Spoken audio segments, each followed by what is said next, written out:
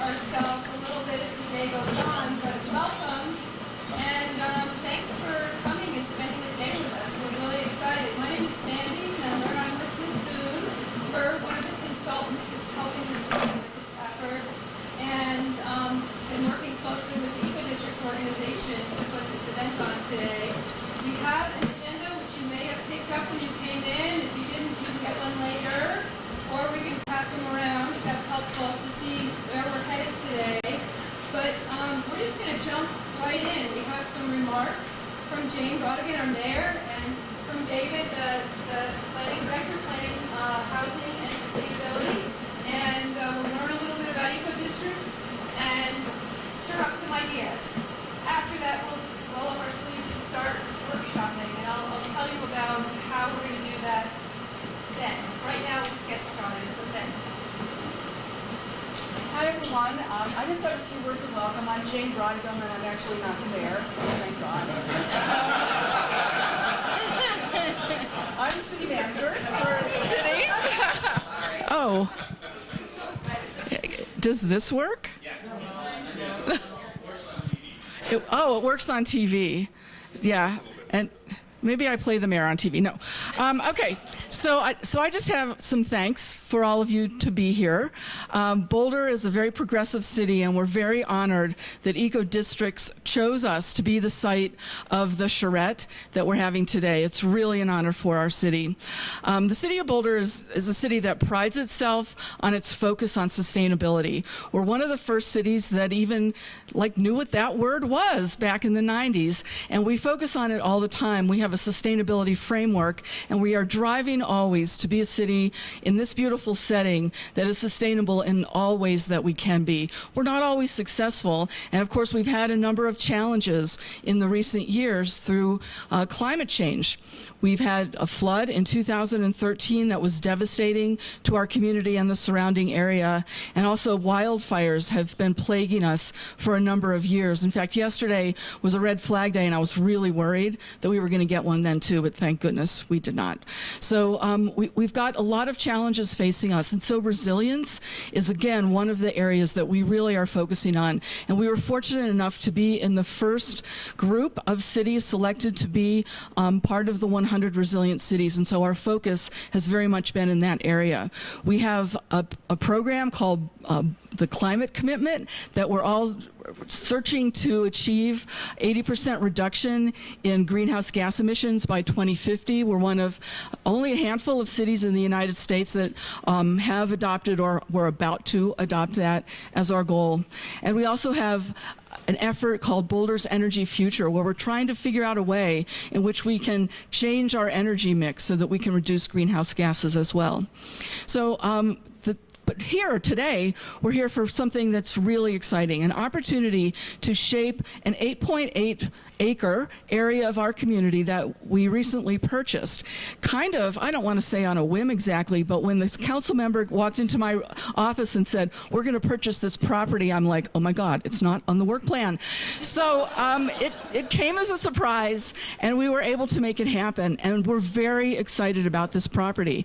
It's a property that called Alpine Balsam that we can reimagine for our community values to focus on many of the sustainability measures that we have, social equity, environmental quality, and economic vitality. And it also could be a way in which city offices, which are pretty overcrowded right now, could find some relief. We don't know which way it's going to go, but what we care the most about are our community values, the quality of life of our community, and making this more of a special place in which to be in the city of Boulder, Colorado. So let me turn it over to David Driscoll, the Executive Director for Planning, Housing, and Sustainability, who's going to tell you a little bit more about Alpine Balsam. And thank you all for being here today. I want to echo the thanks and welcome to those who are visiting from out of town. We have an incredible group around the tables today, which includes friends from EcoDistricts, the organization, friends who are here attending the summit, a number of people from multiple city departments and work groups It's a fantastic representation. We have people here from our council, from boards and commissions who've sent a rep to be a liaison back to the groups that they're here representing today. And we have CU faculty and students who are here engaging with us today. And as Jane mentioned, we're actually live streaming. We are deeply committed to transparency here in Boulder, and so everything we do is somehow broadcast or shared with the community. So we are live streaming, I think, on Facebook. Is that accurate? On YouTube. Okay, one of them things. And so people in the community can watch, and then we're also hosting a reception at the end of the day. So the work that you do will be shared between 5 and 7 o'clock this evening with folks in our community and talk about what does this all mean for Boulder. Boulder is, if you don't know, a very planning-obsessed city. We're obsessed about sustainability. We're obsessed about planning. We've been doing district-scale planning for a number of years, and there's some pretty significant parts of our city that were very much shaped by planning, downtown being one of them. North Boulder, an area called the Holiday Neighborhood, which has a very high percentage of permanently affordable housing built into it, transit-oriented, and then a new area called Boulder Junction. We're now taking on Alpine Balsam as the former Boulder Community Health Site and thinking about what's the next iteration or the next generation of sustainability planning look like in our community.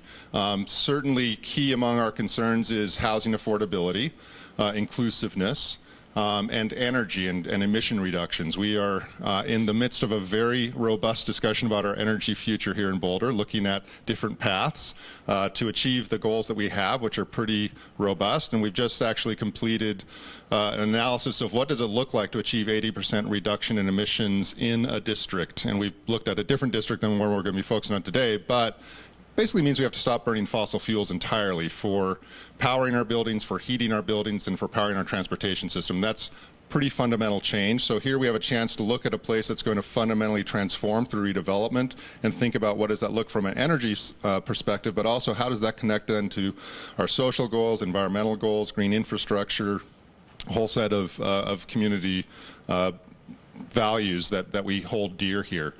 So we're really excited to have you engaging with us in this endeavor. An important part of it is also thinking about the future of local government. We have the opportunity to create some new city facilities, community facilities as part of their street development at Alpine Balsam and also in our civic area. A new generation of buildings that could really embrace our values about how we want to engage with our community and partner around sustainability. One thing we always talk about here is we ain't going to get to sustainability as local government alone. It's going to require a whole new set of kinds of partnerships to do that with our community and with nonprofits. So what does that look like? What are the governance structures that we need to put in place? And how do the facilities that we build reflect some of those ideas that are at the core of sustainability? So I think that's all I'm going to cover. Just want to, again, reiterate a huge thanks for being here and engaging with us. We're excited to get underway, and I'm going to hand this off to Sandy. And actually, I also want to introduce Sandy and Bert, who are here. Methuen is part of the team that we hired to help us with the first stages of planning for the Alpine Balsam site. And they're also helping us think about the connection of that site to downtown, to the civic area, and to what we call University Hill, which is just up about 4 blocks from the civic area, where we just last week had council approve some city financial support for a new hotel and parking facility, as well as CU's hotel and conference facilities. So there's some significant change along this whole corridor of Broadway, and they're going to be helping us think about what goes where, and how do we embrace some of their principles throughout the Central Boulder planning effort. So, to Sandy. Hi, I'm just going to introduce Eric Corey-Freed, who's with EcoDistricts, and he's going to provide a quick overview of the system and how it works. And Eric, there you go. Thank you.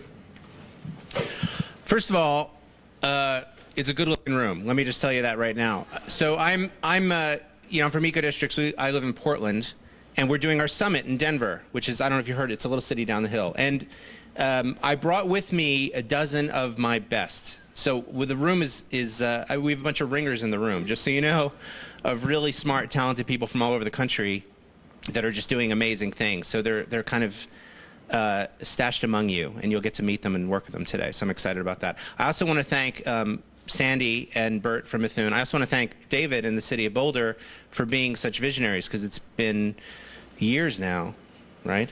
Yeah, we've been a founding member. They were founding members of they do cool stuff. So if you don't know, get more involved in it. Okay. So I want to start with a quote, and I know that's a little washed out, but Sam Jacobs said that cities are not about the perfect vision. They're not about a singular idea. They're really about a collision of all kinds of incompatible demands. You guys are not going to agree, just so you know.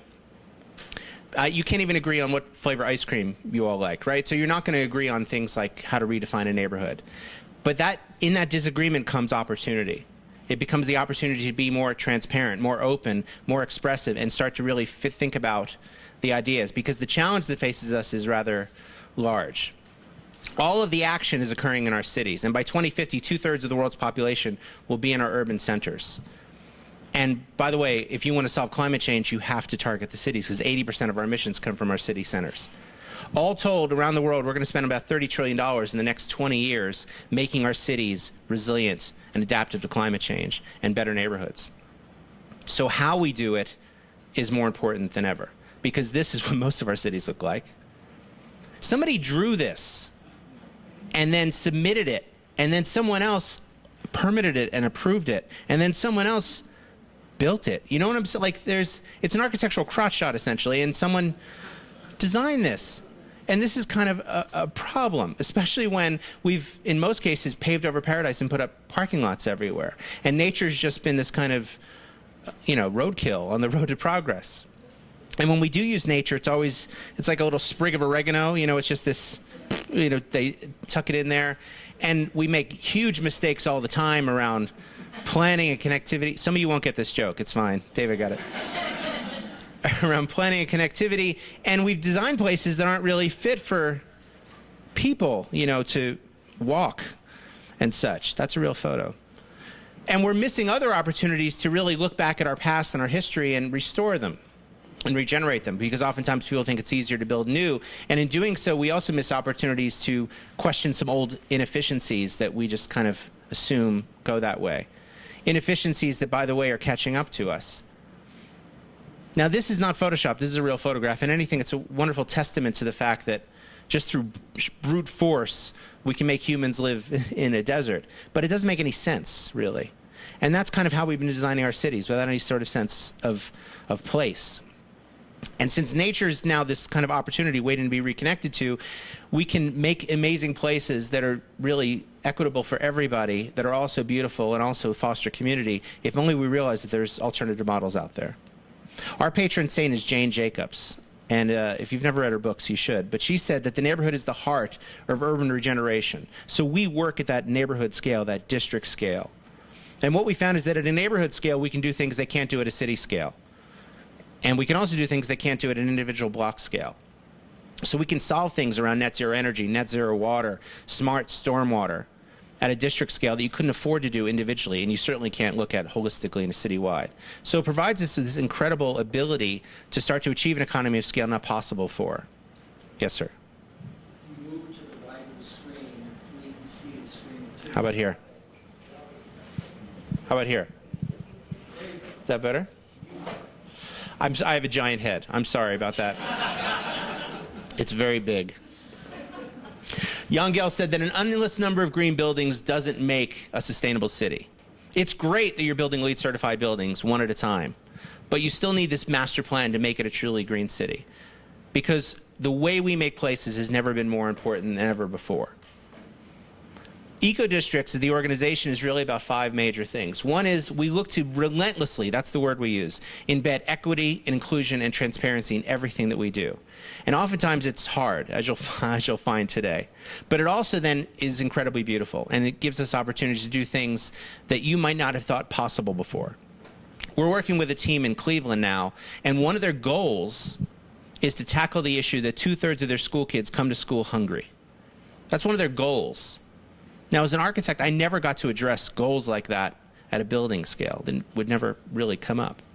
It also gives us opportunities to find new economic drivers. This is the Mercado in Portland. It's essentially an old auto body shop that's become an economic engine. Number 2 is we look to accelerate a thriving urban ecology, to tap into the things that are already there in the community and foster them and incubate them and grow them. Can you see that at all? It's like pretty washed out. Yeah? All right.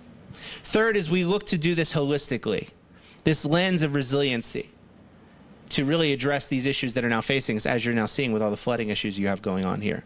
Fourth is that we build collaboration in, and that's why you're all here, at every turning point.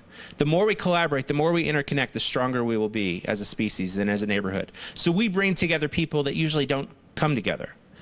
They might know each other's name on a call sheet, but they've never actually been in the same room or never met. We have teams that come in from all over. You know, we had a team that came from Santa Monica that came all the way to Portland to work with us. And they said, I can't believe we had to fly all the way to Portland just so we could meet, because they never talk otherwise, even though they live in the same city. And 5, we look at performance and measure real impact. So a whole portion of this is you set your own metrics, you set your own goals, and then you keep reporting on them and measuring them and seeing how you're doing. This is our response to those 5 issues, which we call the protocol, a comprehensive framework for how we look at district scale neighborhoods. And it's designed for all of you. And it's designed for all different sites. And I'm going very quickly, but it goes through everything from neighborhoods, brownfields, business districts, campuses, industrial centers. And the protocol itself, there's portions of it on your tables now. That I just brought relevant portions for you today. But you can download it all for free if you haven't already. It's broken into these kind of groups. At the heart of it are these 3 imperatives. Everything we do is based on climate, resilience, and equity. So when I meet people that say, we're already a 2030 district, I go, great, that's great for your climate goals, but what are you doing about resilience? And what are you doing about equity? Or I'll meet people that are working hardcore in resilience. They might be a Rockefeller city like Boulder, right? And I'll say, that's great, but what are you doing about climate? And what are you doing about social equity? You can't, having 1 out of 3 doesn't cut it. Around that, we then have these 6 priority areas, and they're marked on your tables there today, as you can see. And some of them are pretty straightforward, right? Place, prosperity, health. But then others you might not have thought of, like living infrastructure or resource restoration. And then around that, we have different phases. You can go through a formation phase, a hardcore road mapping phase, which I'm going to talk about a little bit. And then once you're set up, we have a whole performance phase where you can keep measuring your data. This is kind of a prettier way to look at it, and I'll make all these slides available to you if you like them. But this protocol, we just launched it in March. It was 6 years of research and development. We put it out to the world for free. And our goal was to get 500 downloads by the end of the year, and we've had thousands. It's kind of freaked us out, actually, to be honest with you. It freaked us out a little bit. And what's more freaky is who downloaded it. Universities. The NAACP downloaded it. When I asked them, what are you going to do with it? They said, we're looking to use this as a lens for urban centers. The response has been kind of amazing. And over the last 6 years, we've had thousands of people at our workshops with 250 experts, some of which I brought with me today. It's been kind of an exciting time. But this year, because we're launching protocol to everybody, this year kind of changes everything. I feel like EcoDistricts has come into its adulthood. We now have 53 active projects in 35 different cities. You can see Colorado's got a nice chunk there with Fort Collins, Denver, and Boulder. But I'd love to see that map just obliterated. We've really designed this to be scaled up. And to do that, we've brought together some of the leading minds in the industry. People that are already out there advocating for these neighborhoods of the future. Our founding members, Mithun and Boulder, by the way, are both founding members. We have these 22 incredible organizations that help get us started. And now, of course, that list is more than grown. If you think about it, at a per building scale, yes, if you made that LEED platinum, that's great, but you're missing opportunities around stormwater, right? What's below the street? And then even beyond that, you're missing other opportunities about connectivity in terms of biking or public transit. Then you're missing other opportunities about collection of people, of stormwater, of rain, right? Then other opportunities of life, prosperity, equity. At a building scale, it doesn't work. With EcoDistricts, you get to holistically look at all of that. So it's designed to be a disruption. It's designed to be an alternative model for how you look at development. Typical development is a developer comes in, tells you what they're going to build, and the city says, oh, yes, please, Mr. Developer, thank you very much. And they get very little input. This is designed to kind of upend that. It's really designed to make you kind of step back and say, well, what do we need here? What do we want here? What does the community want? And include the developer as part of that process. And it literally galvanizes everybody on the same page, which is what you've been going through with last week and with today. We're not in competition with anybody. You might use the protocol to determine that you want to pursue LEED ND. You might use the protocol to determine you want to be a living community challenge district. That's great. We partner with all of them. Please do that. In fact, we're not prescriptive. We don't tell you how many feet of sidewalk to have. That's what LEED's for.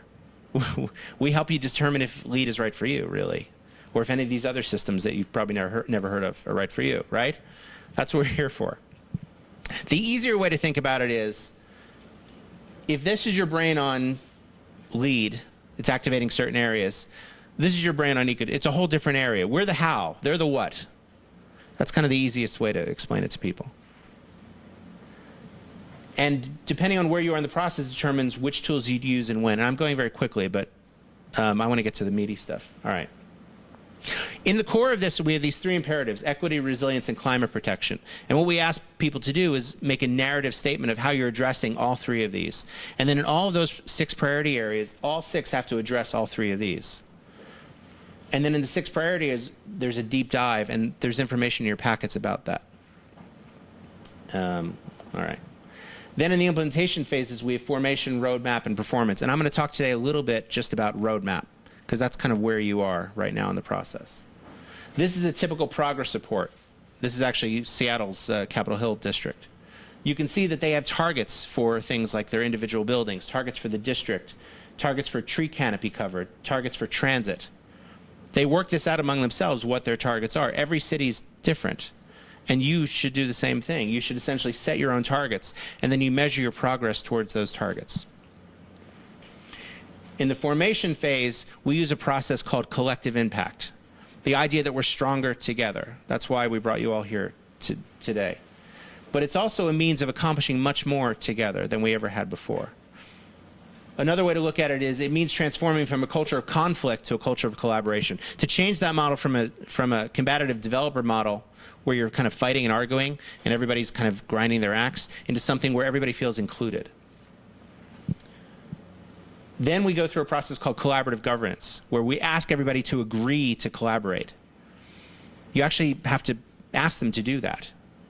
And that's kind of the first part of EcoDistricts. Do you all agree to come together and collaborate? In fact, we start with a declaration of collaboration. It starts with this basic question: which governance structure would best position the neighborhood or the district for success in implementing these integrated development strategies? Is it individual developers fighting for what they want, or is it bringing the entire community together to ask?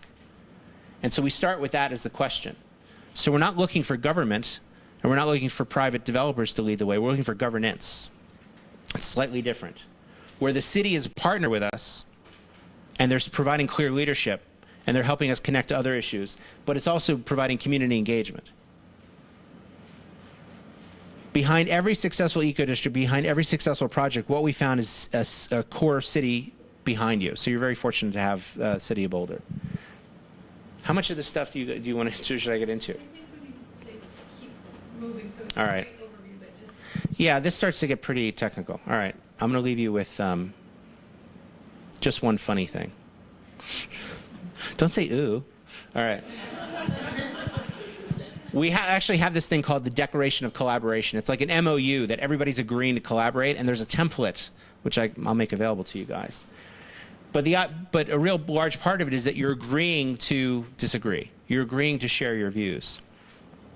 And you're committing to this process to do that. I'm going to skip over that. But more importantly, you're doing it publicly. Sometimes it helps to have a cake, we found. For some reason, cake makes it magical. I don't know why. If you don't have cake, it's less magical. But doing it out in the open in public like you're doing today makes it real in people's minds. And then the type of commitments the city can provide are really, I mean, yes, they can provide funding, but they can also provide things like inclusionary zoning, increased floor area ratio. They can priority permitting. They can do all sorts of things beyond money to help support this idea, to get everybody together. And I'm going to skip over this too. Okay.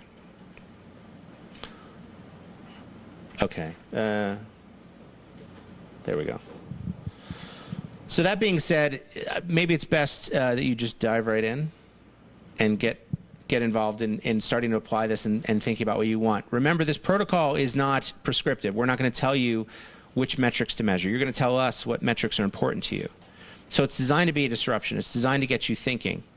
And we've filled the room with other experts with outside views to help you do that. Otherwise, thank you all so much. If you want to get involved in the summit, it's going on this week starting tomorrow. Please come, grab my card, and I'll have you come in. You know, there's different parts you can be part of. There are tours, there are lectures, there's a block party tomorrow night, right? There's lots of fun stuff to do. Okay. Thank you all very much.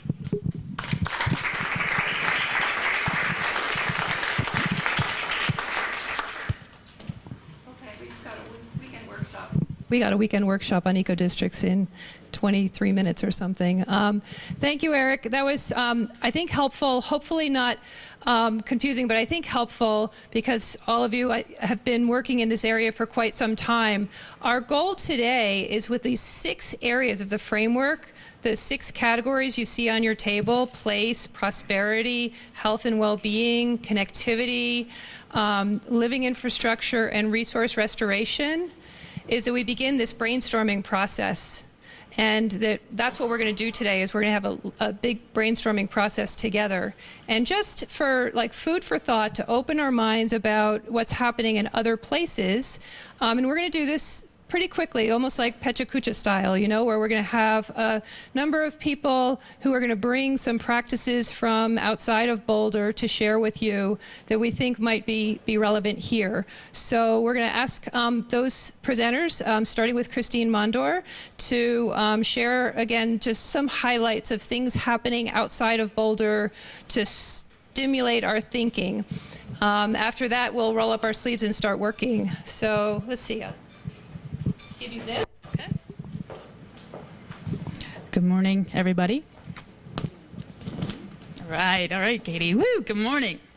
So Sandy's a taskmaster, and she's tasked me to get you guys excited about these issues. And so I am going to take you through about a 5-minute presentation of some things that are going on in Pittsburgh, Pennsylvania. My name is Christine Mondor.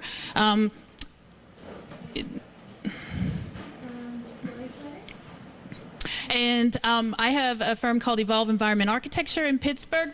And I also teach at Carnegie Mellon University, and I chair the Planning Commission for the City of Pittsburgh. So I only say that in that I'm going to be speaking about things from a couple different perspectives.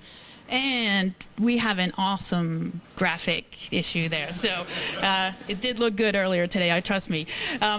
And so Pittsburgh, like Boulder, is one of the Rockefeller's 100 resilient cities. What's interesting about the definition of resilience that we think about is that resilience has 2 aspects to it. It has hardware and software. It has the physical environment of the city that makes a difference, and it also has the governance structures and the people, the processes that create resiliency.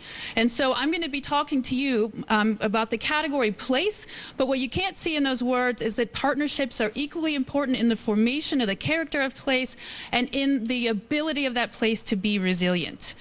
I'm going to be speaking to you about 2 communities that have gone through the EcoDistrict incubator process. Yeah, got it, yep. Look, I'm over here now. 2 communities that have gone through the EcoDistrict incubator process, which is a great process if you have a chance. It's one of the few times that you'll have your project team in a place for 3 days and nobody has to go out to the office in order to go have a meeting. It's an intensive experience. The first place that I'm going to talk about is a place called Uptown.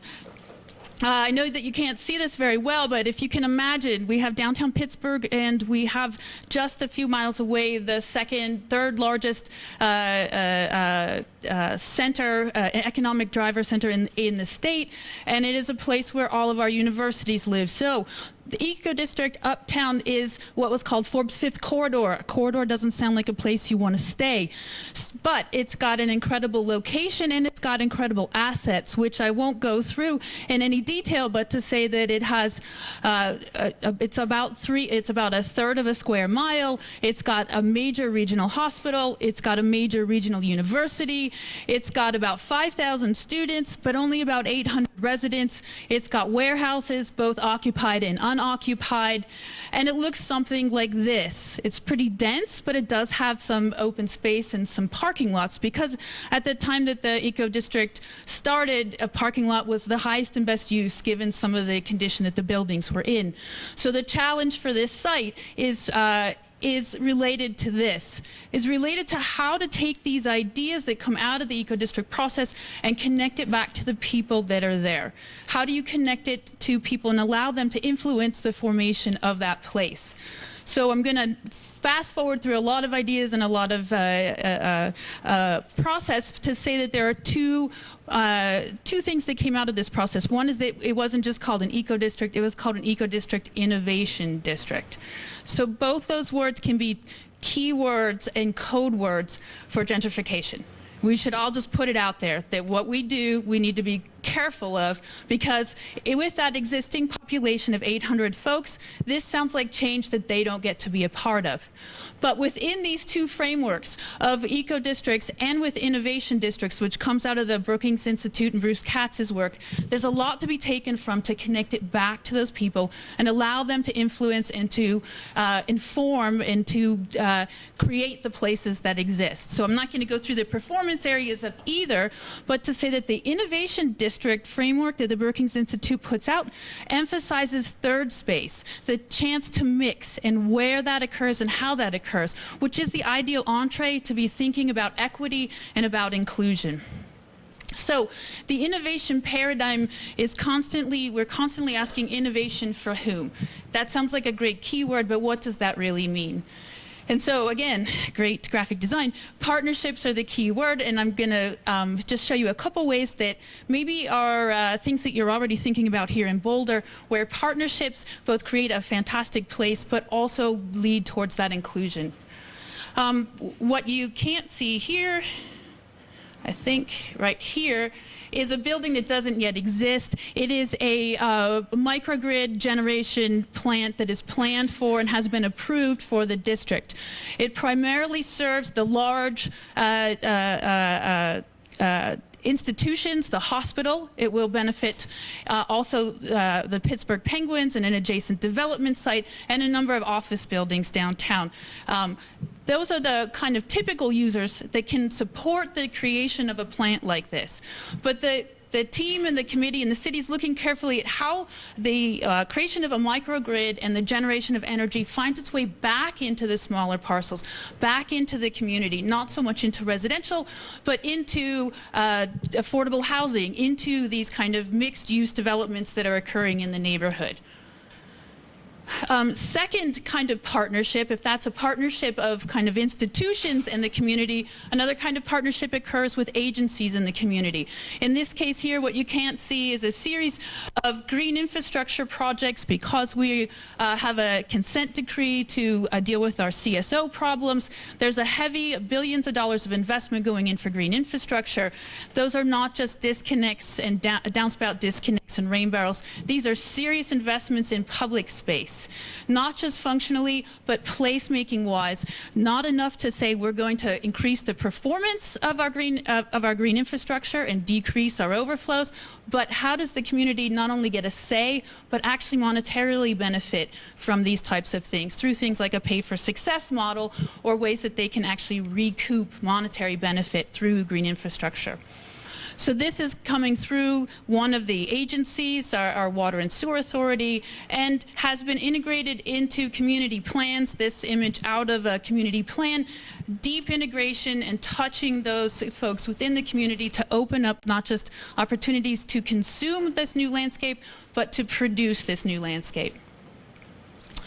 And lastly, I put a slide in here, just the things that I thought might be most relevant for here.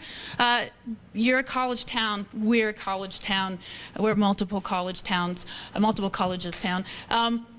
There are numerous opportunities for collaboration, and I'm sure that many of those are in the works, and I'm looking forward to hearing about those. We have in these eco-districts kind of profound collaboration with the universities, whether it's with adaptive signalization and autonomous vehicles, whether it's with creating citizen science opportunities to explore issues of air quality, again, empowering the folks who live in these communities to shape their environment and not just to be passive consumers, but to be producers of their environment and to get it off the development site and into the existing fabric of the community. I spoke about the microgrid in Uptown in another community, Millvale. There's a hydro microgrid that's going to power a riverfront park. And lastly, the food is a big focus for everybody. There are numerous types of opportunities with that, but tapping into whatever university opportunities there might be here. I don't know what you're the 13th largest research institution in the U.S. I'm sure there are many opportunities for that type of benefit, and I look forward to hearing more about how those types of opportunities might occur. And so, that was it. Yeah, so partnerships between agencies, partnerships between institutions, partnerships in the private sector, and partnerships with your nonprofits and CBOs all go to creating an inclusive and high-performing placemaking strategy.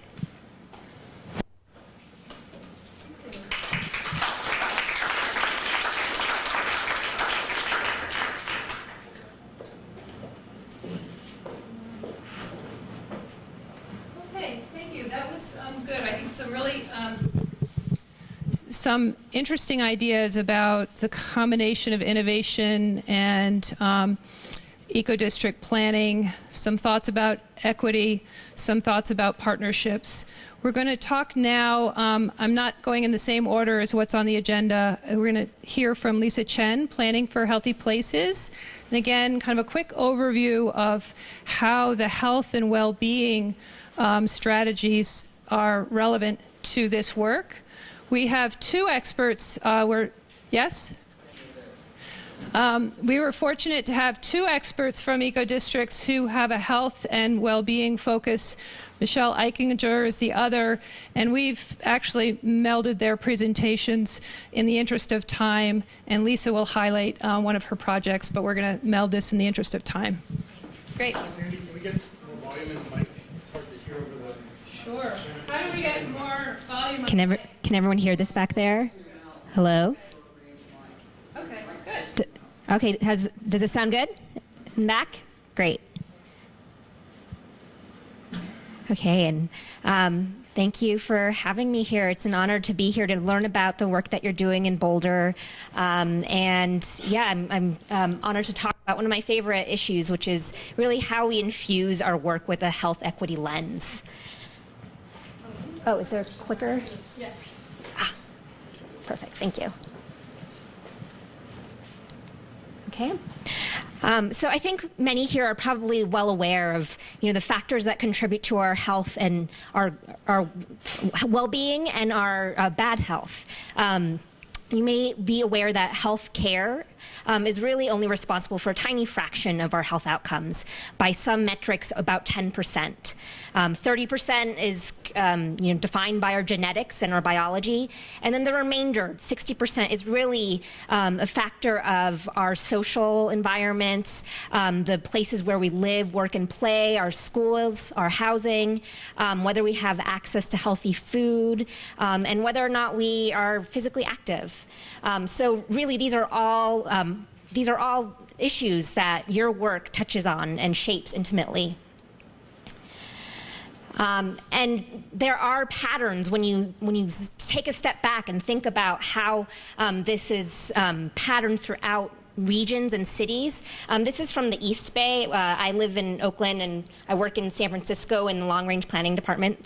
And even though San Francisco is known as a hub for innovation and for great things, it's also almost just as famous for the crises that we're facing in terms of growing inequity, our housing affordability crisis. And you can actually see this in our life expectancy and our quality of life. So this map was the brainchild of this group called the Bay Area Regional Health Inequities Initiative, which partnered with health departments around the region to map out life expectancies by zip code in the East Bay.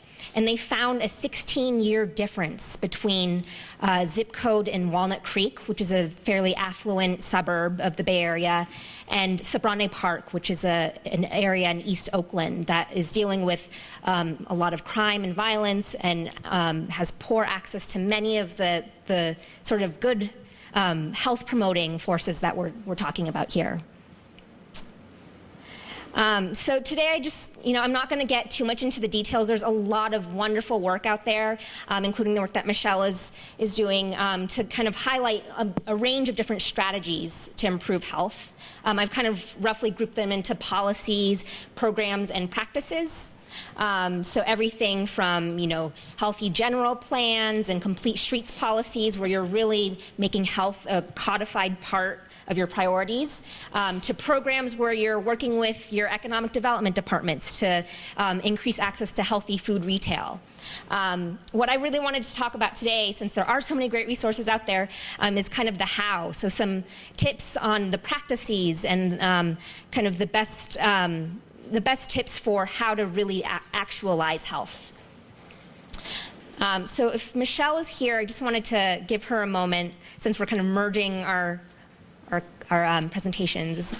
Oh, she's not here. So Michelle will be joining me at the table later, so we'll get her input. This is a project that she's worked on. So I'm going to highlight just a few projects from the Bay Area. So one kind of best practice is really about using public health data and, if you can, conducting health impact assessments. Who here has heard of health impact assessments, or HIAs? So a few people. It's similar to an environmental impact assessment.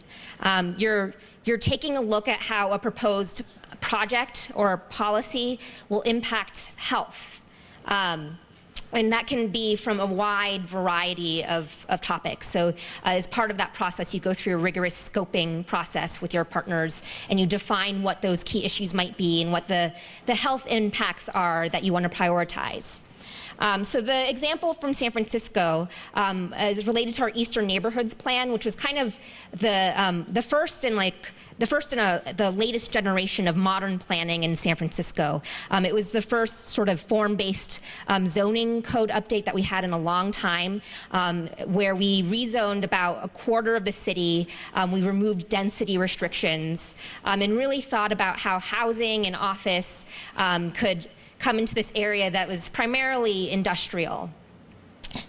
So the health department actually responded to community concerns that the planning department wasn't being inclusive of community health, and they developed a health impact assessment that looked at over 100 indicators of health, everything from walkability to education to air quality. And that actually has morphed into this tremendous resource that we have called the San Francisco Indicators Project, where we can track how the city is doing on a range of these issues. So they identified a number of issues and actually did have an impact throughout the policy process. This is maybe less collaborative because we were trying to finish the plan. This was before my time. And the health department was coming in saying, hey, actually what you're doing really impacts health and we want to be involved.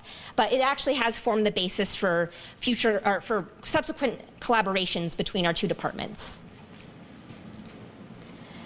So similarly, another theme that you'll hear throughout the day is about cultivating these cross-sector partnerships. So a project that I'm working on that's actually, we consider a cultural eco-district, is Sustainable Chinatown. So we actually were at one of the EcoDistricts incubator programs last year. We worked with Walker and continue to work with him. And he's providing technical assistance. And we're actually thinking about how to introduce ideas of sustainability and resilience in an existing community with a tremendous range of challenges. So this is an area where 40% of residents live in SROs. So they don't have private kitchens or bathrooms. Extremely low income. Median income is $17,000 a year compared to the city average of $70,000. And there's a lot of families and seniors and recent immigrants. Whoops. There we go. So really here, people are already using fewer resources. They're taking transit. So what does sustainability mean? For us, it's about improving quality of life for existing residents while improving environmental performance. So we're focusing on strategies that are targeting the public housing and the private housing stock in the neighborhood, and trying to introduce modest energy efficiency upgrades in order to improve the building performance, as well as looking to the public realm and thinking about the parks and streets and whether we can introduce elements there. And the key part of this partnership is that we're really following the lead of this tremendous organization called the Chinatown Community Development Corporation, which has decades of community organizing experience in the neighborhood. They've been involved in a lot of long-range policy efforts. And for us as a planning department, we kind of see this as a new model of the way we can do planning in communities that are especially vulnerable and going through massive change. Another tip, allow for community scale and smaller innovation. This is another concept that's probably intimate to many of you. The example that I'll use here is our Green Connections Plan, which was a plan adopted a couple years ago to create a network of over 100 miles of walking and biking trails, linking people from their, where they live to parks. So the plan is meant to kind of prioritize 3 issues: active transportation, so just making it easier for people to get to parks and then also to walk and bike to get there; urban ecology, so using leftover space in our roadways to introduce rainwater gardens, street trees, and so on; and then this idea of community stewardship. And here we were really inspired by a project called Quesada Gardens. So this is in a neighborhood in the Bayview, which is one of the highest crime areas in the city, where neighbors banded together to take over a median that had been used for illegal dumping and drug dealing, and they turned it into this beautiful community garden. And so the idea is, with this plan, is we're creating the framework, this set of roots that we want to implement over 20 years, but we really want to allow communities to participate at a small scale, or a neighborhood scale, in actually designing, building, and implementing and stewarding these sites. Oops. And then I think I'll just wrap up because I know time is tight.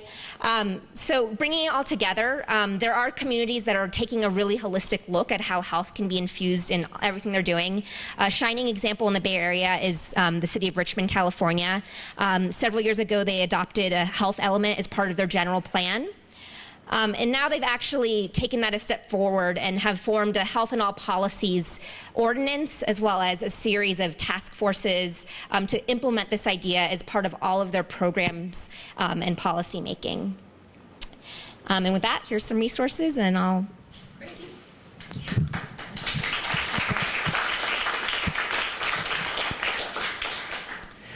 Okay, thank you very much. I know it's hard to put a big topic in a small package like that. I think you did a really nice job.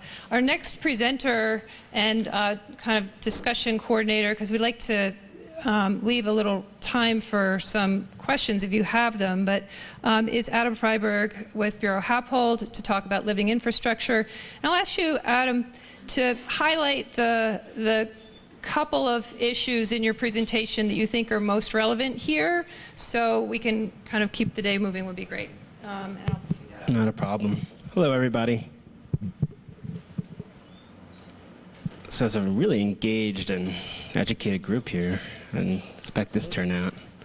So I won't get too much into detail. I won't get too much into some things that maybe aren't as relevant. But I want to discuss the best practices associated with living infrastructure. Living infrastructure in the sense of not just green infrastructure, but green infrastructure and ecosystem services, using natural systems with engineered systems, and really getting the biggest benefit from it. As we're going on, no worries. Hopefully soon.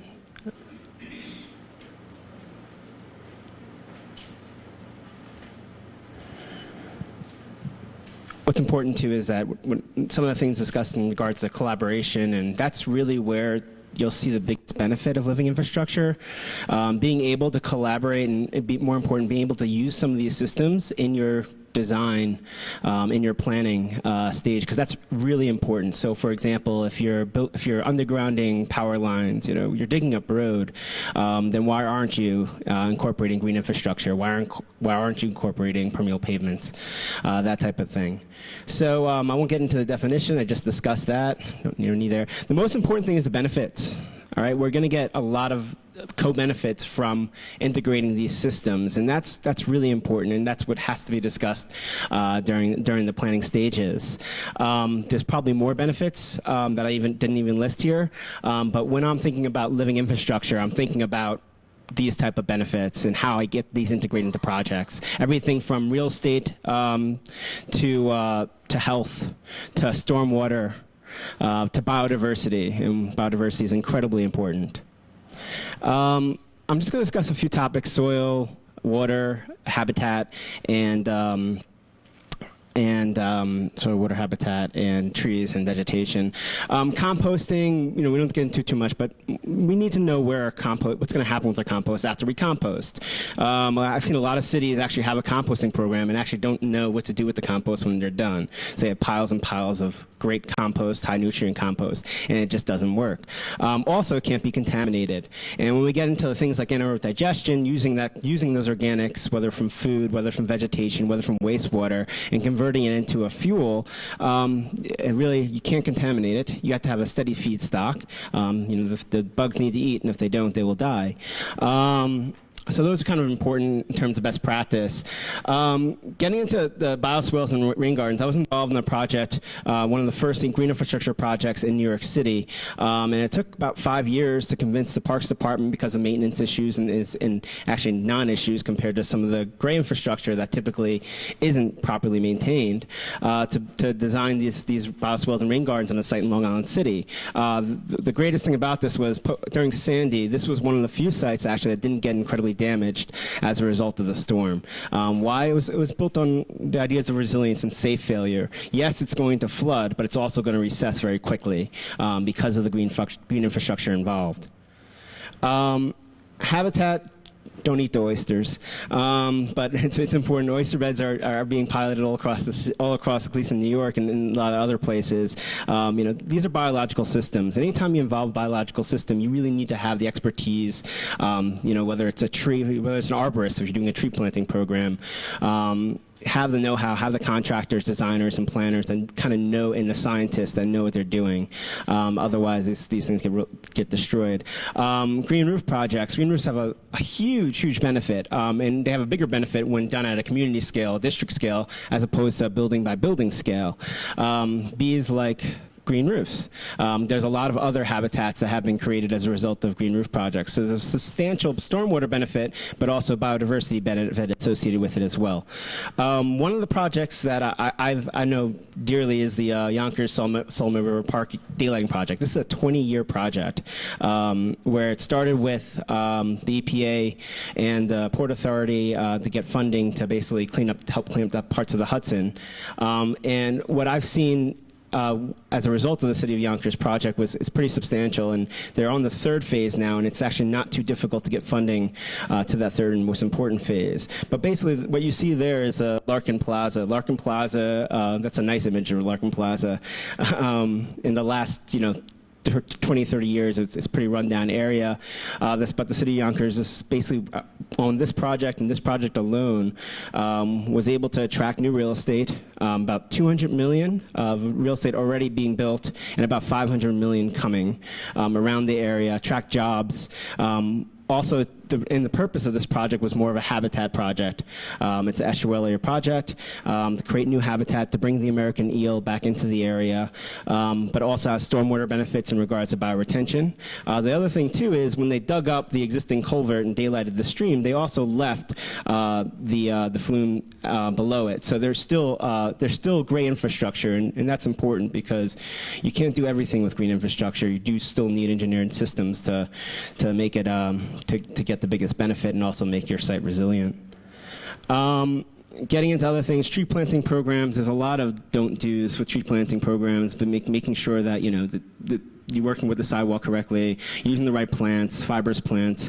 Green walls add also a nice aesthetic as well as potential air filtration benefits. In Mexico City, there's an amazing amount of greenscapes everywhere. It's pretty amazing, and even in dry climate, they use adaptive and natural vegetation, which is really important as well. So just really fundamental keys, and this is so important with all these living infrastructure projects. Make sure you want it. It's alive. Like, that's so important, because some people think they can just, set up this project and not have a maintenance plan, or not and just leave it alone, and that's not the case at all. It is a living thing, so you have to treat it like it. As if you would have a garden, for example, you'd want to water your plants and make sure that everything's okay. Understand the risks, benefits, and challenges associated with it.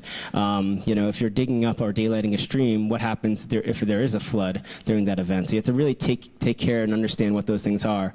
As I said earlier, it's so important to have every living infrastructure project that I've seen fail. It really had to do with the scientists, designers, and contractors that might not have been experienced. So it's worth the due diligence and bringing in the experts where you need them the most.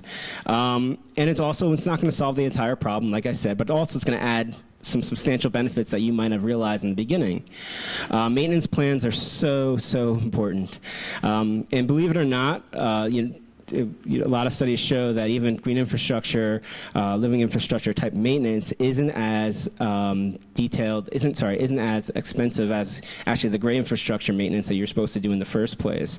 And you'll see from big storm events and things like that, when your culverts are clogged up or even break after your event, that a lot of it has to do with poor maintenance just to begin with. So with any project. And that's it. Thank you.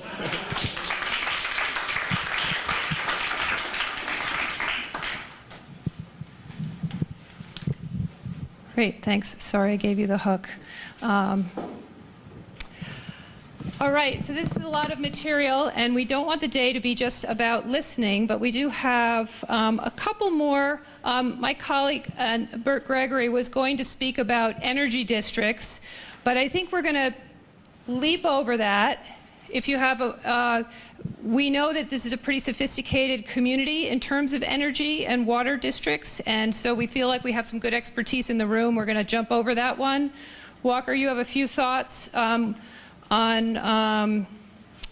the resources as well, to make sure we don't overlook the issues around our solid waste and how we deal with those. There could be some really creative ideas there. Just quick. Thanks, Sandy. Okay. Hi, I'm Walker Wells. I'm with Global Green. We're a national nonprofit. We're focused on urban sustainability, headquartered in LA, Santa Monica, small office in New Orleans, a guy in New York, a guy in Washington, D.C. I guess those count as offices. I'm an urban planner by training. I also teach at UCLA and Pomona College out in Claremont. I'm stalling because there's no pictures to look at. On a topic called green urbanism, and then our program at Global Green is called Green Urbanism. And we love Jane Jacobs and we love Rachel Carson, and we thought we could take the science brain of Rachel Carson and the bohemian urbanist of Jane Jacobs and bring them together. And I thought my slides were pretty straightforward. Anyways, the whole theory is that we can actually make a cooler city by introducing even more biological life and more connection between humans and other species, and make a city that hasn't existed ever yet. I could describe these slides, but I work so hard to pick good pictures. Maybe here we go. All right, why did we invent this thing called cities? Humans invented cities as our sort of fundamental contribution to things. Maybe we've invented an ecosystem. We've certainly invented a habitat. So theory one, this is downtown LA. Two roads crossed and somebody said, some people might want to go to a restaurant or stay at a hotel or get some stuff, and then they make a building, they make a tent, they make a building, and lo and behold, the city exists. And this is sort of the Silk Road theory or the Rift Valley theory of cities. Another theory is that innately in human beings, we want to celebrate the divine. We get a sense that there's something beyond ourselves that we want to celebrate. And so we settled down so we could make things like Stonehenge and cathedrals that take multiple generations, certainly when we used to die when we were 30 years old. And so the only way to build something of that magnitude was to build a settlement around it. And then Michael Pollan, the food writer, he has a theory that we stumbled upon fermented beverages like beer, and the only way to consistently have fermented beverages was to invent agriculture. And so we settled down to have agriculture so we could drink beer. That's the one that I actually think is probably the most compelling. Is there a clicker? But then Don DeLillo, famous, American novelist, and Americana has this whole theory that we invented cities because we had to manage trash, or more importantly, we invented government and governance, because as soon as we settle down, we're like, where's everybody going to poop? And where do we put all this stuff we don't use? Because we, uniquely as a species, make waste. Like no other animal really comes up with anything called waste. Look, it's doing it on... But, so we invent this stuff called the linear process. We produce stuff, we use it, and we throw it away.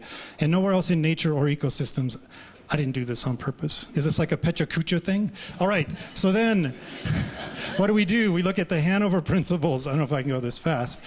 Awesome set of principles that has this fundamental idea: eliminate the concept of waste. Cross that word out of the dictionary. There is no more waste. Waste equals food.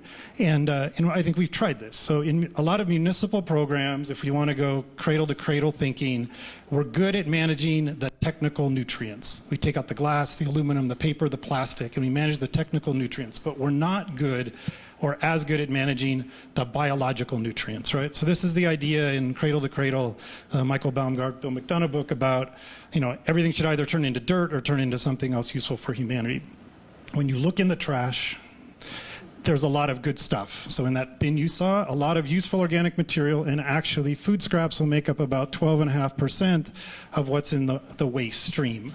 And so what we see and are increasingly seeing at Global Green in our work is that this is the next frontier. You want to get to zero waste, you got to go after the organic waste that's in the system, which creates the need for a whole new set of infrastructures that I personally believe we spent a lot less time thinking about. So you look at resource restoration in the protocol, and it's a lot about energy and water. It's not so much about trash and really this effort to create a circular metabolism. So Adam brought it up. Cities compost, what do you do with the compost? Why is compost good? We think, all right, it's good because we can put it on our community gardens, our vegetable gardens. Here's another reason that compost is good. You put organic matter in the soil and it holds water a whole heck of a lot better. So when you're in a drought like California, you want organic matter, you want compost in the soil, so you need to use less water to maintain your landscapes. So this idea I'm just going to throw out, I think I have 2 more slides, is to really try and adopt this ecological cycle or this adaptive cycle and say we're pretty good at capturing, sort of building systems to capture some of these nutrients, these biological nutrients, but we're not as good at figuring out what to do with them, how to go through this release and reorganization phase. This is the adaptive cycle of ecology. And I think if we take this idea and start saying, we generate organic waste as a renewable resource, arguably, food scraps, then how are we using it at a local level? What's the distributed system? What's the microgrid of organic waste management? Can we have a compost pile in every park in a way that every neighbor can come and pick it up? I'm disoriented. Oh, we're not at the site. Let's pretend the park's over there. Can we have a compost pile in that park that right now is a big lawn and then distribute it within that neighborhood? There's a picture from Hammarby Sjöstad, which is a place in Stockholm, and all of this orange stuff is their attempt in their eco-district to look at this flow of energy and nutrients within their community for about 15,000 people, which means capturing nutrient salts like phosphorus, nitrogen, biological material, calories, methane, all within the district in an ecosystemic process. So how do we take this to scale? The organics being really, how do we take this thing to scale, which some of us have had at our kids' school. Me, I had a failed worm digester. I put cheese in it. Worms died. But, here's some examples. This is vermiculture, worms. This is just collecting the organics. I feel like this is a little bit of a next frontier in our discussion about eco-districts. And now the slide is going to change right on time. So there we go. There's my open question for some of our conversation, and thank you for listening. Thank you. Okay, well, thank you. That was good, and I think we might not have been thinking as deeply on those issues without you prompting us, so thank you, Walker. I think that was really helpful. Jason Hercules is our last presentation. In terms of the material here, and he's speaking about connectivity, and it takes a second for this to get started, so I'll let you introduce yourself and your ideas. Grab that for me too. grab control of the mic so we don't have to go too quickly, Pechakucha style, with the slides moving. My name is Jason Hercules. I work at the U.S. Green Building Council. I work with the Lead for Neighborhood Development Rating System along with other location and transportation elements in LEED. I'm sort of the how or the what, I guess, that Eric mentioned and showed the demonstration of the two brains. Although I felt like that brain had fewer neurons firing it. It was like cooler and less engaged, so I wasn't sure how I felt about that. But really and truly, there is sort of a balance to that process, and you have to have some frameworks and metrics that you work towards as you talk about and come together as a community to discuss how you get to those goals and set your priorities. So. All right. So talking about connectivity, and you saw in the framework and in the protocol, connectivity spans a lot of the different tools and considerations.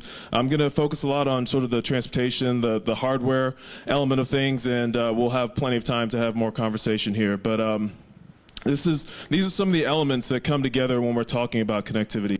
How connected do people feel to their environment? How easy is it to move around?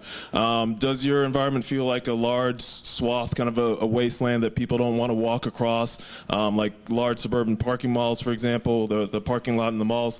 Or is it an engaging atmosphere like around the transit center here where people feel comfortable walking and going from place to place? This is one of our standard slides that we've used, I've used in our presentations for a while. This is sort of Anywhere USA. Hopefully that image is coming through clearly. It's an arterial, a vehicle-oriented arterial that really doesn't address the pedestrian or the bicycle or anything other than moving vehicles quickly from one end to the other. This is actually that same arterial with a group that's called Urban Advantage, reimagined and revisioned. And really what you see a focus on is a mix of modes and a mix of opportunities to move around. So you see the bike lane there. Pointer, right? No? Okay. The bike lane is there. You see the room for transit, dedicated locations for transit. You see that there's pedestrian amenities and the buildings and the sidewalks, trees, the streetscape really addresses the pedestrian, and so really starts to engage them in that environment. And that's one of the cornerstones of connectivity. Not sure what happened there. Is having an environment that's welcoming to all and not just focused on one mode of transportation and not just focused on one way of egress and not solely focused around getting people from point A to point B, but letting people have options, and if they desire to stay and linger and spend some time, then they can do so. Okay. I, like Walker, I'm going to have to try to kill some time now because my slides aren't available. But really what those slides were intended to present is just a focus of resources and how that can make a huge difference in the before and the after. So what does that mean to us? Eric mentioned sort of the different scales of work that we operate on. This is actually the Need for Neighborhood Development project in China. And this is obviously a huge scale, and this isn't relevant to a lot of the work that we're having and the discussion that we're having here, but I put this slide in place for a purpose, is because connectivity and the connections that we make have to take place at a lot of different levels, including working at this scale. And so we talked about the University District, we talked about downtown, we talked about the actual site, and you have to know how these places connect to one another in addition to just connectivity within the site. So this same site, when you bring it down to this scale, now this starts to become a place that's relevant and a place that a lot of us can connect with, as opposed to the previous site, which mostly the transportation wonks in the room got excited about, but a lot of other people didn't really care about and couldn't really connect to. Now this is on the other side of the world, but the scale and some of the elements that you find are universal. So walkable sidewalks, street trees, calming devices, signalization and ways for people to know how to move their way around. I was walking up from the transit center and walked up 14th Street to to Spruce, and Spruce is a one-way, so there's no sign to tell me that I'd reach Spruce, because it's mainly oriented for cars. And so since Spruce is a one-way, you only need to know that Spruce is on, there's only a sign that tells you that Spruce is on one side of the intersection there, because it's mostly geared towards cars, but people walk there as well. So how do people engage and connect with Spruce and 14th? So really, it's about creating an element that everybody can engage in. I know we're moving quickly through these. And then understanding the scale which we're working with. This is West Lawn Revitalization in Milwaukee. Obviously not a commercial center of any means, so you don't need wide sidewalks for sidewalk cafes and things like that, but you do need pedestrian amenities that make people feel comfortable. Some of these medians in the center, the median triangles for pedestrian refuge, and then also to slow vehicles and let them know that people are around, people are walking. Those types of elements are the types of things that come into play when we're talking about connectivity. And a lot of times connectivity is about focusing your resources in the places that people are going to be. So you think about connectivity as moving through an area, but you put some of the infrastructure in place, roads, bike lanes, sidewalks, but then people are going to want to move from one node to another. So this is Normal Uptown. It's a project, Lead ND project, that focused a lot of its resources on a bus transit center, and put apartments and mid-rise buildings and really focus a lot of its development there, even though it's not about a transportation corridor. As we mentioned, people don't want to linger in the corridor. They want to linger in place A and place B. They want to have a safe way to get from place A to place B, but then they want to have a place that they can stay and spend time in. And so that's a lot of what connectivity is as well. And so with that, we'll hand it off. Yeah, Thank you. sure.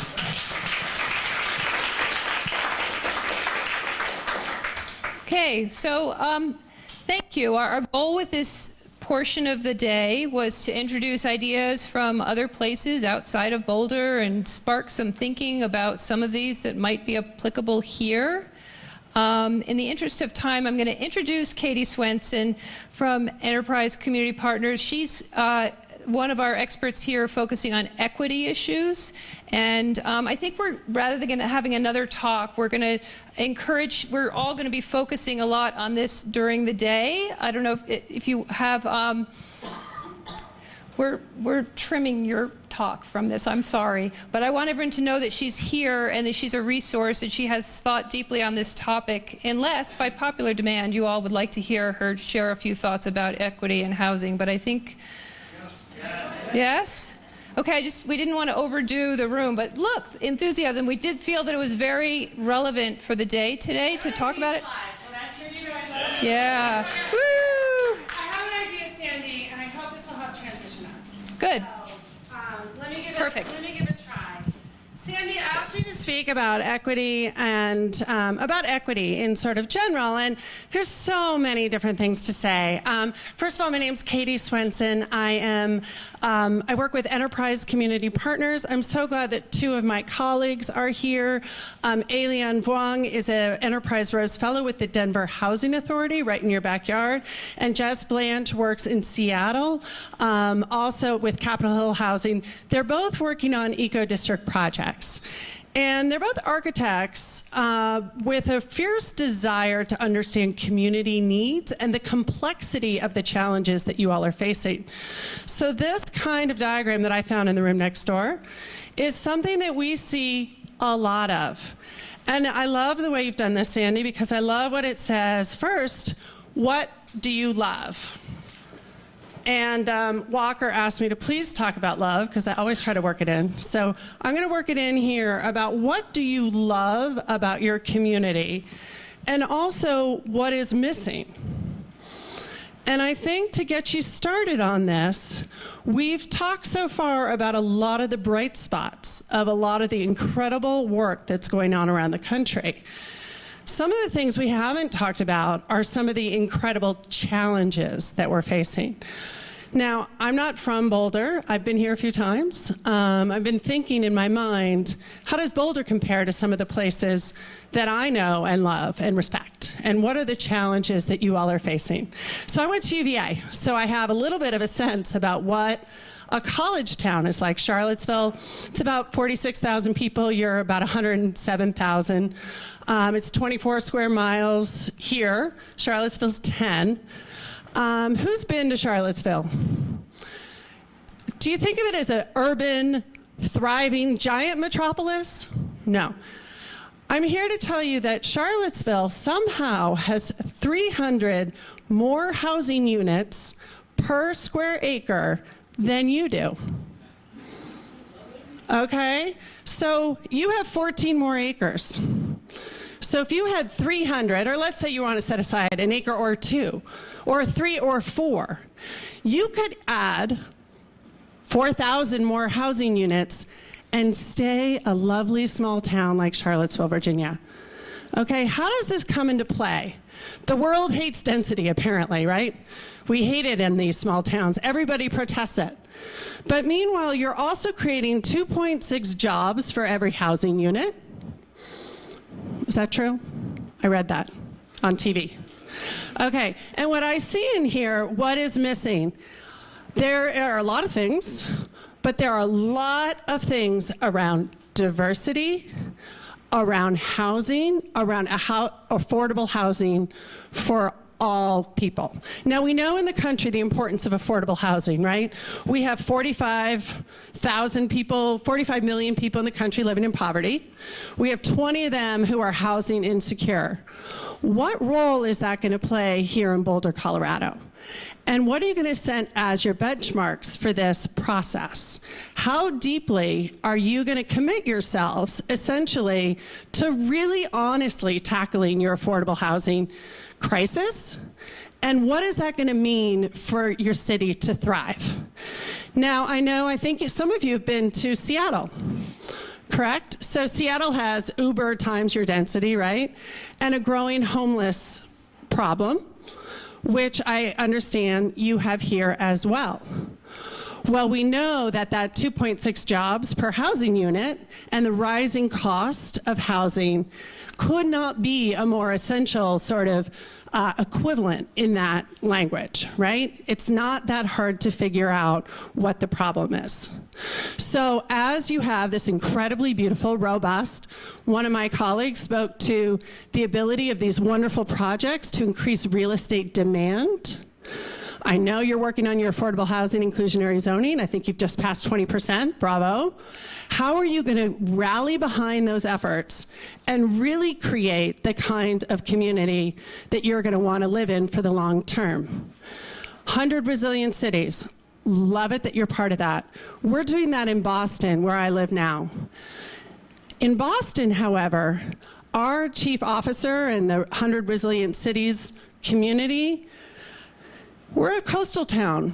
We're going to be, 10 feet below sea level by the end of the century. So we have serious climate threats. But in Boston, the 100 resilient cities identified racial inequity as our greatest challenge. Now, I know Boulder is currently about 20% white. I believe 20% non-white, 80% white. Is that around right? About 10% are foreign born, 14% speak a different language in the home. I don't know the poverty numbers, you're 26, 27% poverty, but I think it's always skewed by the university. So I don't know the current total status of your community nearly as well as you do. But in Boston, what they found is that white Bostonians have average net incomes of $248,000.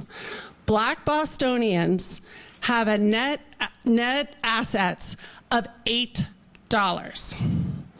And they have identified this as being our greatest sustainability challenge. If you applied that lens to your community, what would that look like? And what are your goals, your target goals?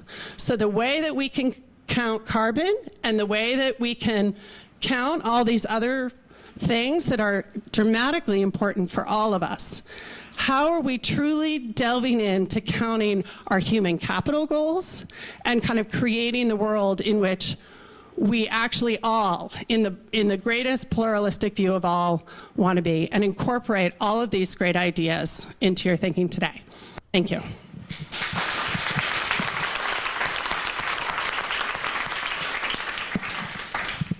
Okay, thank you, people, for asking for her to give that talk. I think that was a great lead into lunch and something really to think about. We're going to break for lunch. You have some time to pick up a lunch, to sit down and get started eating.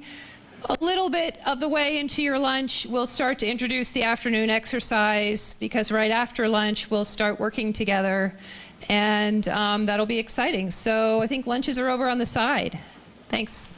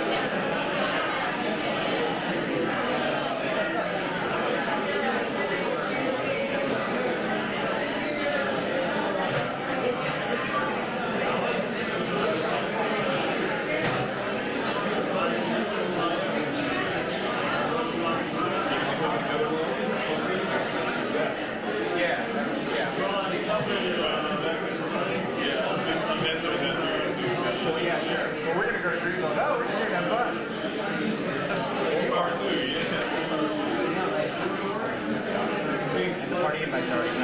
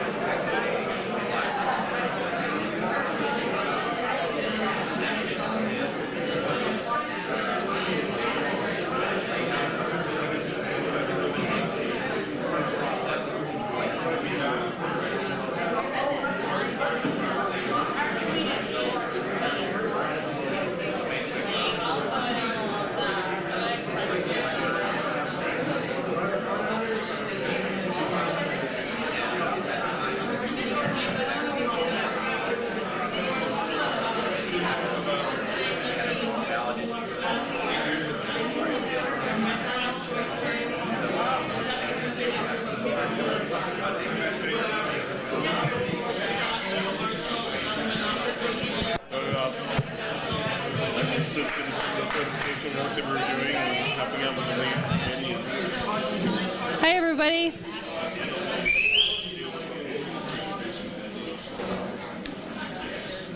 Okay. I hate to do this to you all because it looks like people are enjoying their lunches, but if any of us thought we were going to have a relaxing day, we're actually not going to have a relaxing day. We're going to get into a frenzy of creativity and brainstorming in just a moment. And while it would be tempting to skip over this next presentation, which is scheduled to be while you're finishing your lunch, we really think it's important. So this last bit of presentation is Bert Gregory going through really the neighborhood context, sharing with you the maps and diagrams we've been creating to evaluate the site conditions. And we have packets on your tables where you'll see some of this information, so he's going to float over this pretty efficiently, but we want to make sure before we start our afternoon work session that you have a sense of what the site is, where it is, and what the issues are around the site. So Bert's going to provide that. Great, thanks, Sandy. Hate to interrupt your conversation and great lunch. We've been engaged by the city to help the city develop a framework plan for the Alpine Balsam site, as well as to help in the programming of city facilities to try to understand what opportunity there might be at the Alpine Balsam site for some city facilities. And that's very high level. There's a lot of great city facilities down in the civic core. And as you've heard, there's been some flooding issues down there. And so this is a great opportunity, the city forward thinking in taking a moment to take a look at the kind of the city of the future and city government of the future, and what kind of city facilities could be in the future, and then also the Alpine Balsam site. And the Alpine Balsam site was a hospital, is an operating hospital. The hospital has deemed itself needing to move and is got a new hospital in the works. And the city, in, I think, pretty brilliant fashion, stepped forward and purchased the site. And it's really a tremendous site and a tremendous opportunity to help shape the future of the city, and this working with the neighborhoods to understand what's the future of the Alpine Balsam site. So we're not really designing a project, and actually that's not really the goal of today. We're really trying to set up a framework for future work. And I'll just go through a little bit of the high-level stuff. As you saw, and hopefully you read some of the community visioning comments, that was a really great session that happened last week. About 75 or 80 people showed up. You heard a little bit about the questions that were asked and some input from that. You can, if you have time, just walk through and take a look at some of that. High level, the context, and how many, is this the first time to Boulder? Oh, you're all veterans. Okay, that sounds good. Okay, well, most people are going to be very familiar with this, and please respect. I lived in Boulder for 7 years, but it's been a while since I've been here, and so pretty hard to see. All this will be in your book, and so you can look at your book. There's even more detail than what I'll show today. And if you have questions, head to your resource book, and then tap any of the city folks, or Sandy and myself, or any of the folks from EcoDistricts as resource people. As you look at the city, and probably a lot of you came up from Denver here on 36, Boulder's a college town, obviously, and so that includes about 30% of the population being students, 15% of the population's over 60, and there's anticipated about a 20% population increase by 2040. So there's about 105,000 now and 123,000 by 2040. The median household income is strong. Obviously stronger among the families than the students, as you probably remember. And then 15% of the college and grad students actually are in poverty. Homeless population about 1%, and in all communities, homeless populations, obviously finding solutions for that is always a big challenge. Alpine balsam, this is essentially as you came in, the university's right here, the downtown core is right here, and then alpine balsam's right here. As you move further from the city center, you get into more suburban conditions and then rural conditions. And the City of Boulder, when I was living here, established two things: the blue line, which was brilliant to keep development above a certain height to preserve the flatirons, and then also a green belt around the City of Boulder to establish a green edge. Let's see, I got too many buttons here. Just a framework, obviously the beautiful flatirons and mountains to the west and the prairies to the east. It's a little bit hard to see here, but you can start to see kind of a green band head through here. And Boulder Creek is really where the big flooding was. And some of the city facilities are in a flood zone, and as an essential city facility, that's not a particularly good thing. So that's all part of the mix of trying to figure out what's the future for the facilities for the City of Boulder. The high level, there's Uni Hill, which is where the university is, and some cool bars up there that I used to frequent, but also a little bit of a higher density area. Downtown, and a great downtown, obviously the Pearl Street Mall, and it's got a great fabric. And then the Alpine Balsam site is along this really important transportation spine. And that north-south spine really has pretty good service, 15-minute headway, in the kind of daytime hours. East-west, a little bit more challenged for Alpine Balsam in terms of transportation. But part of the discussion today will be kind of what's the area of influence for Alpine Balsam, and if you had a vision, what would be an eco-district that had Alpine Balsam somehow part of it.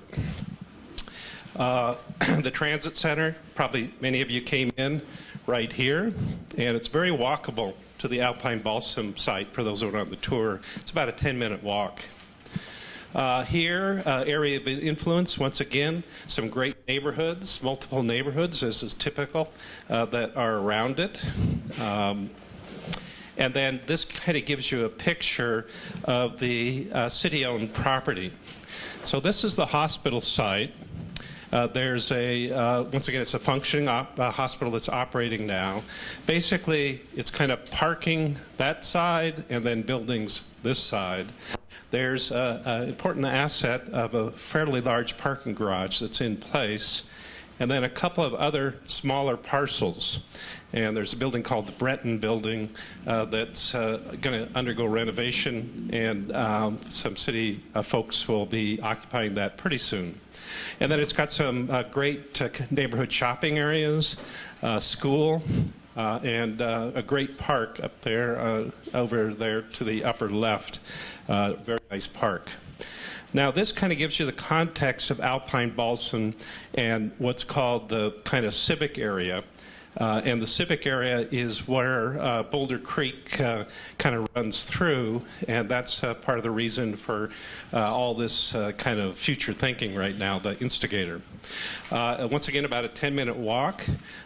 There's a lot of work that's been done by our collaborating architect and urban designer, Rick, right here. A great firm here in Boulder. And that's been to try to define the future for that particular area. So a framework plan has been created. There's currently a couple of buildings right here that are in the area that have to be removed because of the flood issues. And then there's an older city hall, a wonderful library, senior center, and then another atrium building, another city asset there.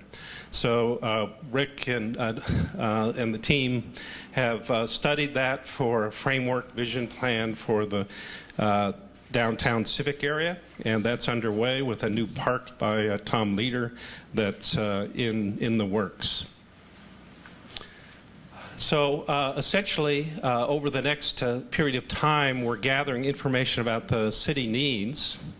We're helping the city kind of understand the needs, as well as some growth aspects for municipal facilities, but also thinking about what's a vision for city government in the future in terms of city facilities. What could be really, how could the interface with the public be different? And then how would the city facilities be impacted with that?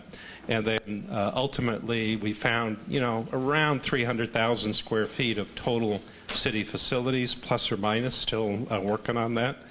And they will be, some may be on the Alpine Balsam site, and certainly some will be down at the Civic Core.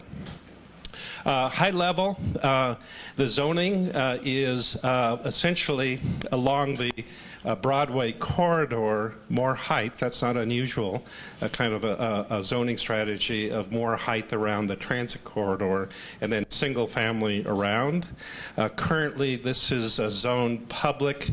It does have an existing building about 65 feet, but the predominant height is between 35 and 40 feet in this area.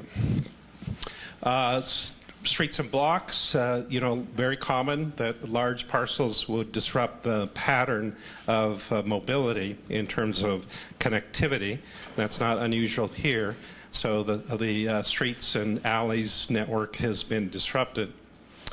This gives you kind of a good view of Alpine Balsam. This is Broadway right here. This is the hospital. There's actually a medical office building that's there. This is the parking garage, a vacant site, and the Britton building that's under renovation. Lots of parking, great park right here, wonderful community neighborhood shopping center. And the city is evaluating reuse of the hospital or portions of the hospital, and that's yet to be determined. Some views around for those folks that didn't make it up there. The top left is kind of the office building that I mentioned, and then to the right is the hospital. As with most hospitals, it's probably going to be a challenge to reuse that based upon the room module and some other issues, but that study's underway. You can see Moe's Bagel, view from Moe's Bagels, one of the shopping really delights. A couple of shopping centers, obviously the North Boulder Park. Up here you can kind of see the character of the buildings in the commercial areas. So these are, three-story buildings and kind of an interesting fabric of buildings. And then some of the street character. If you look, there's some grade change throughout the site, a little bit higher on the southwest corner than other parts of the site. And then, of course, the park. And over there, that Goose Creek Greenway, Goose Creek kind of, at one point some time ago, was part of this site. And like most urban conditions, it wasn't a year-round creek. It was a creek that got shown when high rain events would occur. And so it's been disrupted in much of Boulder, but there is an effort down here with a really great bike and pedestrian path and a greenway that's been occurring. Down at the bottom kind of shows you a little bit of downtown, and the flood issues are really key. So prosperity, let's just run through this. I think a lot of detail here. I'd look into your book to take a look at that. A couple of very interesting things, I think, is that this is the percentage of employment in Boulder that's just 1 to 4 people. So that's a very different kind of equation in terms of a lot of small companies that are really helping with the economy here. Occupation, I think another really important thing is that a very high degree of college graduates. And then Other things for our immediate neighborhood is really, as in most areas, there's kind of a higher income as you get west to the mountains, kind of medium, and then lower medium income down as it heads into the city. A lot of, other statistics here about poverty and where that's being generated and who's impacted by that. Health and wellness. Because the hospital was there, there's a lot of clinics and other health uses that are kind of these orange dots that have are in the neighborhood. Some good green space and park network. That's really open space in a park to the west into the foothills. And then health data. Folks in Boulder are healthier than in terms of Colorado as a whole. This is Colorado, and here's obesity, lower level. And then the statistics are very similar to the rest of Colorado in terms of other kinds of health aspects. Connectivity. Once again, that blue line is really the main north-south line, and that's got great transit access. You've got the transit center here that gets you, into the global network. You've got some good east-west connections, and maybe not quite so good connections as you head east from Alpine Balsam right there, and then some other kind of north-south connectors. It's a great place to walk and bike, and I think about 30% of the population are walkers or bikers, or not using essentially single car vehicles. These are some areas that are some opportunities we see. Obviously from the city core to Alpine Balsam and north, and then east-west opportunities for improvements in connectivity in terms of pedestrian bicycle. That's a little bit of some interesting statistics. Here, in terms of commuting patterns, 98,000 jobs in Boulder, 55% non-resident jobs. So a lot of people coming into Boulder to work. Great park system and green infrastructure. Kind of see the web right there. And then this floodplain thing. And so this is a challenging issue in all communities these days, is to respond to the changing climate and what's happening. So not unusual that a lot of planning, things got built in floodplains. And so that's part of the effort here, is to try to help correct that. Alpine Balsam is in a floodplain. There's more detail in your book about specifically how that operates. But a portion of the site is in the floodplain. And this kind of gives you a little bit of a feel for that. These areas, this super dark blue is essentially the high hazard zone, which is you can't really build anything there. The lighter blue is the 100-year floodplain, and as long as you're above that flood level and certain types of construction, you can go ahead and build in that. And then currently that flood line's being modified by FEMA.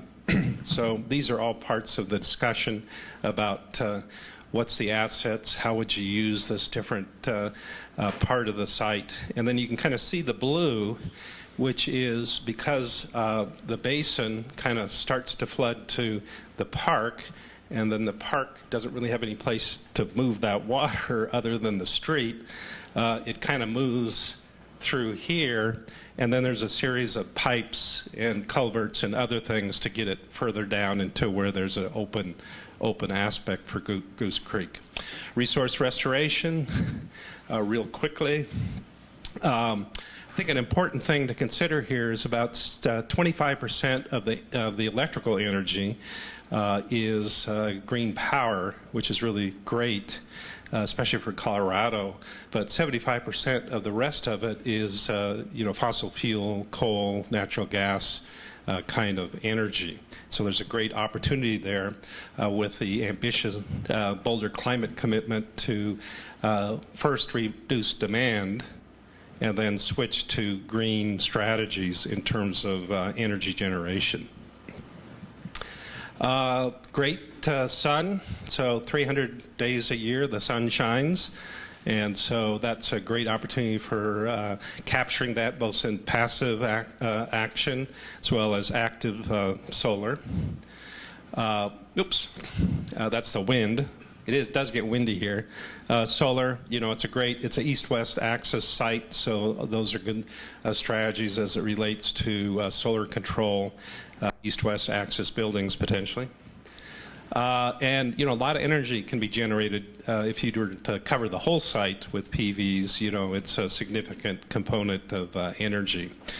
The temperature, as you can see, it's a fairly moderate climate. It snows obviously, but the snow, once the sun comes out, you might be out there playing tennis a few days later. I remember playing golf. And then water issues are complicated because of the Western water law in terms of reuse of water. So that's a challenge on this particular site. But if you look at the profile, it's not a lot of water, but the water does occur all the way throughout the year. And now Sandy's just going to introduce our tasks for this afternoon. Thanks. Okay, thank you. All right, thank you, Bert. I think hopefully that was a good introduction for you all. Now starts our frenzied part of the afternoon, sort of a nice methodical frenzy, I hope. For those of you that like some instructions and guidance, we did create a one-pager in terms of charrette instructions if you're feeling unclear about how this process works. I have a feeling, how many people in this room have participated in a charrette before? Good, that was my hope. That's what I was thinking. So good. And we are going to start with the first 60 minutes of concept brainstorming. Each of you are sitting at a table, and if you're not at the correct table, city folks were assigned tables. The EcoDistrict participants are also, I think, know what their assignment is. For those that have come in without an assignment, you get to free choice, so long as we don't get too unbalanced. We have 6 tables with names on them that align with each of the 6 EcoDistrict priority areas. So even though great ideas don't live in silos, for the sake of productivity and generating lots of ideas, we want you to work within these categories, particularly for the first portion of the day. We have more than 6 tables here. Our thought was that the resource section, which includes energy, water, and waste management, that you all would break into 2 tables, because you might have some creative thoughts about waste and materials, and also some creative thoughts about energy. And if you have enough folks that want a water strategy too, we have room for more groups. Otherwise, we have the 1 table each for place and for prosperity, health and well-being, connectivity, living infrastructure, and then a couple tables for the resource restoration group. So you should find yourself at a table. Begin by doing some fast brainstorming, keeping track of ideas. So one of the things with a charrette is that the best ideas are the ideas that are written down, because those will live beyond the moment. So what we really want is for some good capturing of ideas. There are Post-it papers if you want to keep ideas on Post-its for starters. There's flip chart papers, so if your table likes flip charts, you can take some of that paper for note taking. It has sticky on the back. And so generate a bunch of ideas. Go quickly. All ideas are good. We don't need to be assessing them now. We're generating ideas. And then after about the first 10 or 15 minutes, think about what as a group you want to work on and do some sketching on and develop in more detail. Because after an hour, we're going to recollect and hear from each of you what rose to the top. What kind of ideas are you excited about? And there'll be a longer list of ideas you won't have time to speak about, but you're going to share with us which ideas rose to the top. Each of you will be listening carefully, because in the second session, you have the option of changing and migrating to another table if you'd like. We want to create integration opportunities so that ideas, good ideas in one category might infiltrate and inspire some thinking in another category. So while most of the people should stay at the same table for both sessions, those of you that want to can migrate to another table, or if two tables even want to just join forces because you're so aligned in your thinking, you can do that. So we're sort of flexible on format. For the first hour, you stay at the assigned tables. For the second hour, we'll mix things up a little bit. During the report back, it would be great to have, again, the best ideas are the ones that are written down. Report back is sort of flexible after the first hour, but after the second hour, you'll see the 36 by 48 inch boards near each of your tables. That's a lot of real estate. So your good ideas should be presented on a board. Those will be used for the reception tonight. You can cut out pages from the booklet. You can use tracing paper and create drawings. You can do overlay drawings. You can put whatever you want on that board. Feel free to tear these booklets apart and paste images on it. Do sketching, make diagrams, and it's not about great artwork, it's about good communication. So we'd like to, for the final report back, each of you will have a board that represents the work of your table. Any questions? Okay, I think we're ready. All right, thanks. We can start.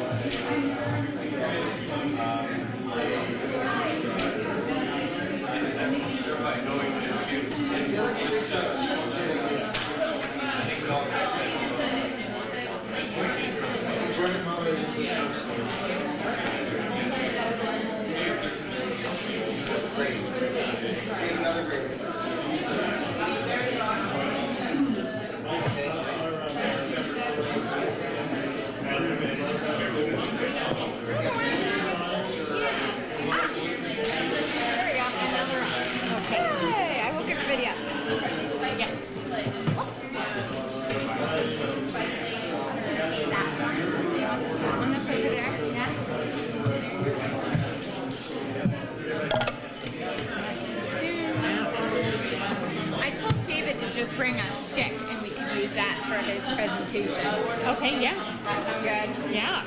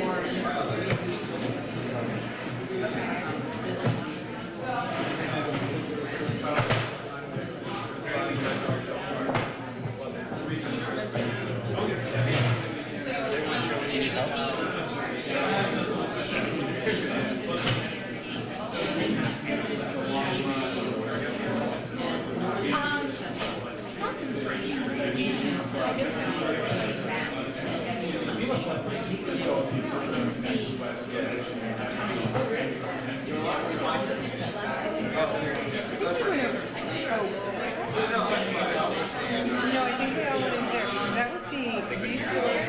Oh, yeah, because it was hard for them to, so they actually just. Oh, is that okay? Yes. I noticed it was the resource group, so I didn't know if they combined it. Yeah, I think they just. That was my understanding. I know we had a couple people that said they actually met. I don't think they. Did they all go in there? Yes. Maybe because I opened the blinds. Yeah.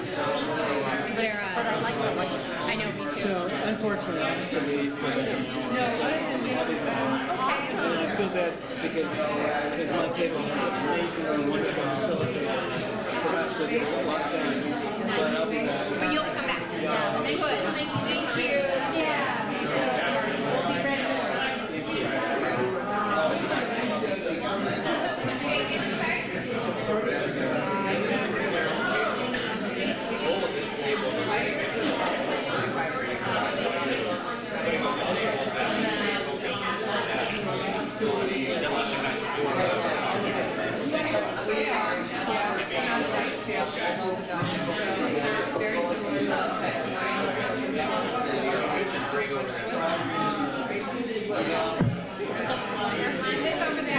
Yeah, let's bring it with For some reason, we didn't have it doesn't have any of the fun stuff. Yeah, I suspect it. So.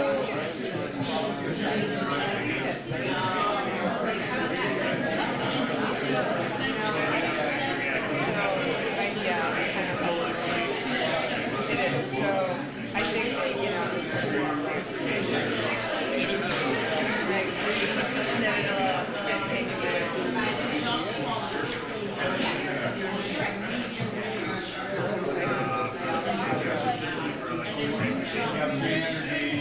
Two books that have everything in here.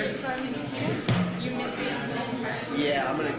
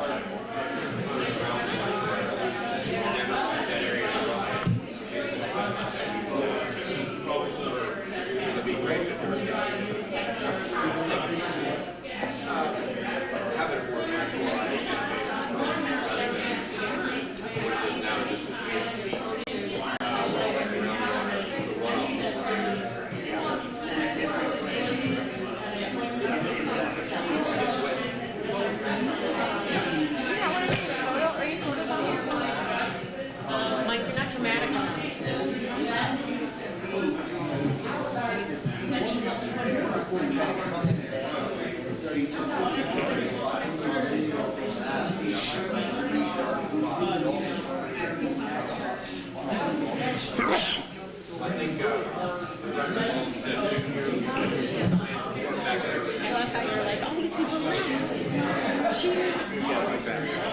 They all went into the back room to have a quieter space.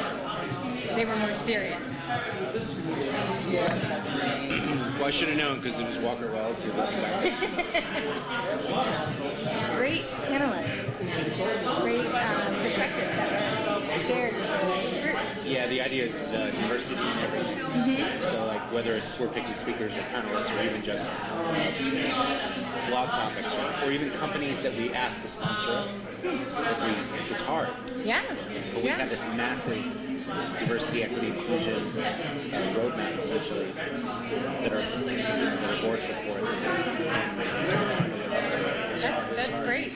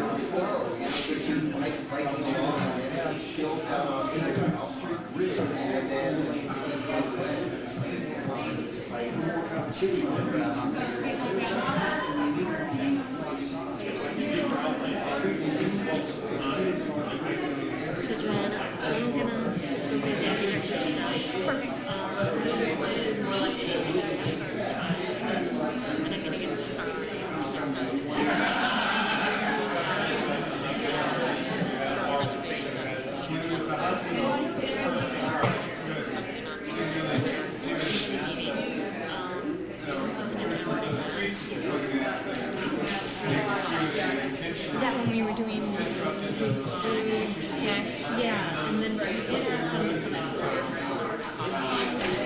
I was trying to remember what delivery guy didn't seem to be.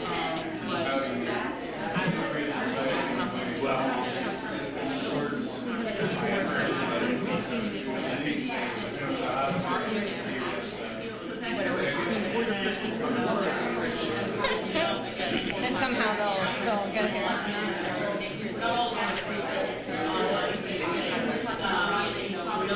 In the back. Oh, setting up right there. Yeah. Yeah.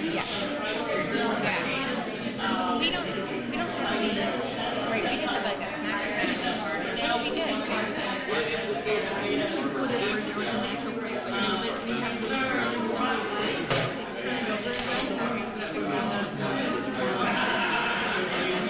right,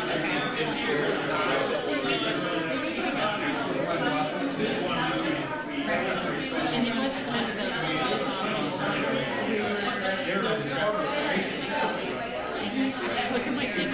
and coffee, and it was supposed to be for here, and then we carried it over to the reception. Yeah, right. Okay. And that's why we were using permit for break. Yes. That was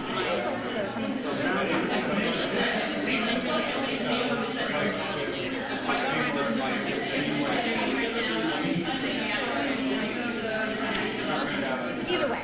Okay. Either way, I'll make sure. Okay, perfect. And do you have my cell number, or I have yours in case?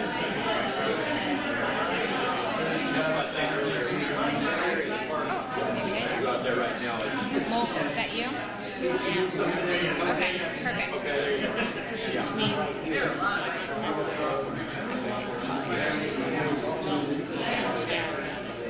yeah. Okay, perfect. Perfect.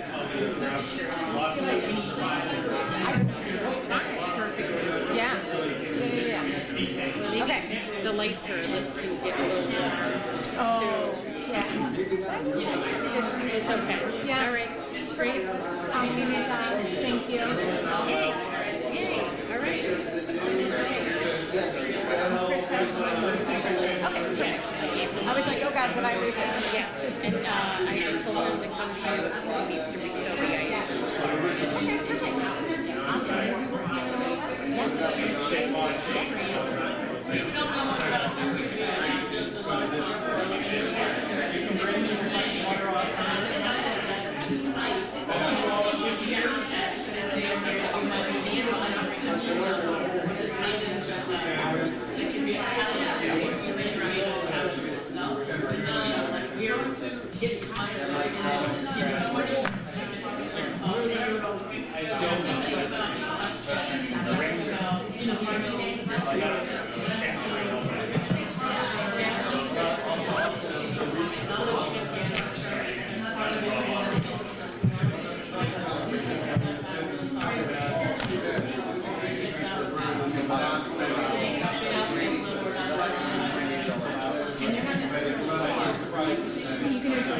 I don't know. I'm just kind of floating. Okay. Hanging out. Maybe just kind of stand and listen and see what seems appealing. What? Which one's this? That one? Which is fine.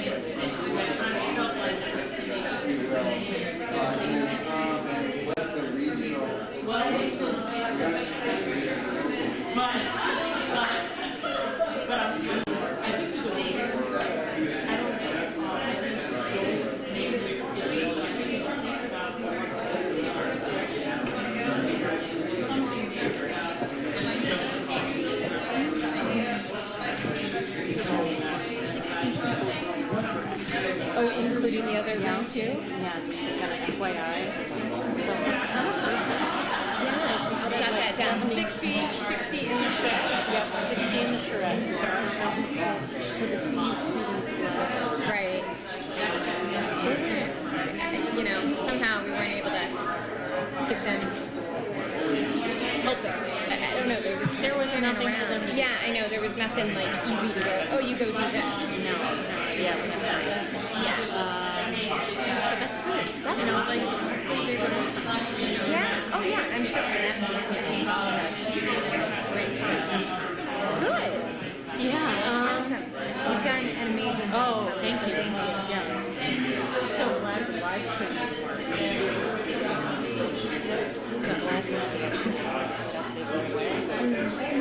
Chris and I were talking, like, I was thinking about that. We would have never been able to pull that off. And the only thing I would have done different with that was we could have tested. Yeah. And I totally forgot. Like, somehow it came off my radar. Anyway, Chris was like, I totally forgot about it. He's like, because I was doing the tour, he forgot. Right. And then I also was like, I said to Sandy like 10 minutes till I was like, have you tried this out? And she's like, oh, yeah. I could have been more on that. Yeah, and like somehow, you know, if I was presenting, like I would have been saying, I just totally, but we have lots of debriefs, but some things were totally out of our control, and that's okay. I think we have a new I know, that's what I was just seeing that.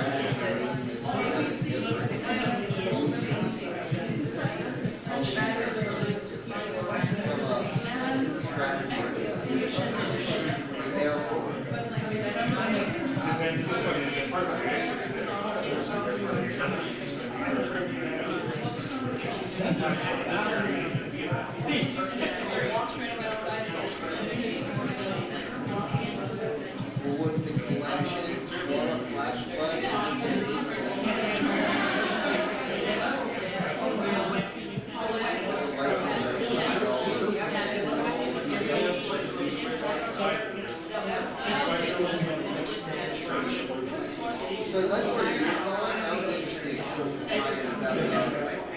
what can we do? There's like the upstream history of the So if you think about are there district-wide strategies in the upstream that like you said,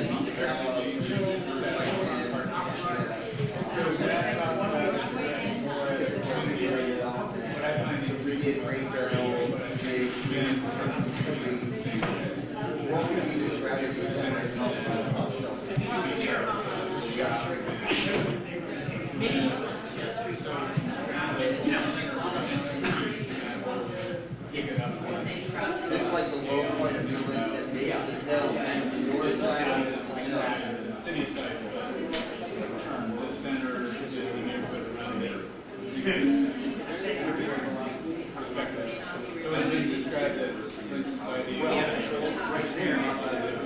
really a neighborhood center. It's interesting to me, I don't know how it's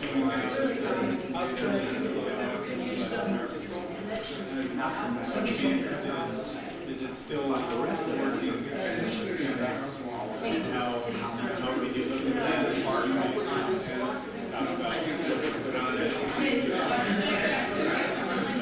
Are you talking about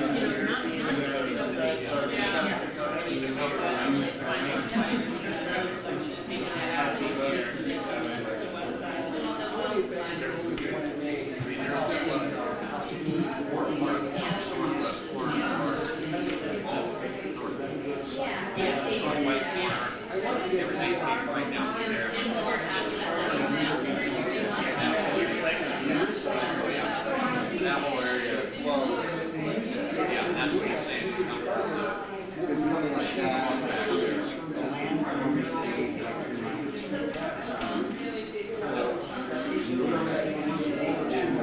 This is 2 miles. So where's the high point? Is there a little bit of a high point where some things flow 2 miles, some things flow it's a flat, low point, high point.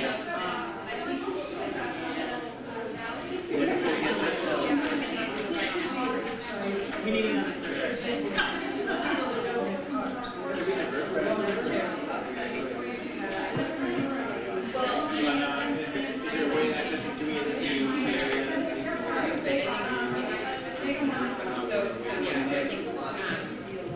at the very least, pedestrian connection.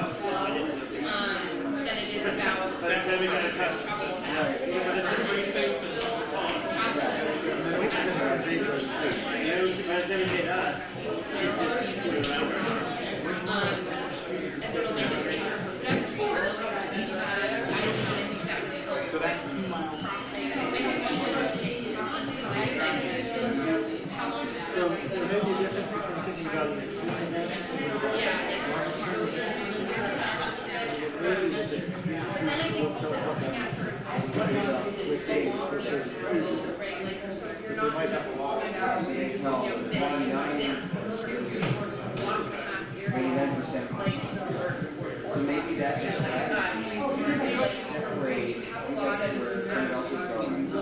separate, separate the 99%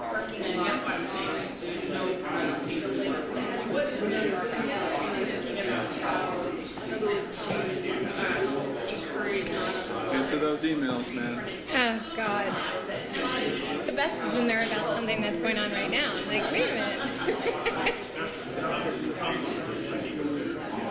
And that becomes part of what happens if you redesign the arterial.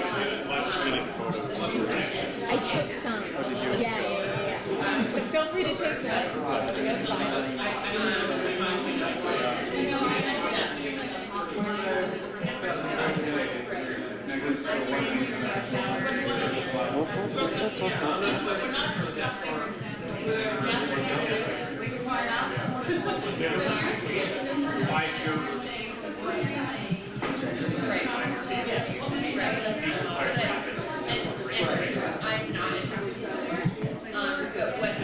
What I have seen is that they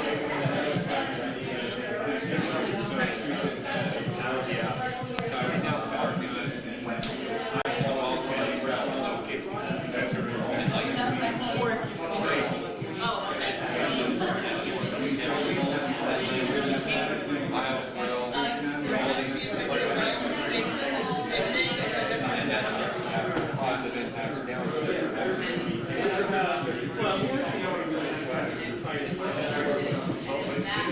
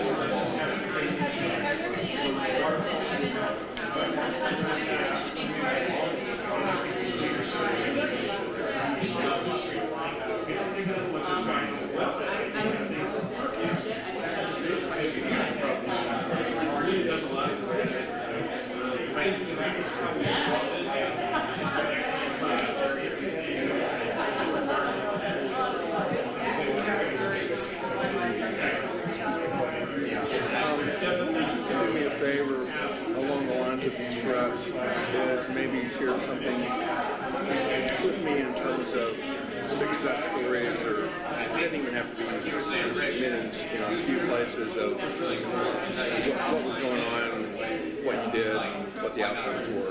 Like what you're saying, I get a whole bunch of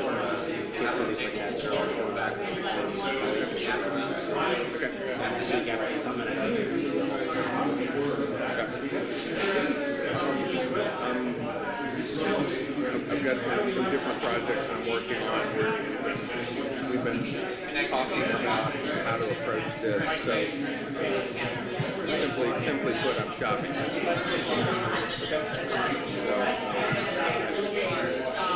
I've got some people that have a clue, but I'm still trying to find my clue. So if you do that, it's a whole lot.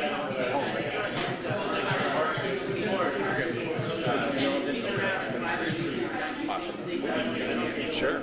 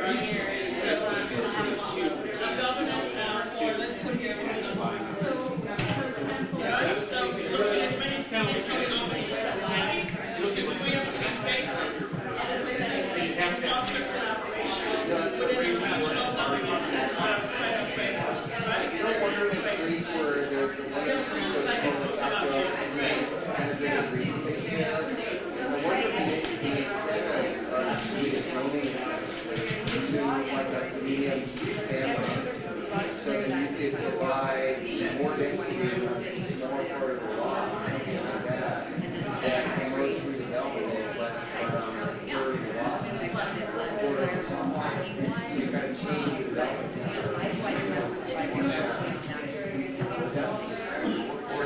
Yeah, because now we can see, yeah, more density along the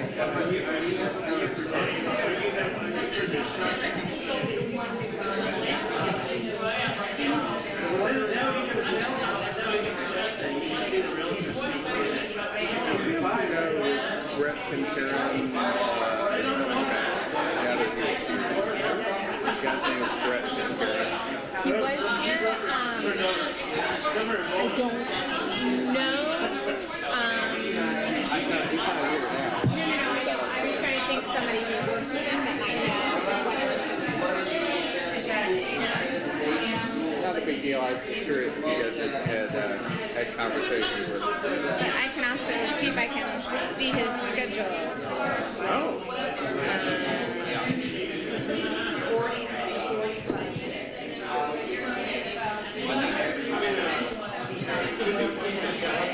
Didn't you realize you were omnipotent and omniscient? Well, let's see. Hopefully I can find him.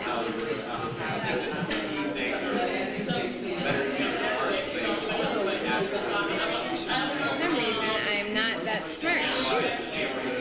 Not a big deal. I'm just going to see if there's another way I could get there.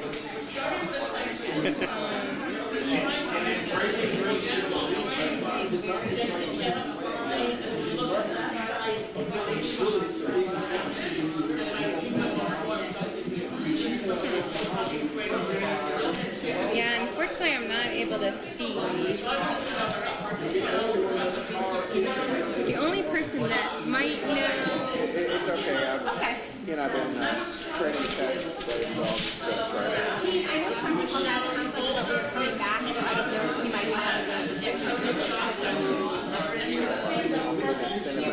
Okay. And if I gather from the schedule, you guys are going to try to start integrating ideas shortly. Imagine a little behind schedule, so probably we have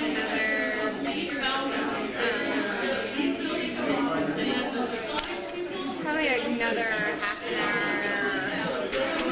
45 minutes of brainstorming right now before trying to integrate ideas.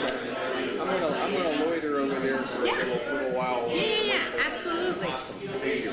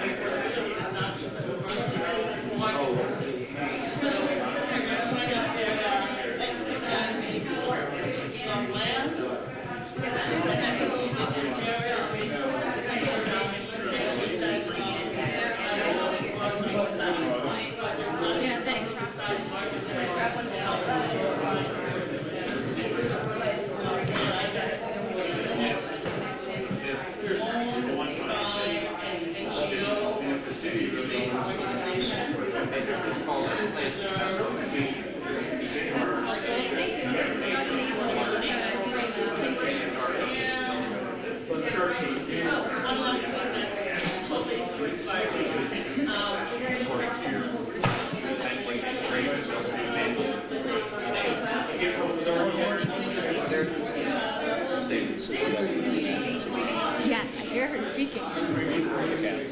I could totally hear her being like, and what about this?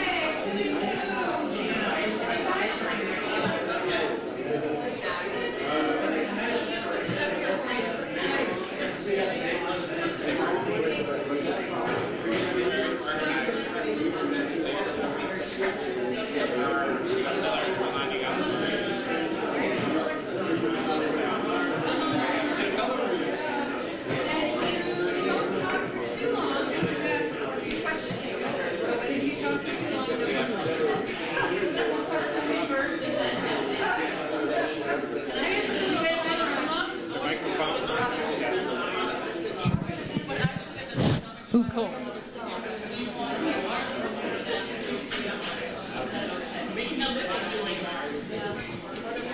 1 second here. Hello, everybody. For the report back, I'm going to put the little timer on my phone on so that it'll start making car horn sounds after 4 minutes. And so we'll each have 4 minutes. And if you use less than 4 minutes, you can have some discussion with, take questions. But as you're listening to the report back, think about how the ideas you're hearing about align with the ideas at your table, and think about how these begin to weave together. Again, we're not trying to design a site today, we're just generating ideas, but think about that, because integration is one of our big goals. All right, now I'm going to set the timer with the car horns. All right, this is good. Ready, set, go. Hi, everybody. I'm Christine again. This is Mara. Thank you for listening to our table's ideas. We are the place table, and we had a lot of great ideas. I am not going to read everything here. I'm going to cut to the end when we tried to bring all those ideas together. Our focus was place, and out of all the amazing stories that came out of the folks in my group, there was an overriding theme and a perspective vision for the site that we can use to structure all these great post-its. And that theme is health and wellness. And there were a couple ways that we used this to structure all these sub-ideas. The first one is that the site is the solution, and folks kind of came to the focus that the buildings aren't the thing that they were most interested in, but it was the way the site was organized. And the site, in that sense, could be an outdoor space that pulls the community together and assuages some of the concerns that the community has, but also with regards to health and wellness, might have things like a fun fitness trail, a food forest, and begin to connect to the regional systems like the biking system and the transit system that deal with energy and deal with also health and wellness in terms of transit. We have a great diagram of how that might work, because all those amenities are there and present on the site. But they also tapped into this idea that this was a hospital, and that hospital is a repository of really positive memories, probably some negative ones too. But for many people at the table, it has a legacy, and that needs to be acknowledged within the community. And so the theme of health and wellness is especially important for that site. Also, dealing with stormwater issues, maybe closing the northern street and creating a kind of stormwater connection that pulls down to other sites would be a way of both improving the health of the site, but also dealing with the kind of fun, the fitness trail or the health and wellness aspect of it.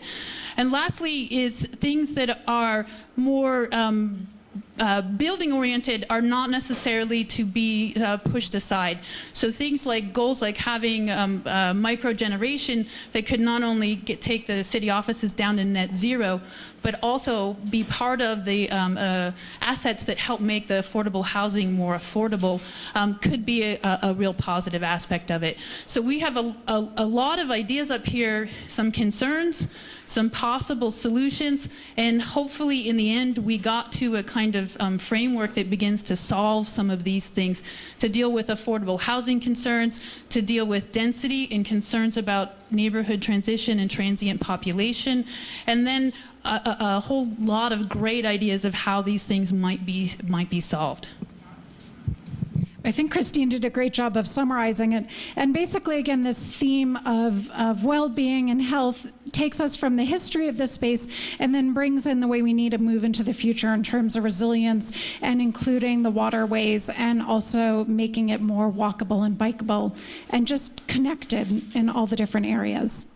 Anyone have any questions? These people have 24 seconds left. Okay. Really quick show of hands. How many people had similar ideas and similar themes? Yeah, I think we're going to see some good commonalities. Question? Yep. I'm sorry, your table was place? Yes. When I think about place, I think about sense of place. I think about human scale. Mm-hmm. People can talk about that. Human scale. I think that there was some conversation about scale relative to the context around it, the residents and the porosity of that residential district, the commercial district, and the park. The sense of place, I think a lot of our sense of place was about identity and who uses it and how it gets used, and the sense of ownership that exists on that site or could exist on that site, more than the kind of a we talked about not building giant or dense buildings, but the use function as driving that sense of place. Wonderful, thank you. If we went in order, we'd go to the prosperity table. You guys ready? Well, you'll be on TV if you go down here.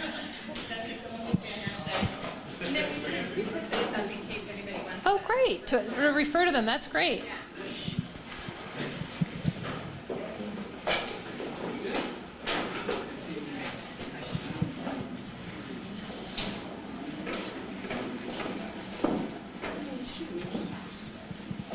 Great.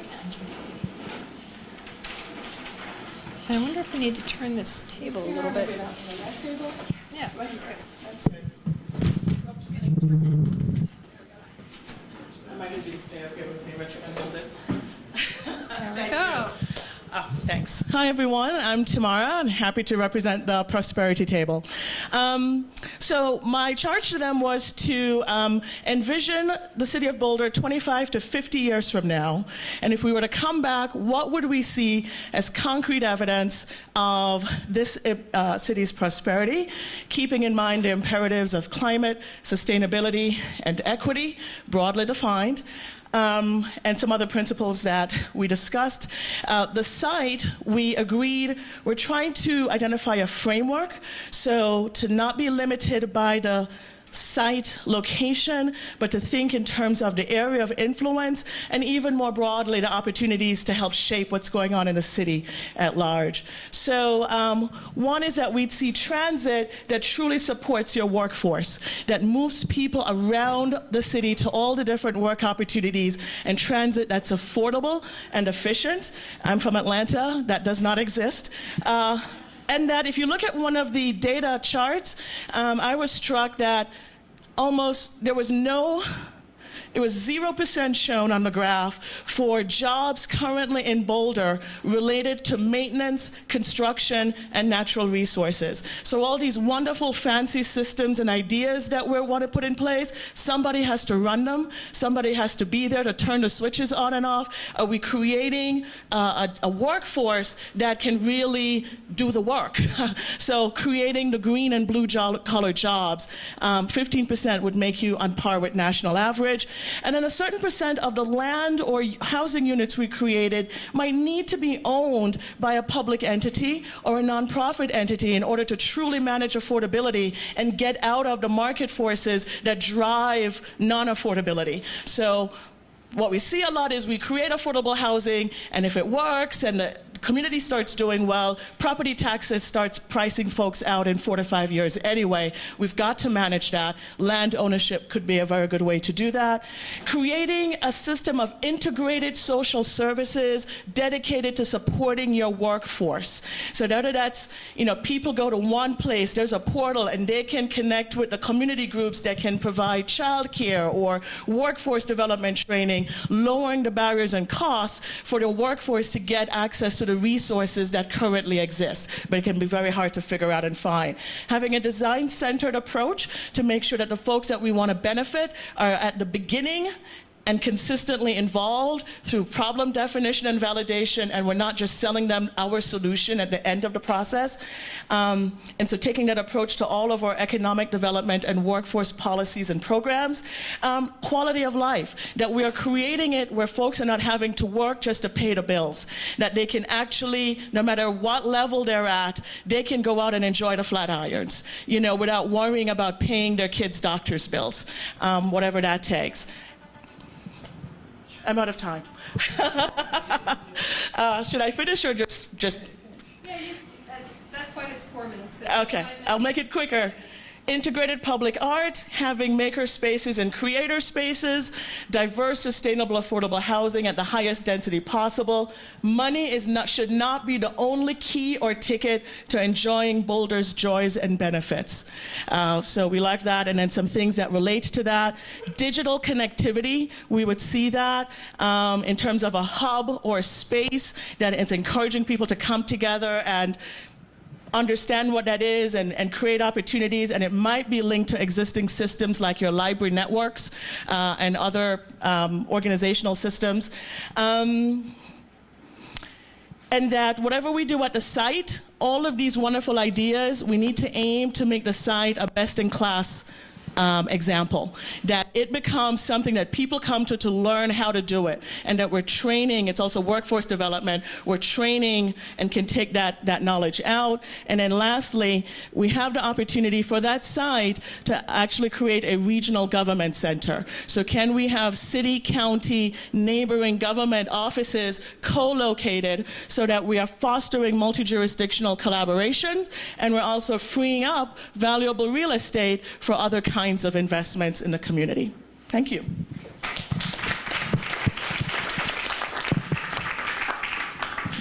All right, let's get the health and well-being people up here.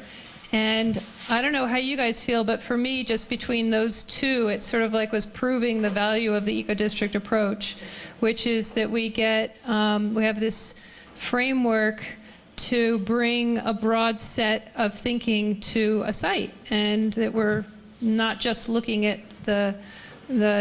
maybe the typical categories we look at in planning, but looking really broadly.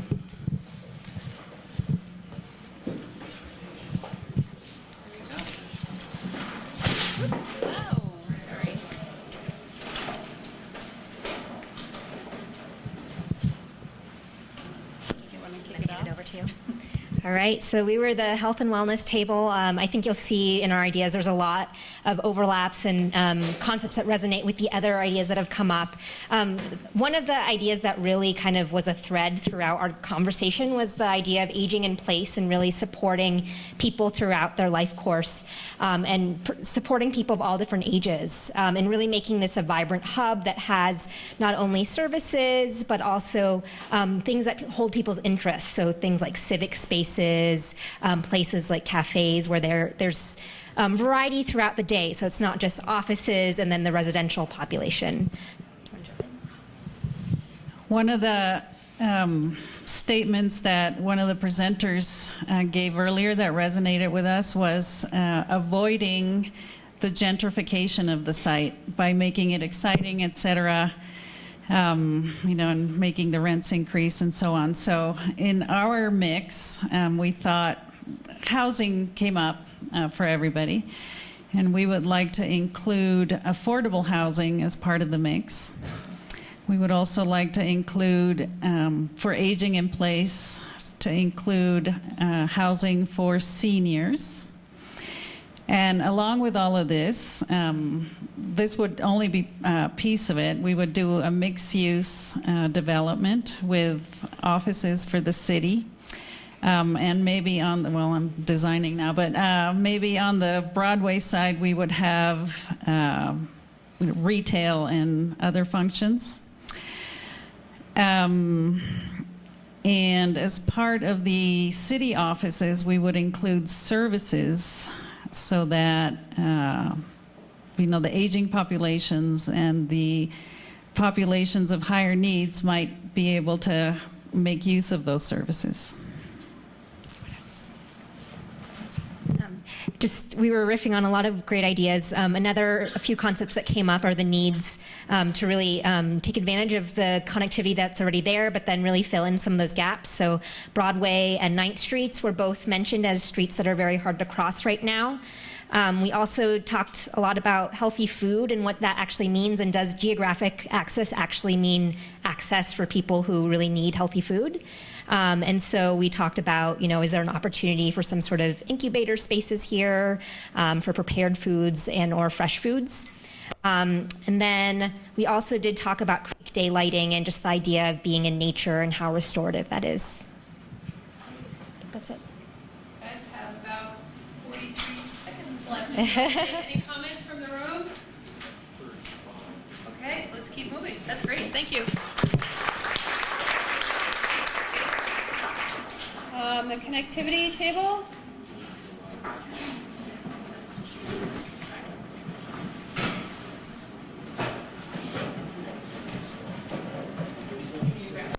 Yeah. Yeah, come up here.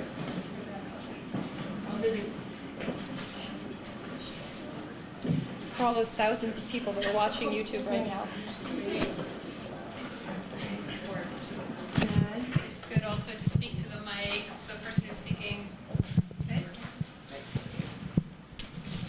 I'll do a brief pass of the summary, and if I miss anything, obviously fill in. So just kind of trying to summarize some of our ideas graphically as well. So you have some of the strategies up there as well as graphically. So one of the things that initially came up as like a very obvious thing is to break up the grid or to add the grid and kind of break up that super block that's going on the site. Secondly, a lot of issues come up with Broadway, just accessibility in terms of pedestrians, like as a bicyclist, you just apparently don't want to go on Broadway, and what are some of those strategies and whether or not those are attainable or not, and if they're not attainable, what's some potential alternatives to that. Comments that were mentioned included road diet, on-street parking solutions potentially for Broadway, but also if you can't think about Broadway, thinking about coupling it with other streets in the area. So 13th as kind of a more bike-friendly street. So kind of coupling that if you're thinking about if you're coming by foot or on a bike, you could potentially use 13th to kind of access the site or come in to and from the site or other amenities in the area. Potentially even thinking about how if that's more of the green street, how Broadway in the future might look like a blue street. It was mentioned that historically Broadway had a creek. So thinking about how does Broadway or any of this area really play into stormwater infrastructure, just naturally occurring at a low point elevation-wise. Some other things that were mentioned include really just improving transit east-west and how we can really bring people who work there into the, like being able to be in the area, and that brings up the conversation of affordable housing in tandem with connectivity. You know, if people have to come from somewhere else just to work in the area, then that in itself creates a connectivity problem. So kind of pairing connectivity with that issue. So that's pretty much all I had. If you guys had any other things. Oh, one easy low-hanging fruit was also signage to destination. So if you realize how close you are to things like downtown, Pearl Street, maybe you'd be more likely to bike there or walk there. And a lot of these things are within like a reasonable walking or biking distance. So simple things like good signage to show you what's nearby, as well as just simply putting things like the B-cycle location on the routes that are more typically taken by bicyclists. So, yeah. So we were just talking, and I'm just going to cover one idea, was that there's a very difficult east-west connection, and trying to build that up either with a pedestrian and bike path that connects out to Goose Creek in some way, shape, or form. This has not worked out very well yet, but in that route, because the north-south is pretty good. There's some pretty good vehicular and bus connection through there, and also some pedestrian connections on the other side. One of our talking points was about connectivity both internally and regionally. Getting to the site, getting from the site, and the land use is driving how much, whether there'll be a predominance of people commuting out versus commuting in based on what's at the property.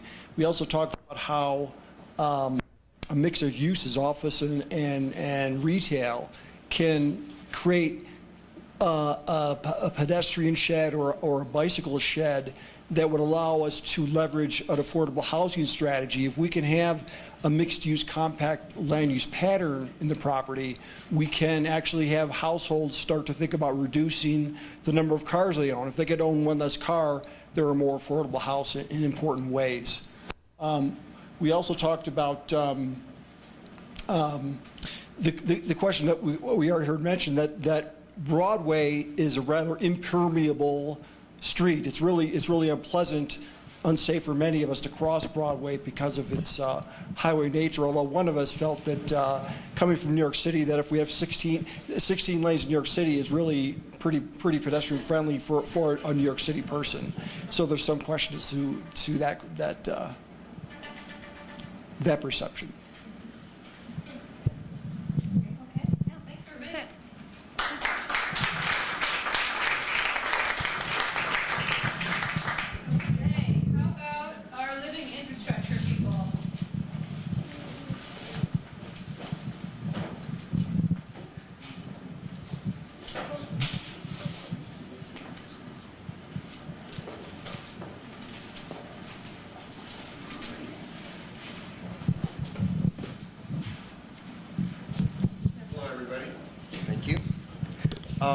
So we really focused on the Goose Creek and the flood issues. where we spent a lot of time in trying to unravel that. And some of the things we talked about are probably fairly obvious, but really trying to think regionally, where we're not just thinking about the site, what we can do in terms of the big picture. And in terms of that, there was a thinking that there's the upstream, the midstream, and the downstream, and some of those might have different strategies associated with them. So not thinking about it all the same way. As part of that, on the upstream side, we talked about maybe also different kinds of issues. There's the 5-year storm issue, which is more of a water quality issue, versus the 100-year, which is more of a flood issue. And then the differences between the flash flood in a place like Boulder Creek, where you have a creek coming out of the mountains, versus Goose Creek, that's more of a collection issue. So just trying to understand the nature of those and how those might influence these different upstream, midstream, downstream issues. Definitely, we were talking about one big area on the kind of the upstream side about Boulder, North Boulder Park, about ways we could maybe as part of this process really think of revisioning North Boulder Park and having a process for rethinking that and having that be really part of the solution, where that really comes back to its natural state as a wetlands or some kind of a different piece that really supports the larger green infrastructure strategy, rather than right now it's mowed as a ball fields that are very soggy. So that was a big issue. I think certainly daylighting the creek was a big theme. I think we wrestled with on the downstream side of how do we do that, because there's a lot of properties that back up to that.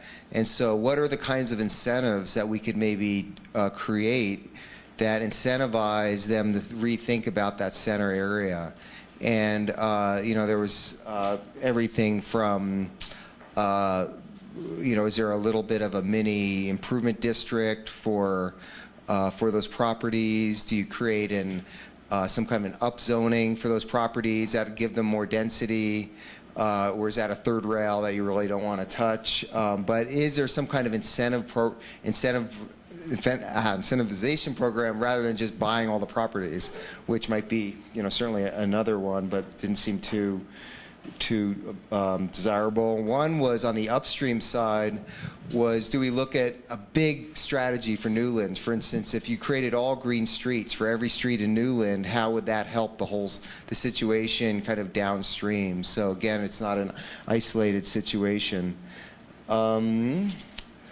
So part of that, I think, was thinking a big term about permeability, both in the neighborhood and on the site, and the benefits of that, whether from both the heat island effect, the water quality effect, and looking at synergies from a strategy.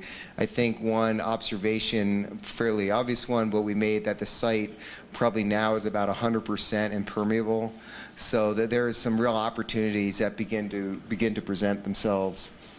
I think so that becomes part of a whole greening program of routes, streets, bioswales, some of those. I think one thing that we talked about was the whole tree canopy as part of the green infrastructure and how important that is. And in that part of town, there's it seems like a deficit, and that's actually a really important part of the whole program. So not to forget about that whole larger strategy. I think there's a notion that there's a lot of analysis that needs to be done, because there's some fairly technical issues associated with it. But I think the idea of definitely thinking bigger, thinking regionally, and thinking beyond our site to create a larger green strategy. There's the.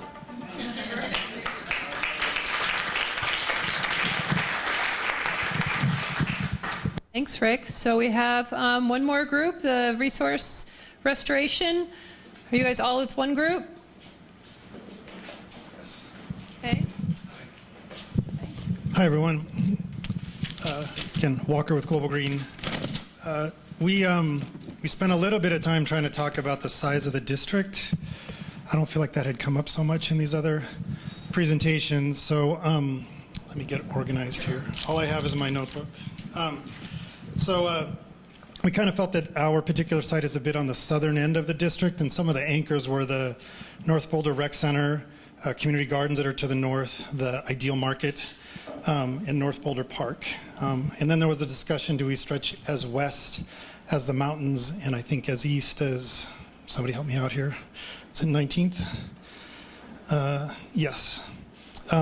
So the reason we had this conversation is because you look at district scale strategies because there's an implied understanding that there's synergies among the things that are happening in the district. So I think we were struggling a little bit to identify what the synergies are between our site and all of this single family development that's around it, and how to connect those buildings.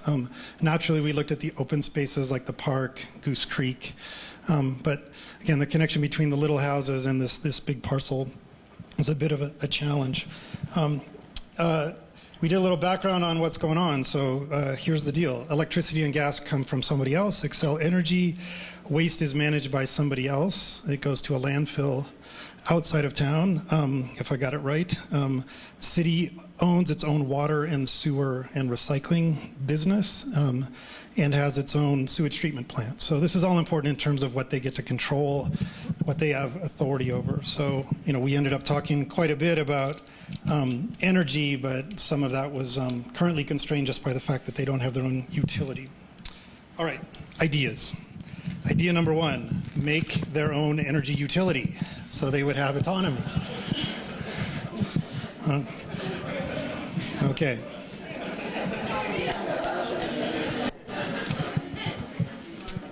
Okay, idea number two, that our site could be some type of energy hub or resilience hub connected to this microgrid idea, so that the site plus maybe stuff around it could be able to operate when there's some great catastrophe, the giant snowstorm, the giant flood, the huge windstorm, whatever goes on because of climate change, that yes, this site could operate, but maybe the market and the pharmacy and stuff at the park. So to kind of make a little bit of a network around there. That came up. Idea three, the city could say that if you buy a house here, you can't have a car. So I don't know if the city can say that. You cannot own a car. I don't know how that's enforced, but what the city could do is say, we're going to build these housing units and there's going to be no parking. But here's what we're going to do. We're going to have a bike share hub, a car share hub, a bunch of electric vehicle charging stations. We're going to improve stuff on Broadway like everybody talked about. And we had a fair amount of discussion about east-west connections and how that's really poor and that would need to be fixed. So I like this a lot because it's like, okay, if there's no parking, then you have to enable mobility through this integrated strategy that really does spread out into the district. And there was a fourth, and here we go. Moving towards net zero, which apparently is in the city's energy code, if I got it right, which means the city has the autonomy to establish its own codes, not the case all over the country, which means that they're pushing towards net zero. And so we had some discussion about what this means. Does it mean that you need to make all your own energy on the roof of your building or on your site, or can you buy some portion of some collectively owned solar? And so what I understood is that there is, this really is, it's not as bad as Pecha Kucha, but my least favorite format, by the way. Anyways, we talked about where could this offsite solar be. So what we got to is ideally it's in the city limits. We talked about solar gardens. It could be in the county. A real aversion to building some solar farm somewhere in Kansas and then moving the energy or crediting that energy back towards the city. So there's like kind of keeping it close in. And then in this conversation, a shift towards going all electric because there's a renewable strategy for electricity long term, but there's no renewable strategy for natural gas because natural gas always has those pesky carbon atoms stuck in there with the O's and the H's. So that's sort of what we arrived at. The final thing that was discussed was some side of on-sort in city, maybe on-site energy generation using organic waste. So some kind of super small biodigester. Thank you. Thank you.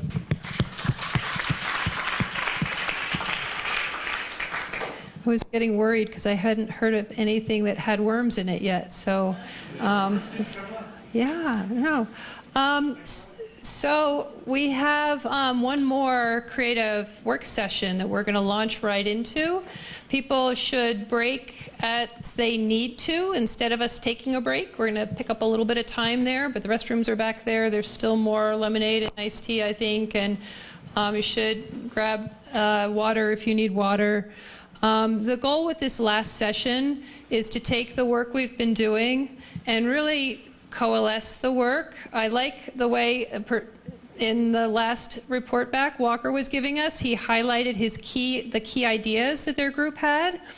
And I think if everybody could think about that, to identify the 3 or 4 big ideas and give them a name or, kind of summarize them very briefly.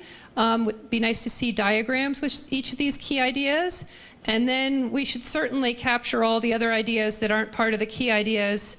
We still want those. They're really good to have. But let's try to coalesce and make your thinking understandable to others so that if you're not speaking and the board is there, people can understand the ideas that have come out, because it seems like there's some really rich ideas. So the longer lists are good, but we also want to sort of encapsulate and summarize some of the bigger, more comprehensive ideas. And if you've been itching to sit with one of the other table groups because, we all have multiple interests, you're welcome to do that.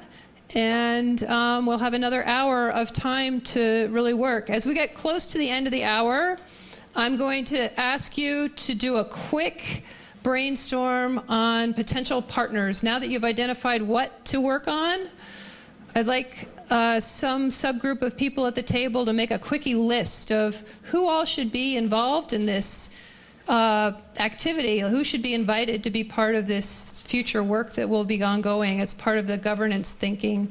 So reserve a few brain cells for that, who should be involved, and then the other people that aren't making the list can be finalizing the presentation board, and we'll have our final report back in a little over an hour. Thanks.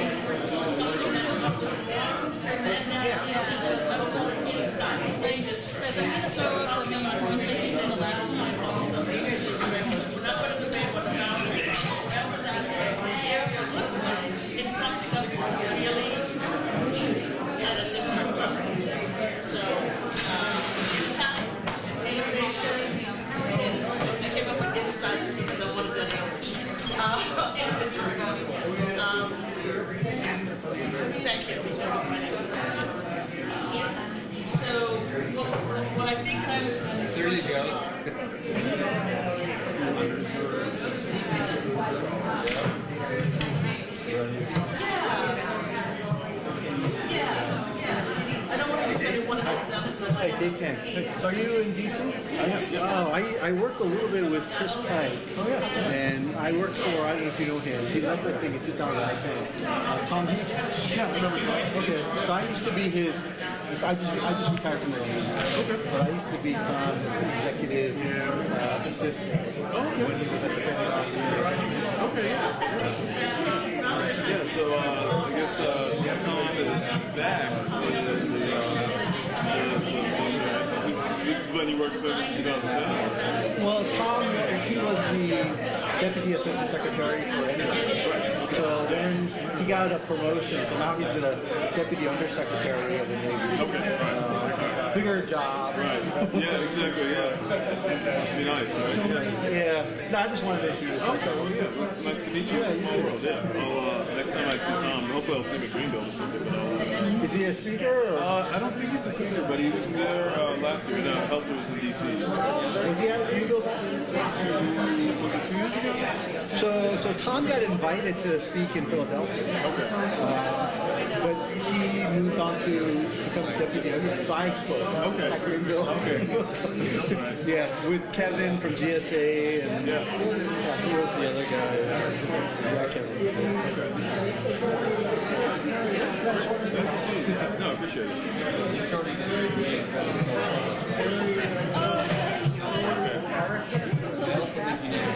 Trying to use the windows here as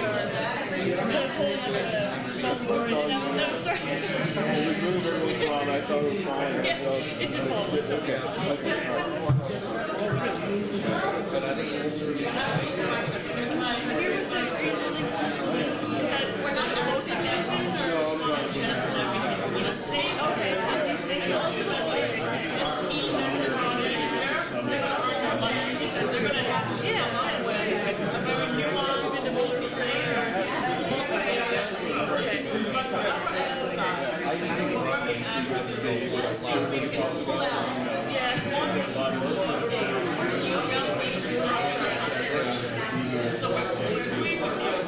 But we're trying to zero in on this for one very big students. We can have a conversation. We're going to see how. Yes,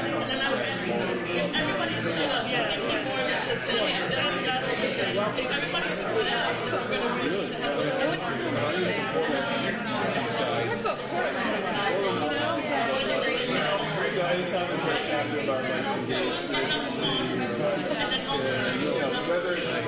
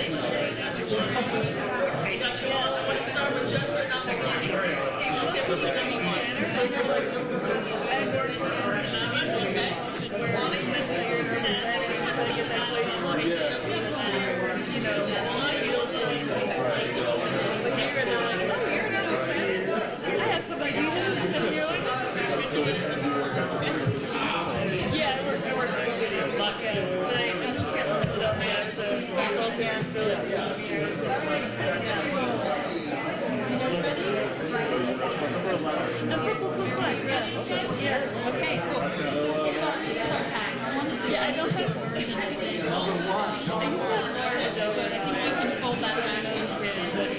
Other than we also have to talk about how we do this. Like,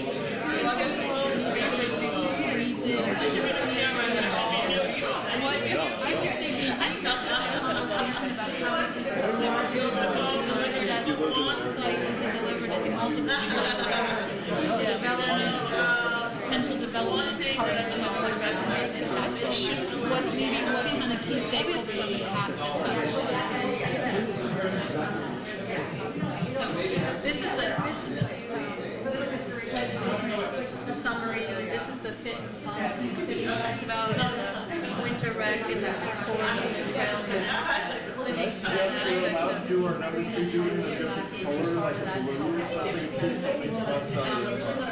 is the water.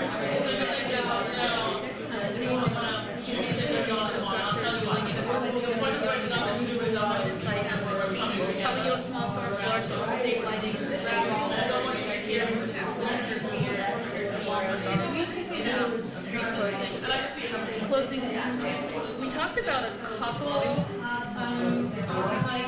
generation or not, but we heard a lot of others, like the transit choices being part of helping to close loops for limiting parking spaces. All those things could be a part of the things we mentioned, resiliency of walkers. We didn't get that deep, but those are all the things we came up with. And then the last one was the good neighbor one. It's got to be the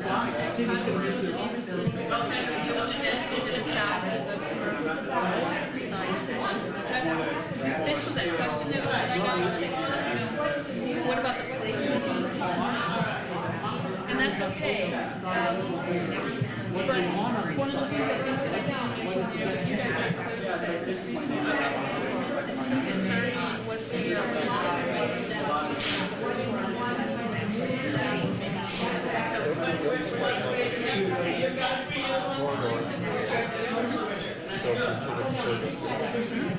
That's okay. Interface with the public.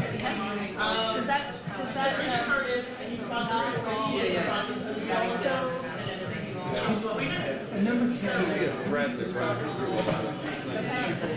this is where the folks that you most want to benefit from what you're doing. Sort of the base, the specific base of the talk about the process, talk about the design, have their input. anything else that we need to have to reorganize it just slightly, but tell me what else. Workforce, one of them, like, and that happens. I'm going to be boring in practice. I can tell you, when this comes to city council, So the idea three would be biggest everything issues. shows. The context is great. Three biggest issues. Density, use, and how you're going to pay for it. All the rest of this stuff will be of interest. The big issues will be density, use, and how you pay for it. And I really heard this conversation about any of that community groups, even though no question, connectivity is important, no question, no question about a lot of stuff, but I won't even get up the ground.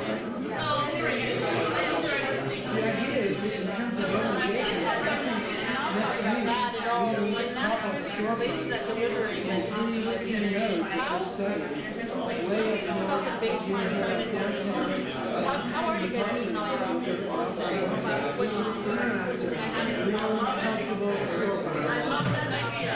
One of the things we're trying to talk about with this is what was going to be the reason for people taking the size of civic using a third of the area. What else is going to be there to attract people? And what's going to be there that's going to create income generation? Or the rest of the things we want to do. I doubt if the civic is that depends on what it is. Right. The ratio depends on how many of it is and what the percentage is. Low density, most of the cities. Like Boulder's thing is high density, the civic use could be a quarter of it. So it really just depends.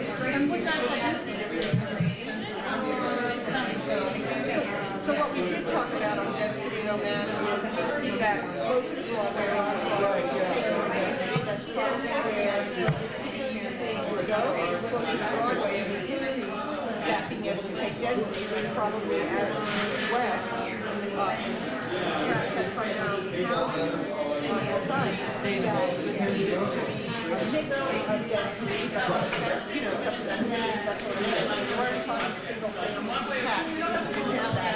But we're also working on that. We have to deal with the extension of the neighborhood, but we probably have a more a richer diversity of housing. We'll get into it, But the larger question is, what is the program? Not just the city, but other communities. Is that what it pays for? Exactly.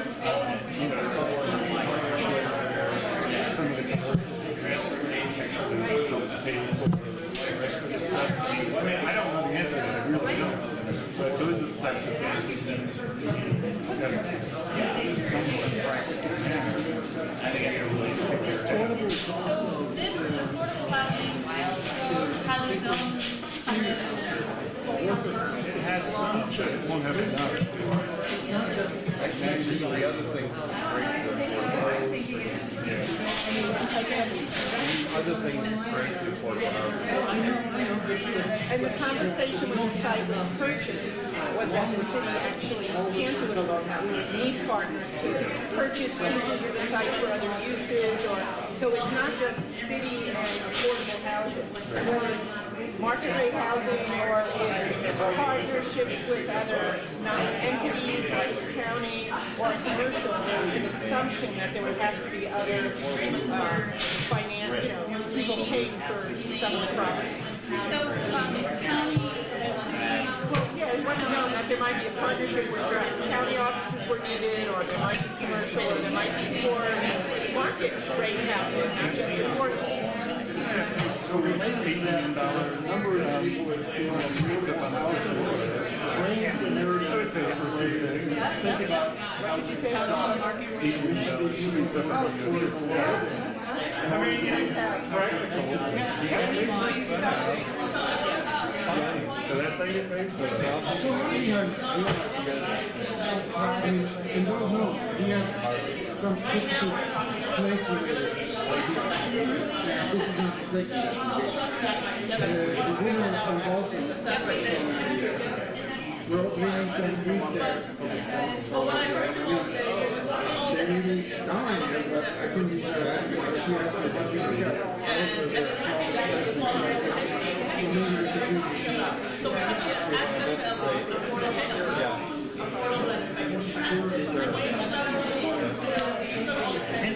And again, like back to Susan's point, we bought the property to house government offices to a certain extent.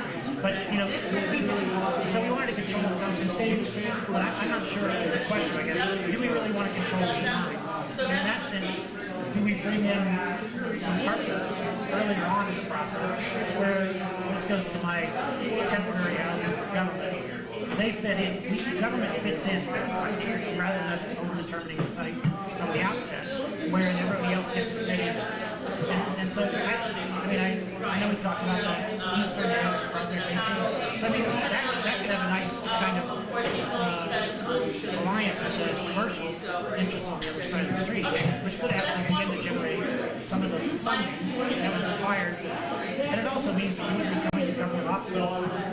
When you come to a government meeting, you come at 6 o'clock, everything's closed, and it seems like a desert. And that's when we're supposed to have a community where you can have a really active space around it. But where government eliminate the requirement to have to We have a strong compelling idea of those spaces and why people want to come here. If you're a business, why you want to be here, if you're a person, why you want to be here.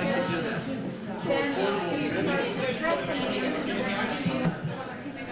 I like that because it's kind of telling what this is trying to do further. It's about your quality of life. Experience conditions for folks that have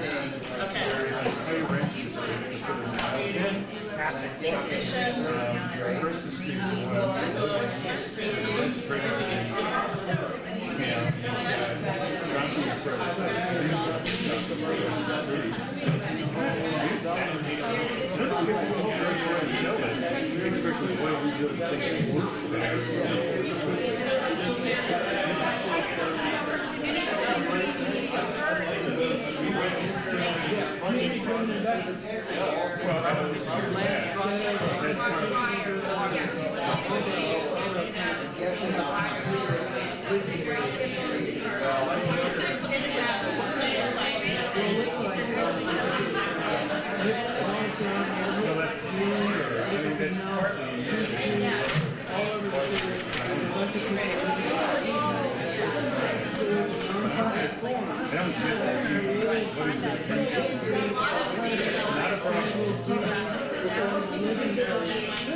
Nobody's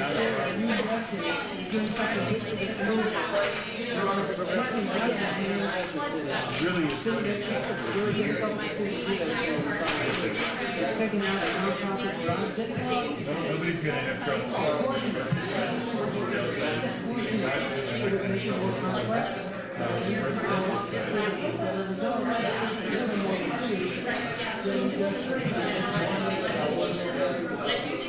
So my question is, where does we fit in? Because all we're really talking about is how we, so where do we fit in? So it's easy for me to do it. The developer comes in, they're going to think about various uses. I'm not sure.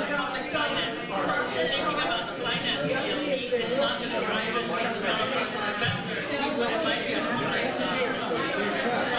trust or whatever that looks like. And I would say that there might actually be other models. We were talking earlier about there are models where you guys are actually out to a market share in something that's being created and then it's not just intensive investments. There are actually models of that investment. So we have rebuilt it, right?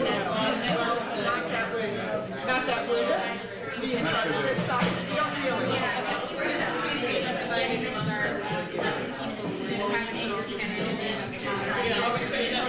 Just getting behind the investor class, those with access to lots of dollars, and really are we creating channels for investments at all different levels.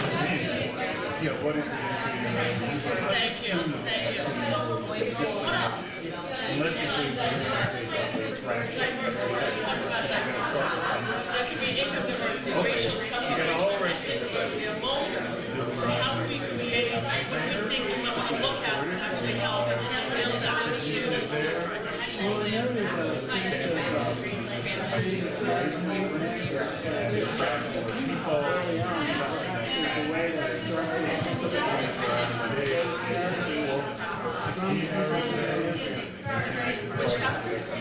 Yeah, so there's a lot of different things. Just put that on the side for the moment. But just by uses, yes, I know all the people can say it's got to get this and actually, that happens. It's not a requirement in the universe, but in the city charter, we can provide it. And that seems to be a part of the conversation. So this is something that I think about is not a new So some studies have shown that the long term, if you take, say, let's say, racial identity, the South is often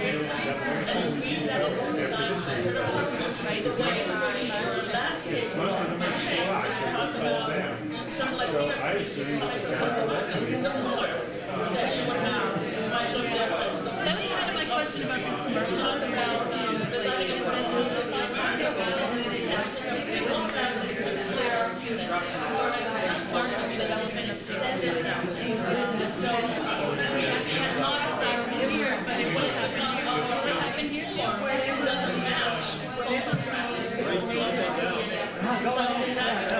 That's how I was hearing you say.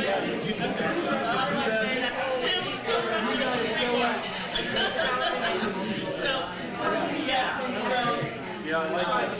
You can do it in a design part. Are you guys creating the moon arc and some zoning and that stepping away now for master developers? Are you running the performance in some areas? Yeah. Are you dealing with the I need to bunch of that to figure out everything here now. So, for the diverse design aesthetics,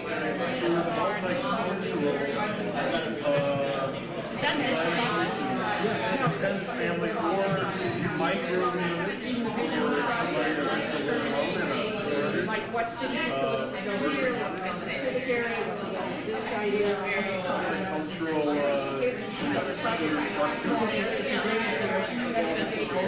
another interest, and we talk about having partners.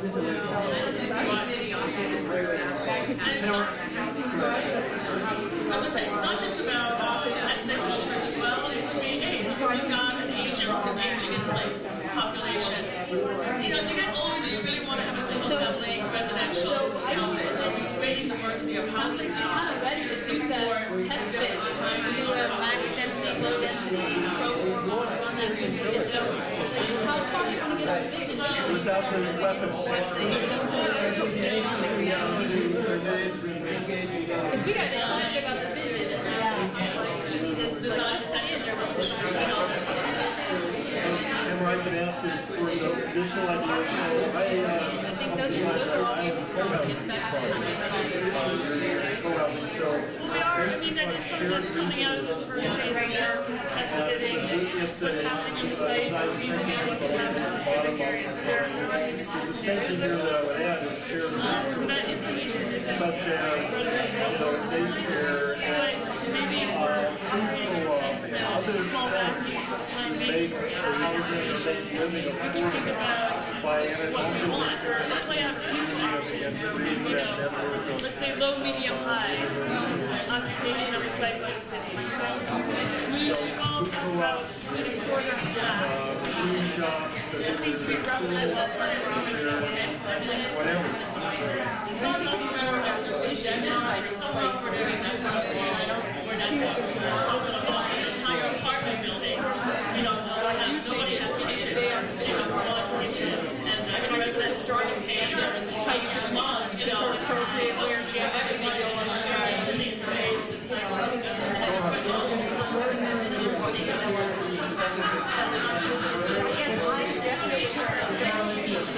City, obviously, uses don't have much, but heard of less than this definitely heard housing, I think everybody's on the page, like diversity of housing. And Boulder gets it. Boulder already gets it. Sounds like So you're not selling, not upselling, seems like we have a range of ideas. Other types of housing.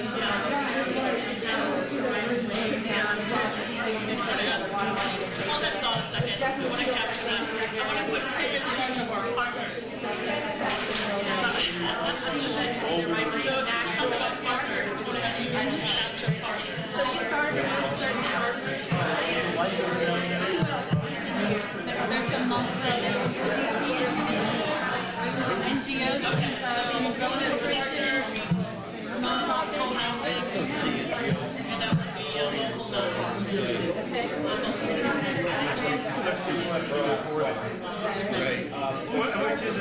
Which is impossible.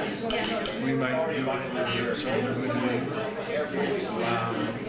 I have no idea. No, they're not going to contribute to the project. I mean, private development is a big category. Because I think the question of private development is why? No, diversity. I assume there'll be some private development, but I'm not clear at all about it. What are they developing?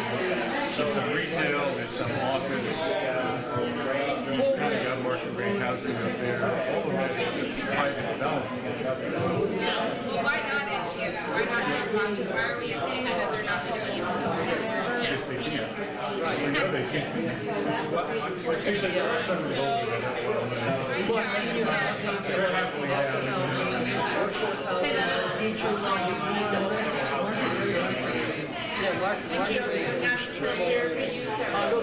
At least they'll definitely be part of the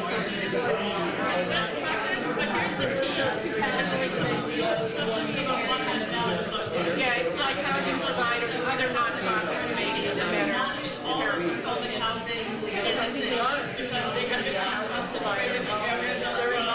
There probably are supporting services. There was some sort of We have this health and wellness package there. Some of the residents, and hopefully somebody's foster they attend, and then the whole thing is going from folks that go back. Seniors, everybody else, and then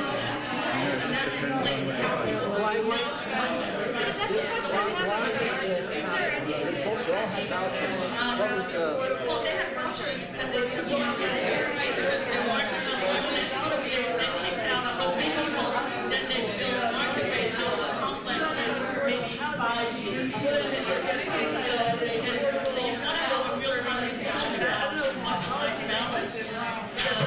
How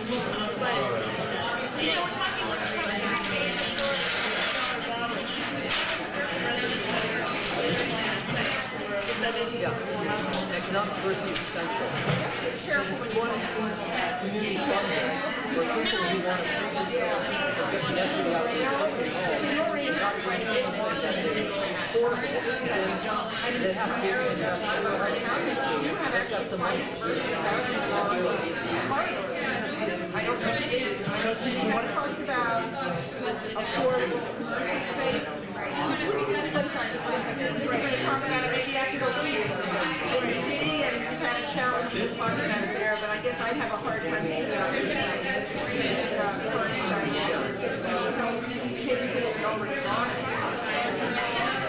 So I guess that's the same question.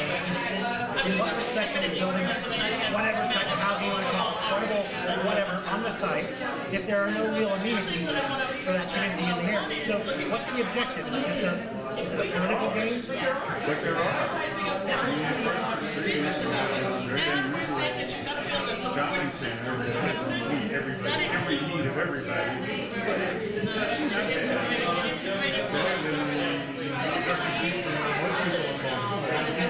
But a lot.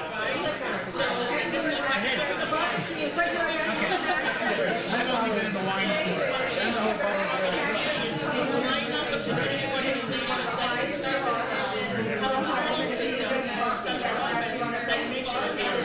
That already is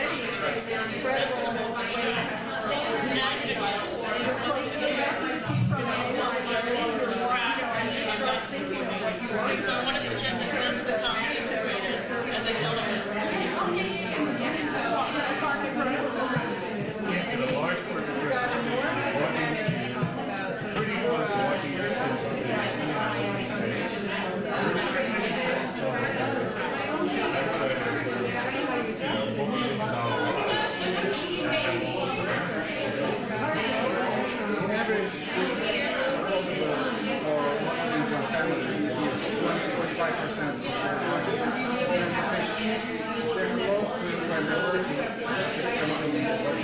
They can buy them.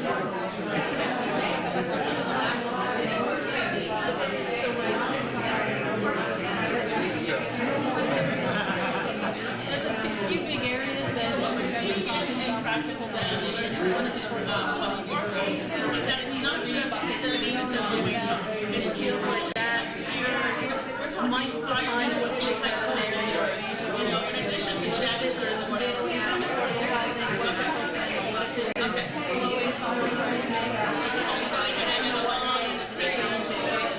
The other thing we're looking at is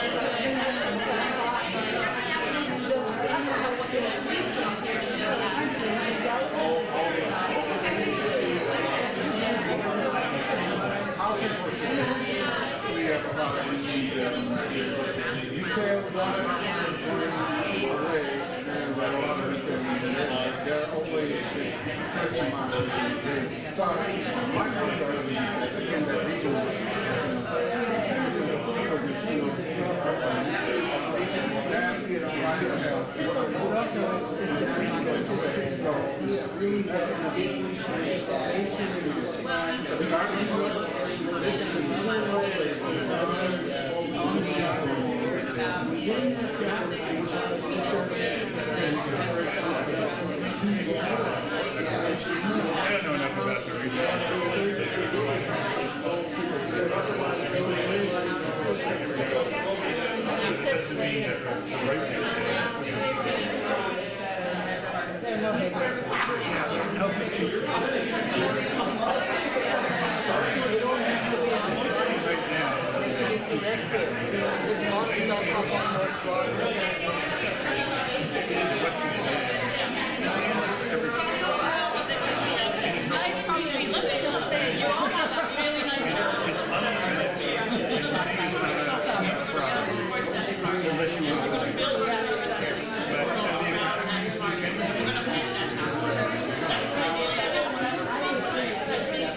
Right question.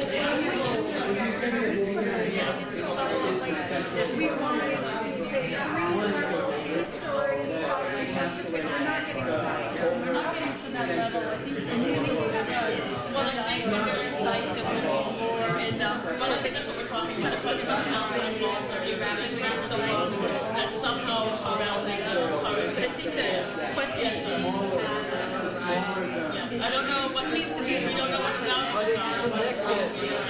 It's connected to other What's the methodology you have to make a vision into reality? Because And I think we've lost some of our discussion from the previous discussion about creating a really supportive type of folks out there. Right now, they're not, for planning research. You're not going to get it. You have to go to Walmart. But then you're connected to Walmart.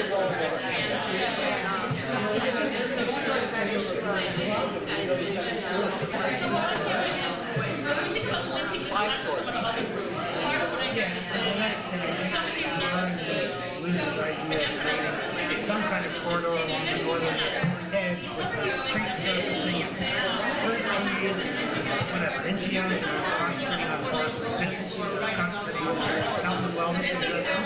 That's some identity, right? So it has that resonates with some of those areas. It also brings the market Broadway.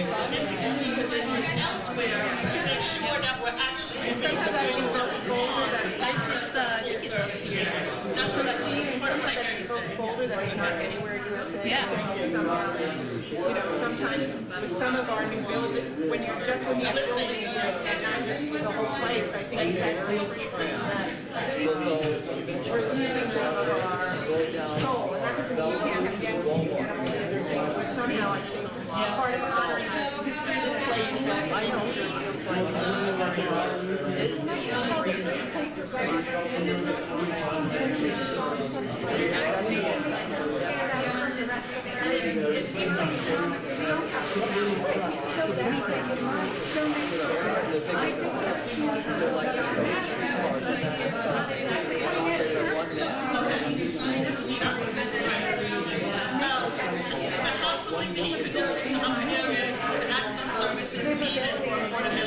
Connectivity, etc. Look beyond the traditional.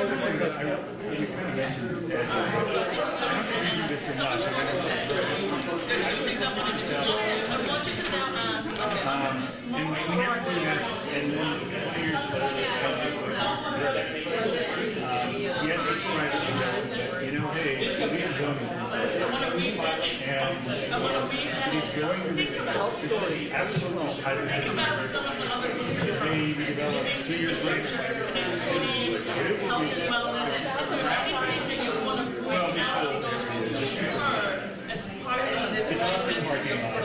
So it's framework. I think we should, as part of this, we want there to be because it needs to be part of the You're getting the areas out, they're blocked. And again, I think that's a mistake. We do something, or we build something, and we should follow those other things. You know, that's somebody else's problem. You should be deciding at the same time. Needs to go through, has to go through something unique, some other things, some housing that would complement this. I think all of that should be thought of now, even if it's a later plan.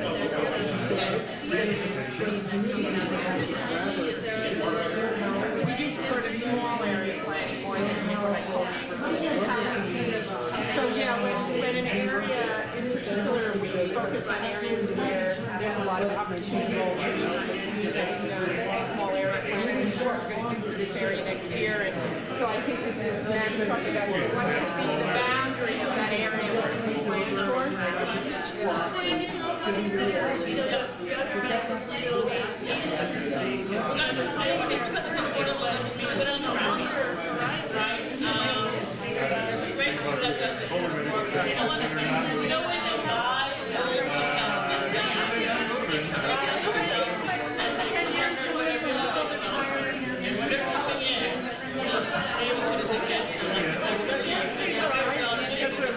The design is gorgeous, and they have policies that their residents and they have to go out and integrate that interfactor. That's what we're able to provide to invest, use not just the property, but the people. Okay, so what else? Real quick, we're running out of time. That's a serious. Shut down.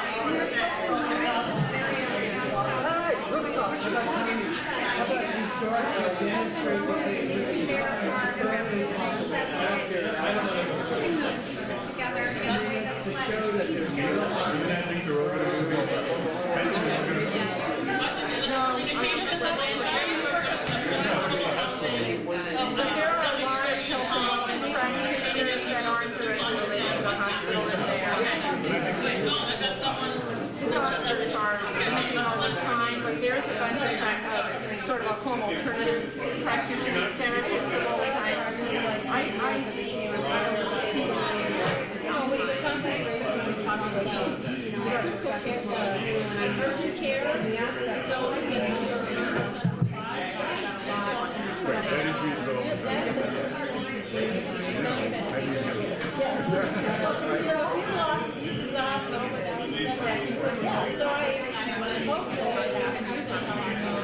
Okay, is that something you went into that, or you just affirming what's up here?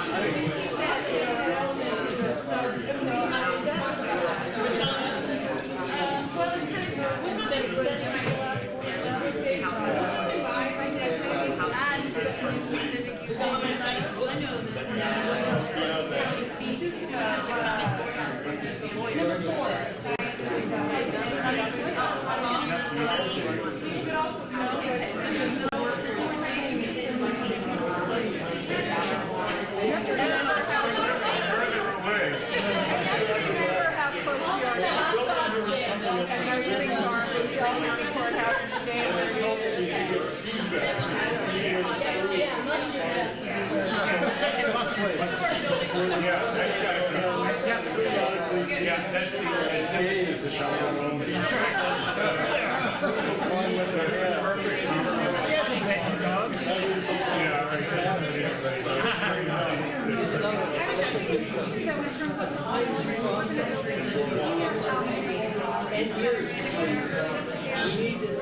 That ability to, again, keep some medical resources, right? I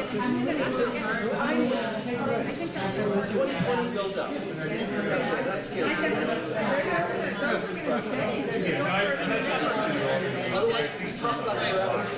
you guys read my writing? The proactive communication strategy to explain and promote the site or district with its focus on accountability. That would include the hub showcase, public relations, goals, and then it's a living project. So the goal constantly soliciting community input to the process.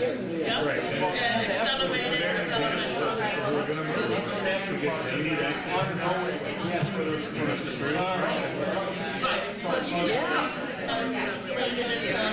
It can be done.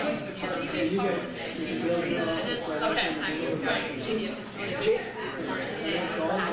It's okay, we can have it all planned, designed, ready, to go.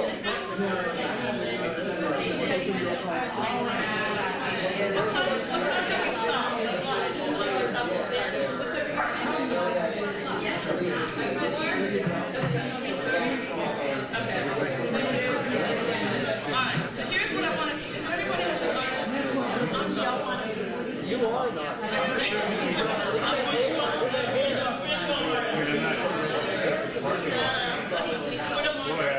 Want to see those? Is there anybody that has ideas about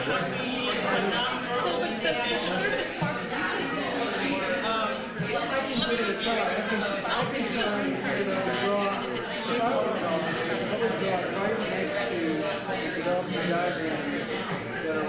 Okay, so we've got adjacent landowners, partners, there's folks who need conversation. do you have someone who the big look and see if there's anything that we can rip out of there to kind of add to the system more experience?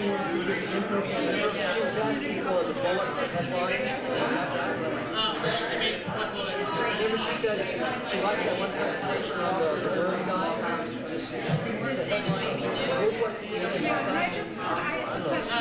Maybe that's what you should do. Just do the headline. Let's do that. Let's give me some headlines. I'm curious about this. You know, How would we pull this together? How would you solve this? So you're standing in the room, you're going to sit in the city council, and able to do traditional development, and getting excited about this vision.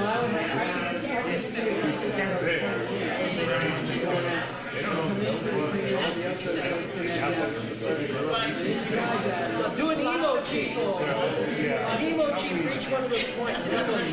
we're but I think the city would have a different approach.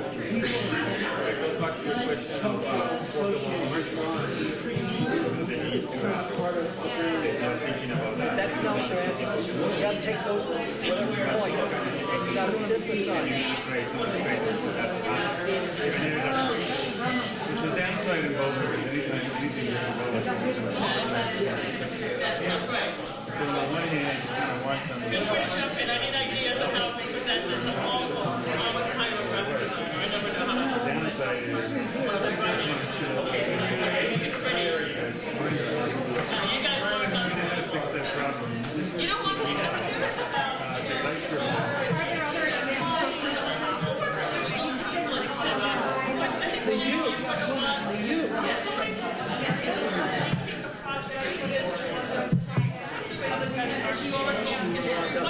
No, most of the examples we saw are places where this was they were moving into a warehouse district where it's underdeveloped. This is beautiful. That's right.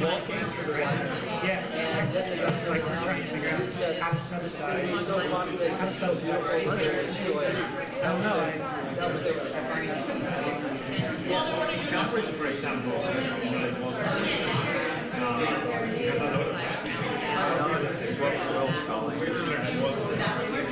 real estate, everything gets redeveloped by higher Ranchers, farmers,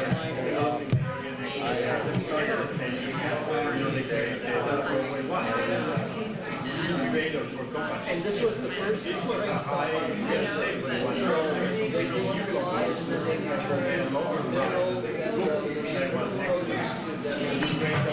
Commerce. And then the earlier people were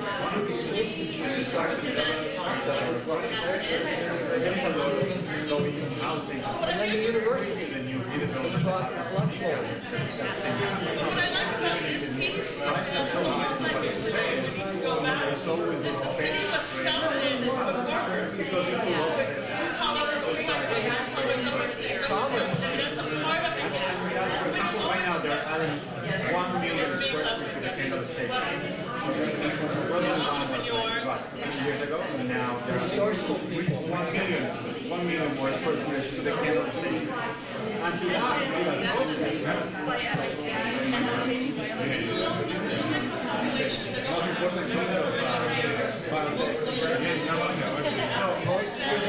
so one of the construction workers, garden workers, household workers, law and commercial, that is on the first floor, on these $1 billion buildings that are being put over there. What I like about this is that it allows us to actually read a story that goes back and includes these points of elements.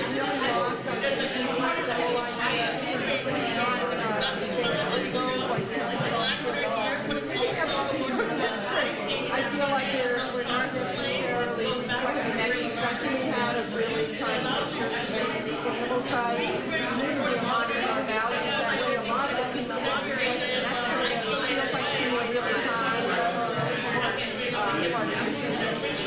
think about, net zero energy, but also water and all that. So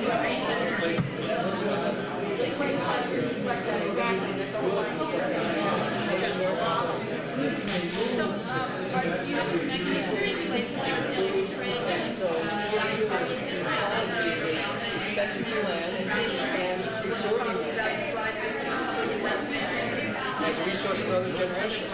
the only thing we've done, we've done a few things, but we've done it more for our regulatory towns, like we don't rezone properties unless they join. I was going to ask you, understand that how do you feel about presenting or pulling out what our one headlines are? But I mean, I think that concept of you want to go on? Is definitely part of our. Anybody else? Yeah, it's more like the land of that. I know Richard was saying. I went over my time.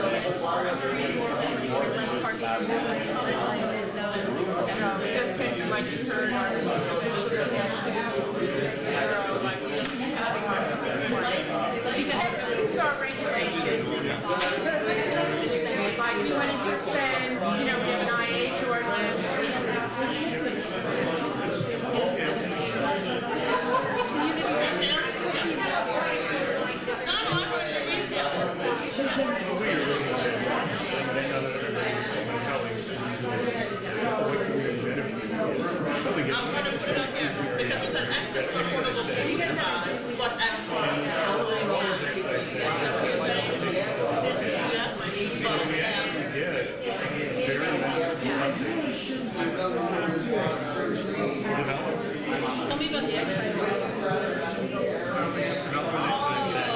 tax. Getting back pages for a wide range of things, and including now, more affordable housing from commercial. Yes. So did you guys hear that? Will be a big debate we have over this in the next 6 months. They shouldn't always have to get on a train or a bus to go out to an affordable business shop. And we're creating affordable sites, retail sites. No, it goes into a rule. For that purpose. But not on that side. But that's up to the council. That's up to the council. Is that not a funding available funding? Oh, sure. Of course it is. Yeah, we can take some of the money from other places. Right. Absolutely. Yeah, and we get money from other developments around town, locations that might. So that makes sense, but does that take us away from the focus of affordable housing? Okay. Because I think we had that.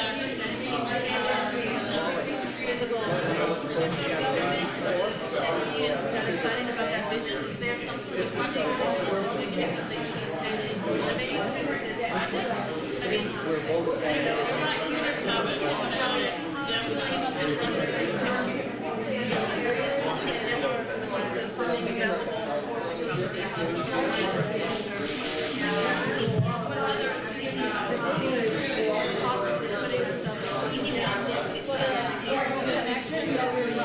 These for local businesses to start and say, okay. All right, y'all. We didn't talk about partners, and we didn't talk about what are the 4 things that I can use to summarize this.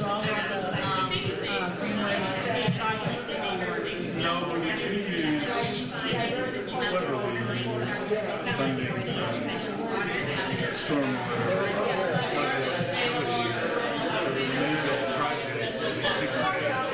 transportation projects on top of them. Frankly, they do this for funding. Whether one makes sense here, honestly, that's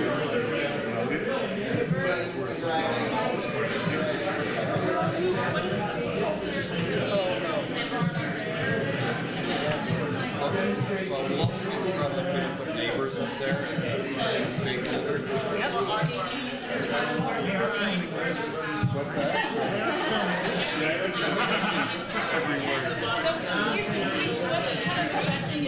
Our first thing here would be foundations, because that's our weak spot. You guys have foundations.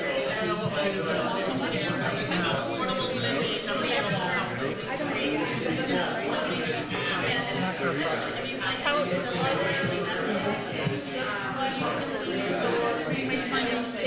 people that we don't have listed here. limited. There's a flood control district, they chip in a little bit of money, and we fund them if they chip in. It's not $50, but it doesn't hurt. We often get money to solve projects from the governments. We start, regional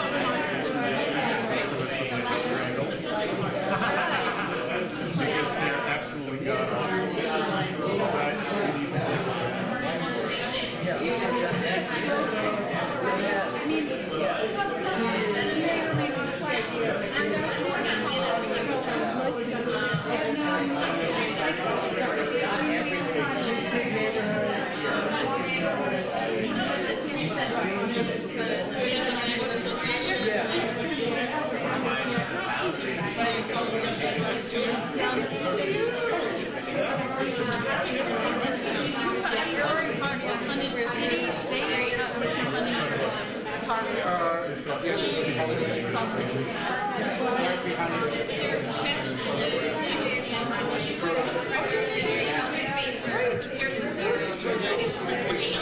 What else? What we want to find water to make it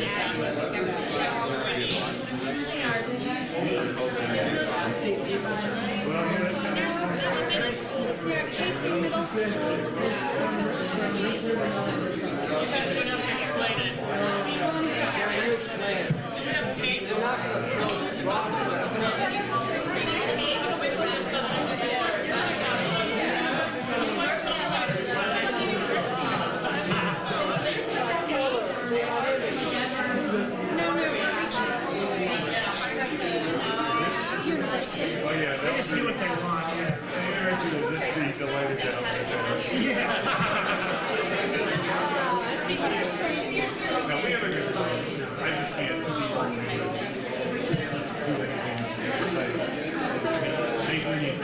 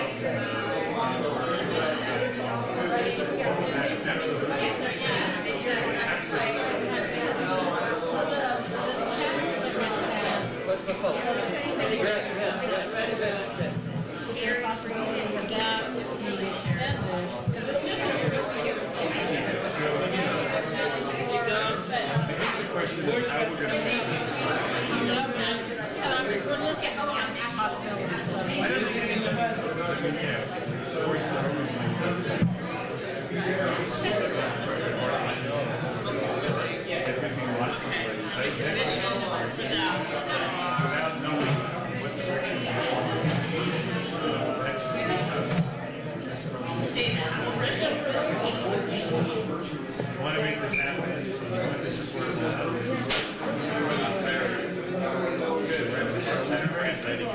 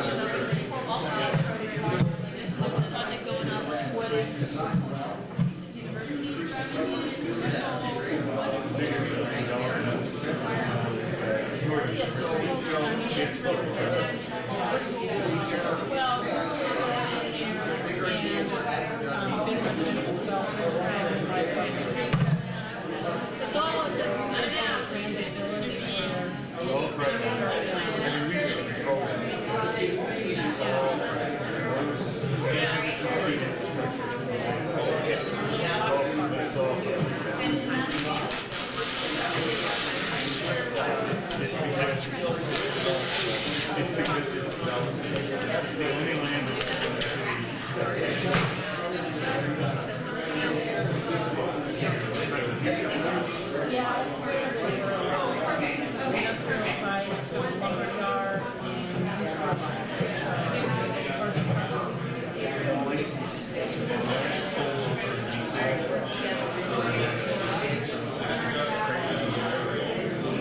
University does stuff.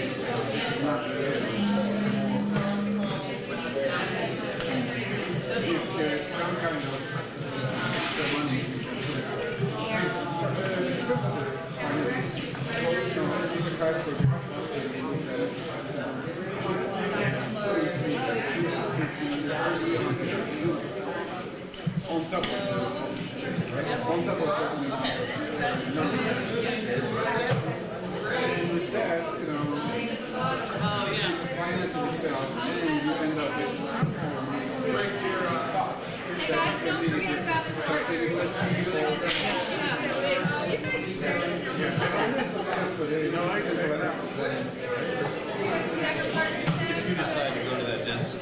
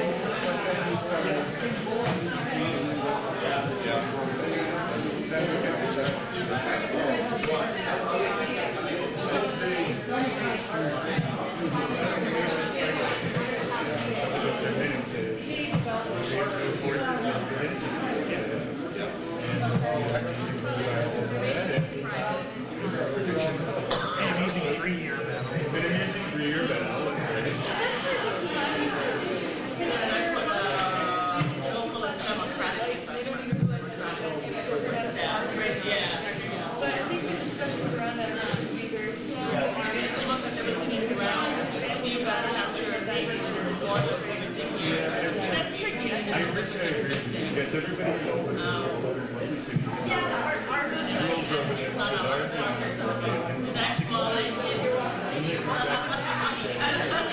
don't like any growth. I don't like anything anymore. They all want their own little private tactics.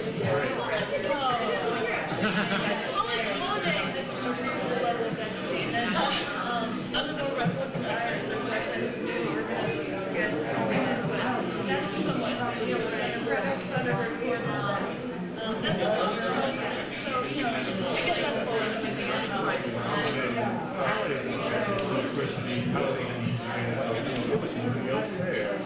We do way better than this movie I've seen in life. Further away than the first person is. I do agree though, if you show, I mean, it's not going to solve the visuals like this.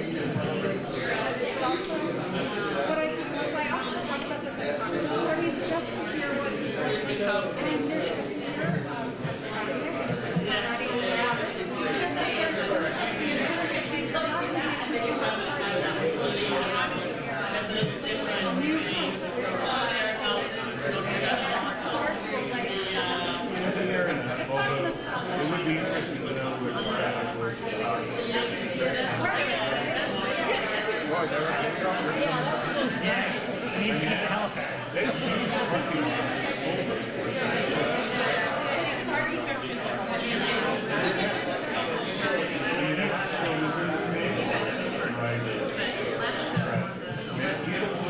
Don't go visit people in the hospital by bus. I mean, this is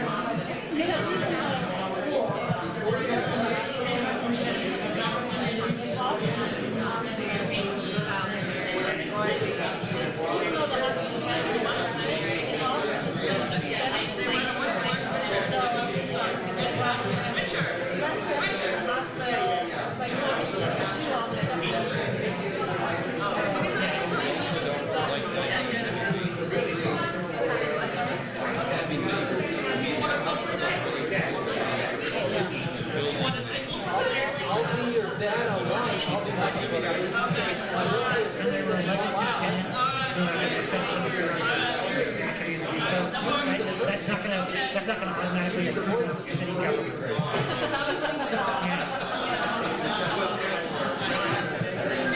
I mean, in a way, city government is not great. So much in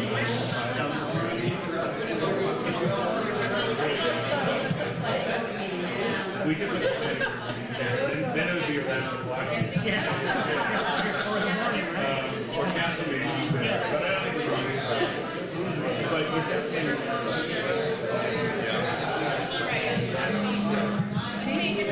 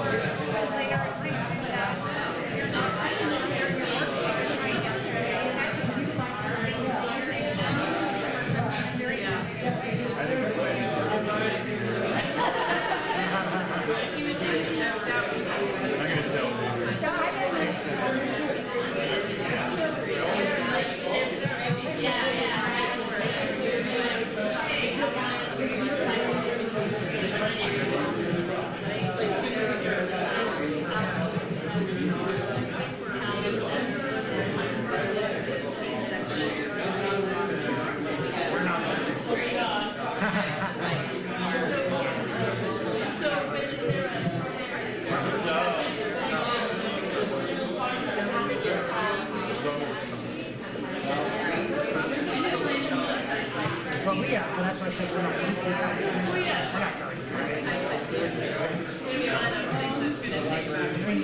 I suppose there are types of activities that we could program in the outdoor space. You need a bill and all of those cost nearly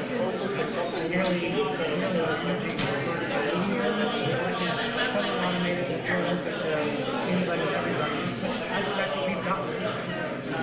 It's a difficult yeah, it's a lot of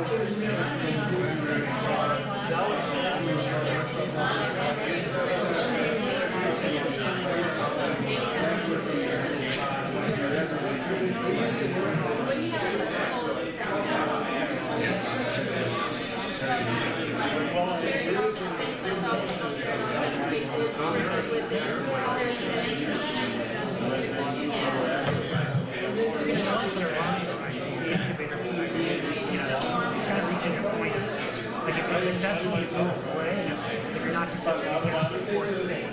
Well, it's not a viable model for starting straight space around town.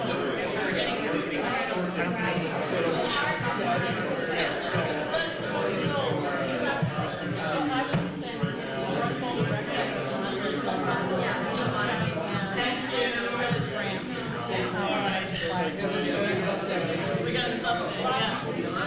Oh, thank you, thank you. You worked on it. A lot of ground to cover.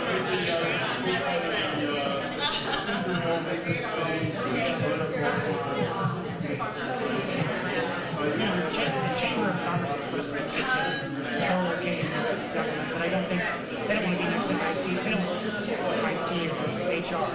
They want to be close to elected officials. So I don't know if they're moving that way. No fear of working in a HR. That was one condition of my attendance.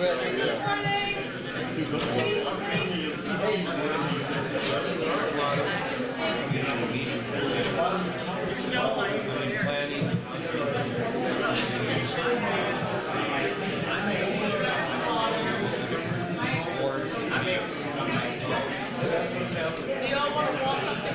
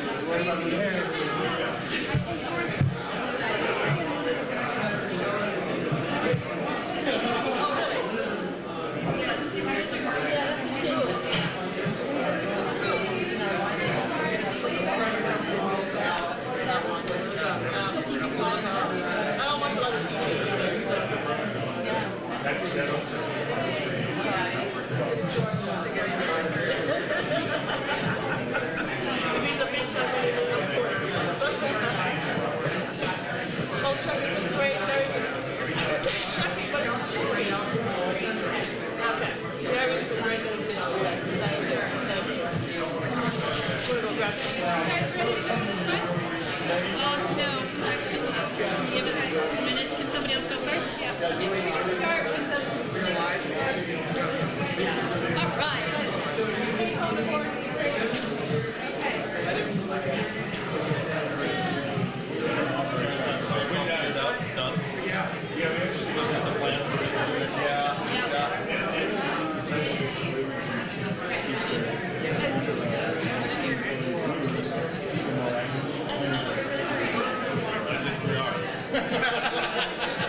Just taking quick walk-ins and talking to people.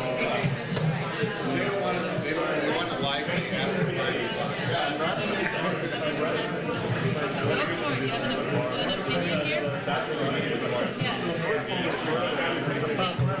You and Kurt are going to live on site. It's like an open door.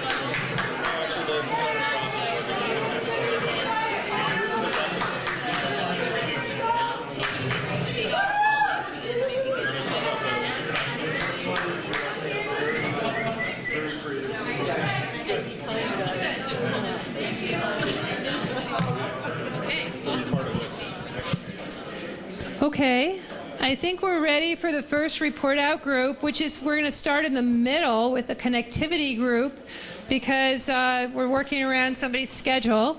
So I think Elizabeth's going to lead off, and we'll have a little bit of a tag team from the group. Jason will join you guys too if there's anything we want. Everybody should just add their thoughts. I'm going to put the timer on. If I start talking really fast, maybe we can get extra time. So we had a really good second section around connectivity. We tried to really expand our discussion about what is connectivity. Are we talking solely about transportation and moving people around, or are we talking about connectivity of other things? So we expanded our vision to include things like urban ecosystems, connecting floodways, connecting wildlife, looking at a bit bigger and longer picture of what that meant. Sure, and kind of zooming from our original, like the earlier sketch to kind of zooming onto the site, some of the strategies we started to think about that were site-specific was thinking about Balsam as that connection to the park, but also at the point where it's in the floodplain and how we're thinking about what our site could do to both mitigate that flood zone, but also provide an amenity. So thinking about, like it says there, like multi-use corridor. So thinking about maybe if there was almost like a small linear parklet that ran alongside Balsam and that both encouraged increased pedestrian and bicycle activity. Maybe there's even a cycle track, but also could be paired in tandem with, blue infrastructure under the street, or even, thinking about permeable pavement and how we can kind of slow down the street, maybe even add in on-street. I think there's already on-street parking there, but kind of beginning to build that, neighborhood, slower street, but also a green and blue street. Shared streets too, as well, like along here, but. We talked about the importance of acknowledging that the millennial generation, more so than older generations like the boomers, the millennial generation is looking for more of a walkable lifestyle, and we think that this site can play a role in absorbing some of that interest. So we want to lean more towards a 24/7 environment, perhaps not fully 24/7, but leverage the benefits of 24/7 economically, socially, in terms of crime, et cetera, et cetera. We also like the idea of leveraging envy. We want people to voluntarily want to see some of this that we design here in other parts of Boulder, voluntarily. So we want to leverage envy, and we want to have that be a self-perpetuating virtuous cycle. The only thing I would add to what the group just shared is the idea of scale and then also multifunctionality. And so thinking about how this site fit into the greater Boulder area, how it fit along the corridor that we identified with downtown, the University District, and this area in and of itself. The idea of this being a neighborhood hub, potentially being a neighborhood resiliency focus area, neighborhood energy generation location, and then also some of the interventions for stormwater management strategies while thinking about connectivity, thinking about all those things at the same time as how the spaces are connected with one another would leverage some of the ability to make those changes and kind of focus the investment and make it a better investment at one time. So. Anybody want to mention the partners? So some of the partners that we discussed, we're obviously working with local neighborhood associations, whether those are formal RNOs or just people who are involved with their neighborhood, local developers, as this will probably be a very attractive project, Chamber of Commerce, school board or school district, bike and pedestrian advocacy groups in the city, and obviously city departments like Parks and Rec, Public Works, cultural groups, and even so much as I think FEMA was kind of just like thrown out there, like, well, I mean, it isn't a floodplain, but just kind of thinking about the broad spectrum of both your public, private, and nonprofit partners all working in conjunction within the community. So I think that's it. Thank you. Yeah. One. Okay. We did that. We timed it.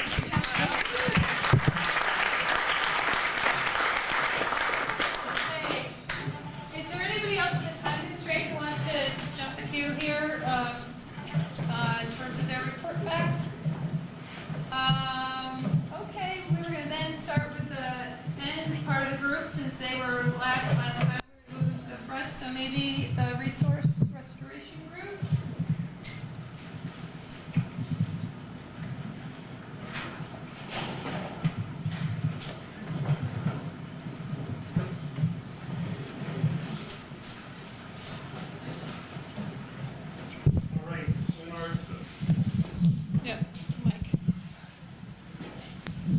In this second session, we had a couple of epiphanies or sort of synthesis moments, at least from my standpoint. What I also sense is that this group at the city has been talking about a lot of these ideas already. So part of it was just sort of me getting up to speed on some of the things that they have already hashed out. And I think one comment that I heard that, these ideas are cool, but, the challenge is to prioritize and actually move towards implementation, because a lot of this does go sort of beyond or outside of conventional practice. So I think at this point, like, the idea part almost feels like the easy part. Making it happen is what's really challenging. But here's our ideas. So what I think was maybe the most powerful idea is this island of energy innovation. And we came up with this concept of saying, maybe the eco-district boundaries. So last time I had the microphone, I talked about what the boundaries might be. I'm an urban planner. I thought about streets and natural features. But they said, what if it was, the energy grid technology? So what if it was the substations and the transformers that define the district? And we found an area within which all of that stuff could be upgraded. It's a lot of the discussion about innovation on energy, making it, storing it, distributing it, charging cars, getting feedback between things. appliances talking to the grid, all needs upgraded infrastructure. So the idea was like, well, let's find a zone in which we could upgrade this infrastructure and make that this sort of zone of energy-related innovation. And if the stars aligned, the substation's location and its sort of inherent logic hopefully would overlap with some of the inherent logic of the street grid and the natural features and the waterways. So a clear next step is to look at that map, the energy grid map, energy infrastructure map, along with the city map. And then within that, you can start to talk about things like a microgrid that could serve the area, but then could also focus on sort of within the island generation, within the island storage, which could be batteries, hydrogen, and then if it can, make this energy and store this energy, you get this inherent resilience benefit, because then that island can operate independently of the grid when whatever the big catastrophe goes down. So then we get back to the resilience hub. So you get a day-to-day benefit of this innovation district, and then the resilience benefit in the times of crisis. So for me, that was sort of big idea number one. The second idea was to say there is value in doing geothermal. And there's the potential, if you have a municipal utility, to sell people the hot water and the cold water that could be generated off of a geothermal loop, or the tempered water, so it would be brought up to ground temperature. A place to start that could be on this site. So here's the Island of Energy Innovation diagram. This is a geothermal site to say there's likely going to be some housing on the site. I don't know if it's going to be there, so I don't want to freak anybody out. But there's a place where you could drill a whole bunch of wells, and Bert from Methuen said, the whole site's probably going to be disturbed, so here's a chance when it's actually cost effective to put in the wells. You'd plan on selling the hot and cold water back to the houses. You could sell the hot and cold water or the tempered water, because everybody still have their own heat pump. We're not talking about a loop, we're just talking about geothermal. But you could sell that tempered water back to the commercial buildings, and so this could be a place to start this municipal approach to municipally owned geothermal wells serving residential buildings. And it seems like we're probably going to get at least 50 dwelling units, and so there's a sense of there being enough scale where this would be worth bothering with. So those are the sort of things that made the most sense on the site, and then this was looking at kind of the district. And then a few other things that had come up that we didn't talk about before was closing Balsam to create a linear park, create more permeability, just use the public right-of-way to deal with some of this water strategy.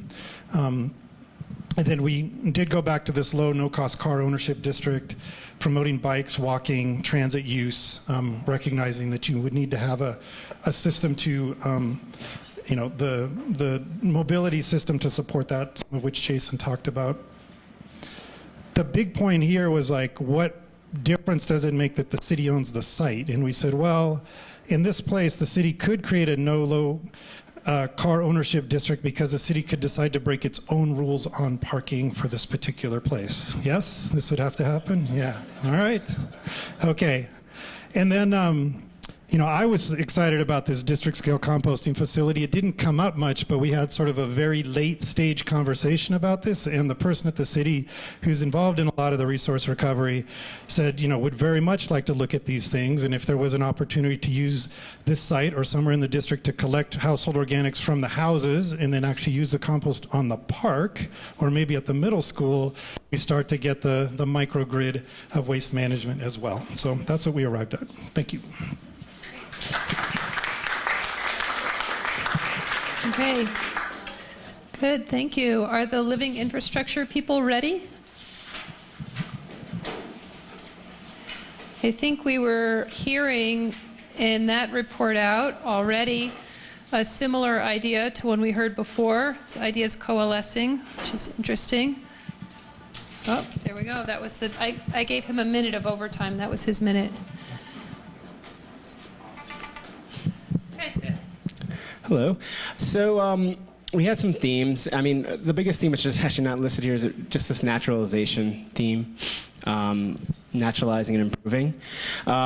So opening up the creek, naturalizing it, daylighting it, and to a sense adding redundancy as well. So not just the creek being where the stormwater will go, floodwaters will go, but also Alpine and Balsam as well, and kind of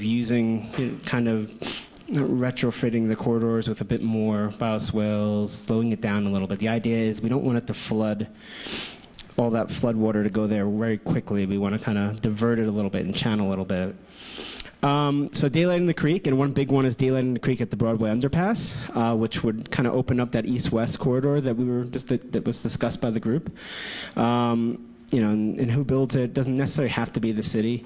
It could go with development rights to a private developer at some point in time. The Park Pond's a big project because Parks actually recommended it. And the idea is creating a detention pond at the park. Actually, I wouldn't say that, a wetland, constructed a wetland there. And the idea there, this is kind of the really important project because this is kind of this is where the water source is. So if we slow this down, we might help reduce some of the flooding downstream. And while we were thinking about that, we were thinking about partnerships. Partnerships such as with the University of Colorado, and looking at research, Colorado State in regards to stormwater research. Like I said, I think I mentioned earlier, doing green infrastructure, living infrastructure projects, it's always good to have a local university partner to do the monitoring, to come up with some ideas, also to publish and do research.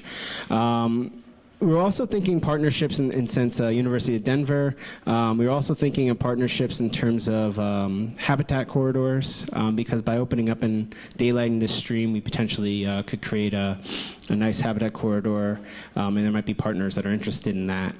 Who else? Educational art, the school district, retail neighbors, Colorado DOT. Especially along Broadway. We also have a bit of a kind of implementation plan looking at upstream, mid, and side stream, as well as down in terms of our property, down, mid, up. Then the types of projects, 1 to 5 year projects, 5 to 10 year projects, and 10+ year projects. So something like daylighting the entire corridor, or daylighting at least downstream. Downstream in particular would be a longer term project. At the very start, coming up with incentive programs for mostly for the private side of things, getting people to implement some green infrastructure on their properties, potentially helping us opening up the stream. Research, we talked about the pond incentive programs for the alpine balsam, greening program, green roofs, bioswales, whatever we can in our site area. Green street grids more towards the end. Tree planting program in the midterm, both up and midstream, and yeah. So we kind of put it together for you. Is that it? Do you think? That's it. All right. Perfect. CDOT to get money, absolutely.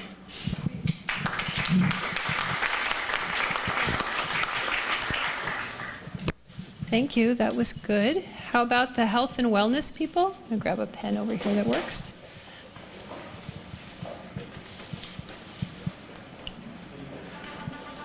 Oh, there we go.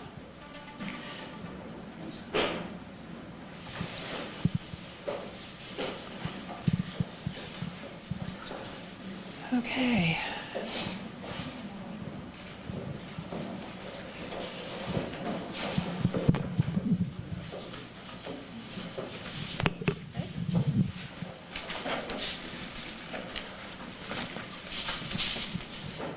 Beautiful. Thank you. Thanks. Okay. So we spent a fair amount of time just kind of verbalizing what our vision would be for this district, really centered on health, equity, and sustainability. So we have a bunch of kind of keywords that we were brainstorming around making the district multi-generational, vibrant, a community hub, mixed use, and a transit-oriented district. We want it to be affordable and mixed income and equitable. And we really were kind of trying to verbalize the idea that it's a distinct neighborhood anchor and it's its own neighborhood with its own character, but still connected to downtown and integrated with surrounding neighborhoods. We also talked a little bit about the element of time and how maybe this could kind of start to incrementally change the surrounding neighborhood. And so you will see in our massing diagrams, we actually did kind of propose some changes for some of the neighboring uses along the south side of the site. And then we also really, because we were talking a lot about, multi-generational communities and aging in place, we talked a lot about transportation and wanting to make sure that people could get around easily. And just the idea that we really don't know how the transportation networks are going to continue to innovate over the next few years with technology and everything that we are continuing to refine in transportation planning. So creating flexibility for that is really key as well. And we have a few massing diagrams, which you can come take a look at later, but it kind of centers on the idea of really strengthening Broadway and Alpine streets as our main kind of public-facing spines, with kind of mixed office and service and retail uses along those streets, and then wrapping around with housing, kind of stepping down to the existing residential neighborhood and the park, and thinking about maybe ways of bringing the creek and naturalizing it throughout the site, and then also thinking about mobility hubs and other ways of connecting with the larger community. Anything else? Okay. Thanks. Thank you.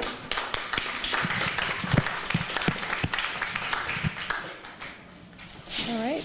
These look pretty good. I think we're up to the prosperity team now.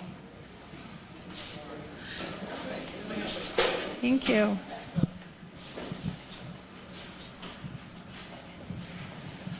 Are you going board free, or do you guys have a... Yes, he's up here. Oh, it's up there. Oh, there we go. Already. Yes, Good. thank you.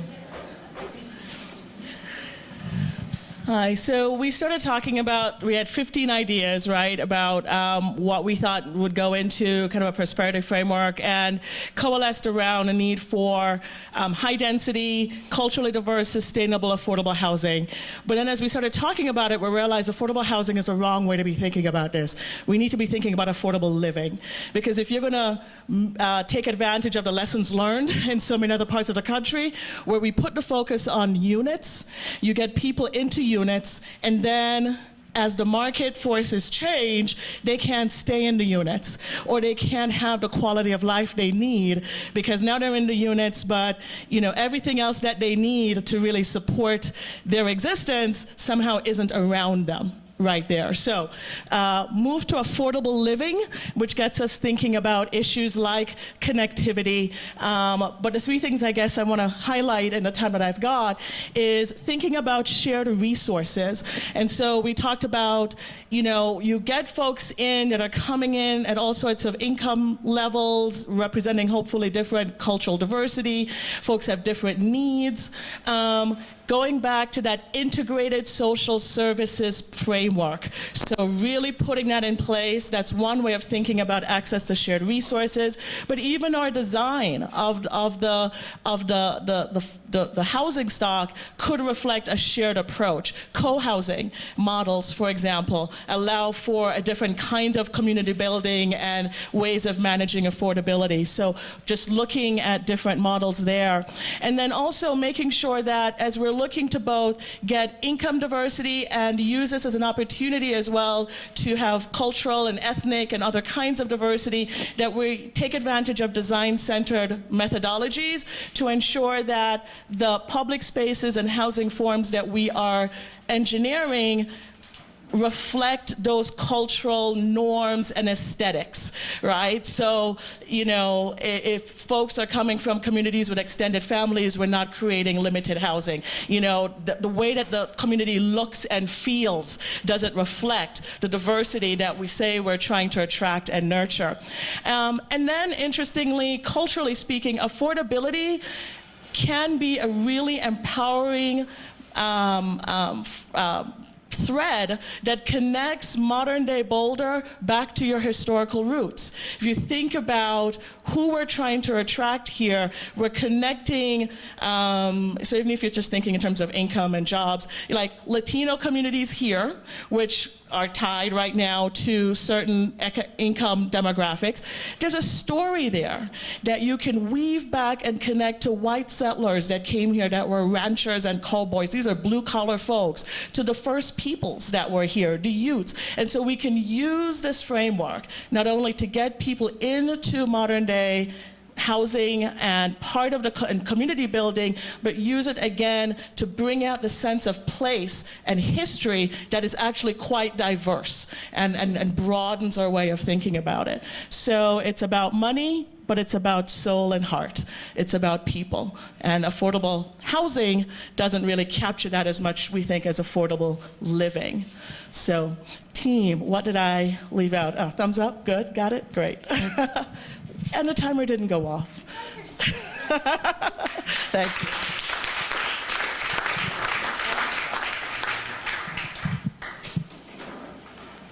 This is good. I don't think everyone's tired. I think just the ideas have coalesced and become more clear and easier to communicate, which is great, because those were some nice presentations. Okay.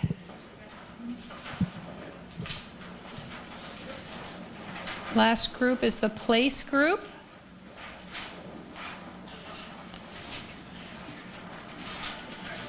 There we go. We're done already, I hear, so that's perfect. That's the extra time you got. There you go. All right. Great. Hello again, everybody. Christine and Mara. We kind of begin by summarizing some of our main points from the previous thing. I'm going to start from the bottom because the team kind of said that this is really important. It's important to be a good neighbor and welcoming and have a strong sense of place.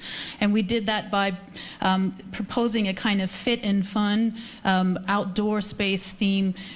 Healing ecologies, which takes into account the living infrastructure strategies, and closing loops, which deals with the efficiency and sustainability goals and effectiveness, tying resource loops back together again. But where we had a really interesting detour, I think, because somebody said, well, how do we pay for all this? And we did a deep dive into, well, what does this mean, and how do you model this, and what are the next steps? What's important to note is that there were some big things that everybody kept coming back to. Are the things on this site regional serving or local serving? What is the definition of affordable housing? I think there are at least 5 different definitions that have been floated by our group alone, and then some more that added by other groups. And what is it that we're really talking about? Workforce housing? Is it some sort of cultural housing? Is it elderly housing, senior housing, et cetera, et cetera? And then the last thing that we needed to know about was what the market demands are, and how do we judge that, and specifically related to private development. Who's going to take the lead on this site? What's the procurement method for this site? How does the city, what kind of controls does the city need to put on this site, and then where do they let it go free? Who takes the lead on this? So we didn't come with any conclusions on that, but we did say that that's part of the task. These were the list of stakeholders that we thought needed to be engaged in that process, and especially depending on which direction comes out of some of these big questions. But we came back to the importance of this, we are the place group, as being a good neighbor, welcoming, and having a strong sense of place.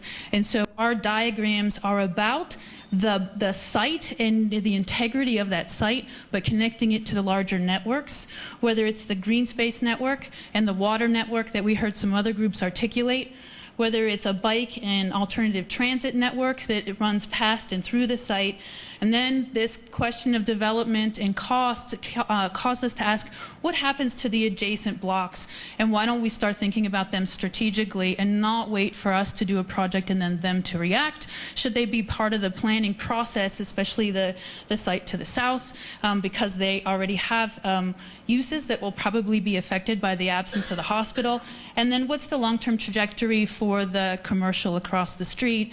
And where are things that we might do on this site inspire them to make improvements to their properties? I think everybody likes what's there in our group, but there are ways to improve the parking, energy performance, et cetera, et cetera. How do we take this from being a development to a district? And these were some of the thinking behind that. And I would just add, too, that we wanted to make sure that we kept a strong vision in mind and a strong sense of place. So while we are looking at all the stakeholders and making sure that it is feasible, I think that we could create a mediocre site or we could create an amazing site that could serve as an example for other locations. And it's important to always keep going back to that story that we're telling and that vision for the site of being a place of sort of restoration, both physical and mental, if that's the story we're telling. Thanks.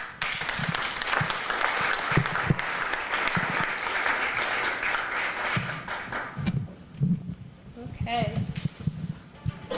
Oh, time's up. There we go. Okay, we are actually on schedule. How crazy is that? We have 15 minutes to just talk a little bit about how we think the day went, what some of the big themes are, and any open comments. I think as I listened to this, I was starting to pick out some of the big themes, and it is fun to see the overlaps between the different groups. And I think there's some things that are exciting that came up. There's a lot of things that we could have expected in terms of the naturalizing theme and bringing water to the surface, bringing living systems to the surface. Those are things that I think are really relevant here. There's some other things that we might not have expected to hear that I think are really interesting too. So I'll just share with you like 5 or 6 that I picked out, and then let's talk a little bit about what you think are kind of big issues to go forward with and what you'd like to see as a result of this process. So for one, I thought this whole concept of leveraging envy to create a virtuous cycle was a nice thing to think about. And I think people already envy Boulder. I always envy Boulder every time I come here. It's an amazing place. But it is interesting to think about what that's really saying is that this is the potential to model behavior that then will impact and influence other neighborhoods. So that's pretty exciting. I think we heard a lot about that Balsam corridor and the opportunities for that. We heard about affordable living versus affordable housing.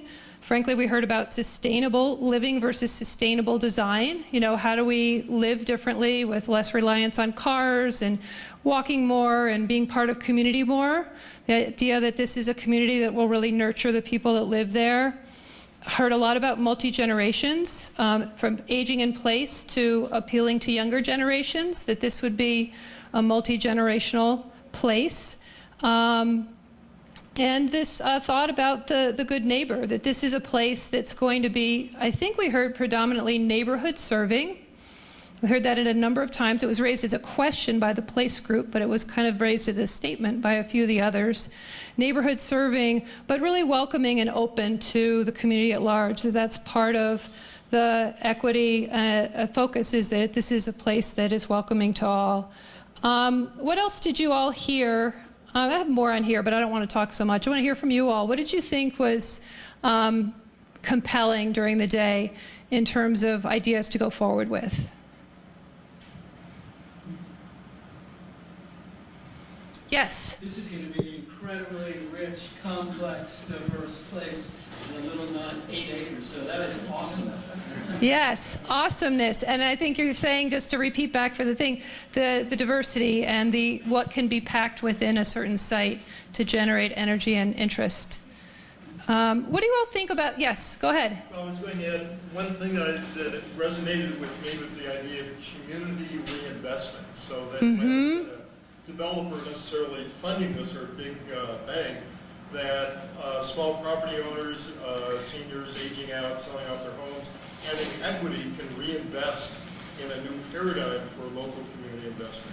Yeah, that's pretty exciting. So just to make sure it got recorded, the idea of community reinvestment and the idea of different types of economic strategies to get this built, that there could be co-ownership and really sharing the resources of this area. Yeah, that's a big one. What else? Yes? This is not something I heard, and I may have missed it. Well, I guess I'm surprised I didn't hear it mentioned, but I think it's important that the site have compatibility with surrounding neighborhoods. I think that's going to be a big issue here. that if we hear neighborhood complaints or concerns, they will largely often be, you're not compatible with us, you're different than us. And I wonder if we think that's really important or not. Yeah, so how does this dovetail with the existing neighborhood, and how do those people be really involved in this process so that they welcome this? It's a really good point, and it's a question to be aware of as well. Any other things, like cautionary things? Yeah, but go ahead. I'm not sure it's cautionary, but the repeated emphasis on this being a showcase opportunity. Uh-huh. I love the idea of the energy island, I think it was called. Oh yeah, the island of energy innovation. That was beautiful. If we can do anything out of this that helps to decentralize the grid at a level, that would be huge in showing how you can do that cost effectively with maximum impact would be great. Yeah, that was a good one. There were a lot of rich ideas interspliced. Yes?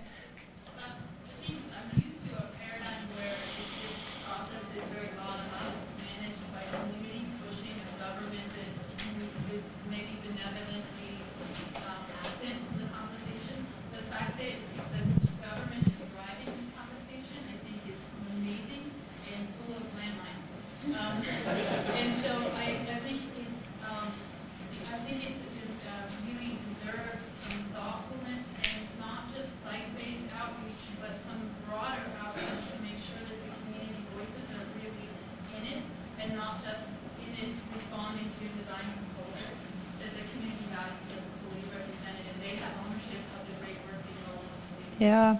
And I just offer, I think, from my perspective, having been a part of this team with the city, as I feel like the city is inviting community input as opposed to inviting dialogue from the community as opposed to driving the discussion. I think there was a great meeting Thursday night, and this meeting today as well, and the reception tonight is meant to sort of draw out and invite people into a process. So it's the beginning of trying to do that. So, because I think to that point of, is this city-driven or is it community-driven, I think there's, hopefully, I think at this point, the attempt to kind of open a conversation, but somebody's got to get it started. But it's a good point, because in some other areas, other eco-districts bubble up from the grassroots. Yeah, Rick? I heard a cool idea to me about, it was from the prosperity, this idea of integrated social services. Mm-hmm. With this affordable living idea, and how that kind of connects the idea of city facilities and housing and living on site. So they're not kind of this broad line between them, but they actually serve each other in an integrated way. It was one-stop shop for workforce, so it was kind of a more bigger idea about services. So it's kind of like, instead of the city having these departments that serve, try to reach out to the community, it's more like the community has its needs, and how does the city become a place to respond to the citizens' needs, promoting the city diversity and affordability. Yeah, that's a great point about the integration of community services. And something I was really taken by that the Prosperity Group offered earlier in the day was this idea that that the lower income people in the community are not just a group to be served, but they're a resource for this community in terms of the strength and resilience of the community overall. So the idea that the city will be more resilient with more diverse populations, I think was something that I thought was really interesting to think about. What do you all think about this process? Is this a process that could be used to engage more people in the community, or what do you think about how this conversation should expand out to others in the community?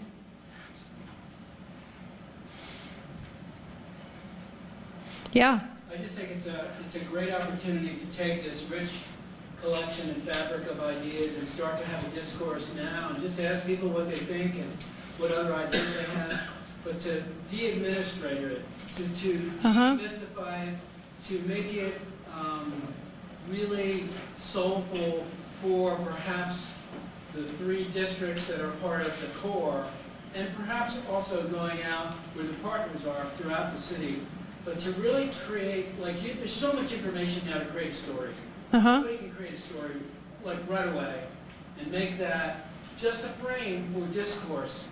And I think the earlier it's done, the better, because it's not just us, some of us who are really into this, but there's others around who are watching this. Yep. And it could be done now in a really fun way, and it's site-based, whether it's an Airstream trailer, whether it's a Rick Epstein timber frame in a parking lot, it doesn't make a difference, but it's creative, it's not City Hall, but it's something that's really fun and engaging, and it's meaningful, and it really gets at people's, what is your life going to be like in the future? Will this help your life in the future? How can it help? And really have the discourse about the future. And I think I hear you saying that by sharing ideas before they're formed all into a plan, that then you can have a more robust conversation about the future, because we're not nitpicking a plan, we're talking about the future. Yeah, that sounds like a good point. What else? Any other comments? We're getting to the end of our day. I think, yes, Darvin. I just heard a couple things, and I think I heard it repeated much towards the end of the day, but I heard you talking a lot earlier about the permeability of the site. Yeah. Because historically, it's felt like it's been this sort of, what do you call it, this monolithic, huge, huge mass that blocks a lot of transit or a lot of whatever it is, all forms of transit. And actually, the natural aspect too is blocked. So I think I just think that's really exciting, because I think just to naturize it, if you would, on some level, could be a really healthy opportunity for the city for exploration. Yeah, good point. A great makeover potential. Yes. This may be a question for David Driscoll. Do you foresee that we may be using the form-based code here, like we did with Boulder Junction and Holiday? Possibly.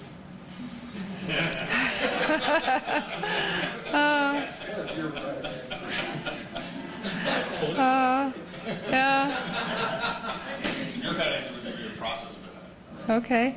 I see a hand over here, Peter. We were talking about the flooding. We were talking about we have an average deploy who knows one of the sites well, and the impact on the shopping center is just east. And when communicating with the public, perhaps people often think you drop something in that's out of place with everything else, and that's always a worry. But to indicate that conversations are happening with the neighboring retail business owners and community, and this won't be this place that has all these great things, but it doesn't plug into the community, which means it doesn't have as much value. Right. So to indicate that real conversations are being had with the surrounding community, not just the residents who may or may not want this, but the business owners and everything else, and those who feel that nothing should ever change in Boulder, that should always be on the hospital site, to realize that you can't stop without level of progress. This site is innovative.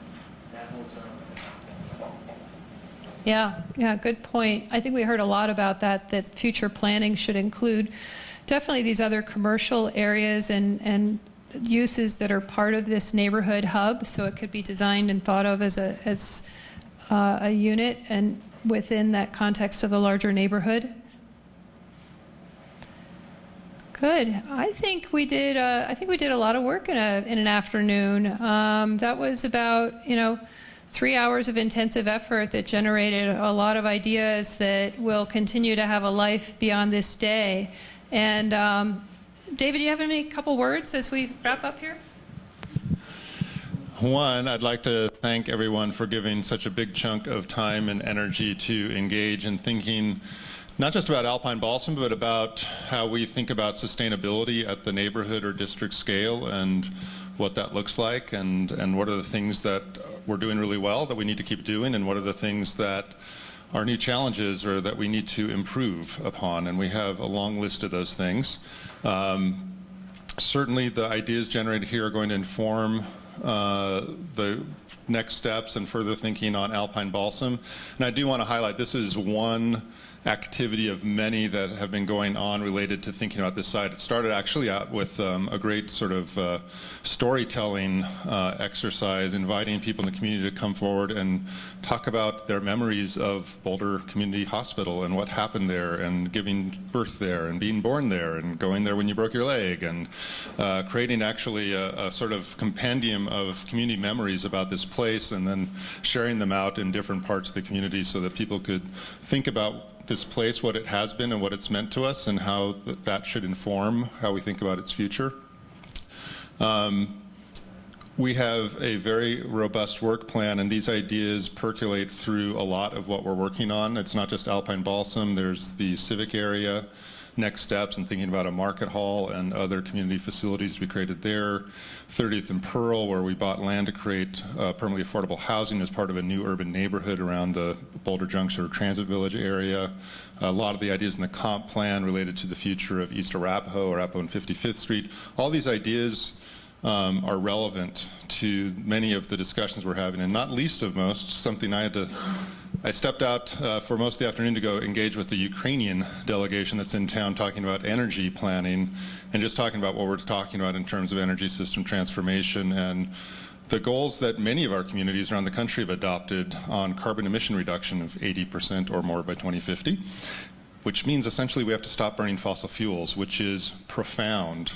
And which, as we've gotten deeper and deeper into thinking about that, it touches every aspect of community planning and building design and neighborhoods and transportation systems, et cetera, et cetera. So these ideas are relevant not just to areas of change, but also to thinking about how we're going to retrofit existing neighborhoods as we electrify our vehicle fleet and move to completely electric buildings that are run on 100% renewable electricity. What does that look like? So these are huge, and I talked a little bit with the Ukrainian group about what we call it cathedral thinking, but as I was sitting here, it's sort of like, it's crazy talk. I mean, you look at the history of this community, it's built on a lot of crazy talk that became reality. Go back to the original sending the guy down on horseback with some money to be the place that the University of Colorado got based, or to buying the mountain backdrop in the late 1800s because you want to preserve it, to people saying, hey, what if we just like started taxing ourselves and buying all the land around the city to create a green belt? We now own three times the amount of land around the city as exists within the city. These are huge. Getting rid of let's see, downtown's dying, there's nobody going there. Let's get rid of all the parking on Pearl Street. That'll help. And it did, because people were visionary and they stuck to the vision through hard times, through a lot of contention. There's not a thing that's happened in Boulder that hasn't been contentious. We embrace the passion, and the difference of opinion is a good thing. And that's resulted in a lot of crazy things happening and becoming reality. So to me, the ideas that percolated here are going to be relevant in a lot of things. The Alpine Balsam is a tremendous opportunity for the community to achieve a number of goals. We're not going to achieve all our goals there, but we're going to achieve a number of them there, and we're going to sort of push the envelope of how we think about district scale sustainability, trying to make that real, thinking about affordability, about inclusiveness, how to build that in, not just for the next 10 years, but forever. So these are fundamental. There's a lot of people in this room who are going to be part of making that happen, both within the city, a number of our community partners, board reps, council reps, consultants, and most importantly, the community, which is going to be very much engaged in this. So I encourage anyone who wants to be part of the community dialogue. We're going to be starting a community reception at 5 o'clock. And going till 7 and talking a little bit about how these ideas might carry forward. So thanks again very much for being here, and for particularly those from out of town for joining us here in Boulder for the afternoon. Appreciate it.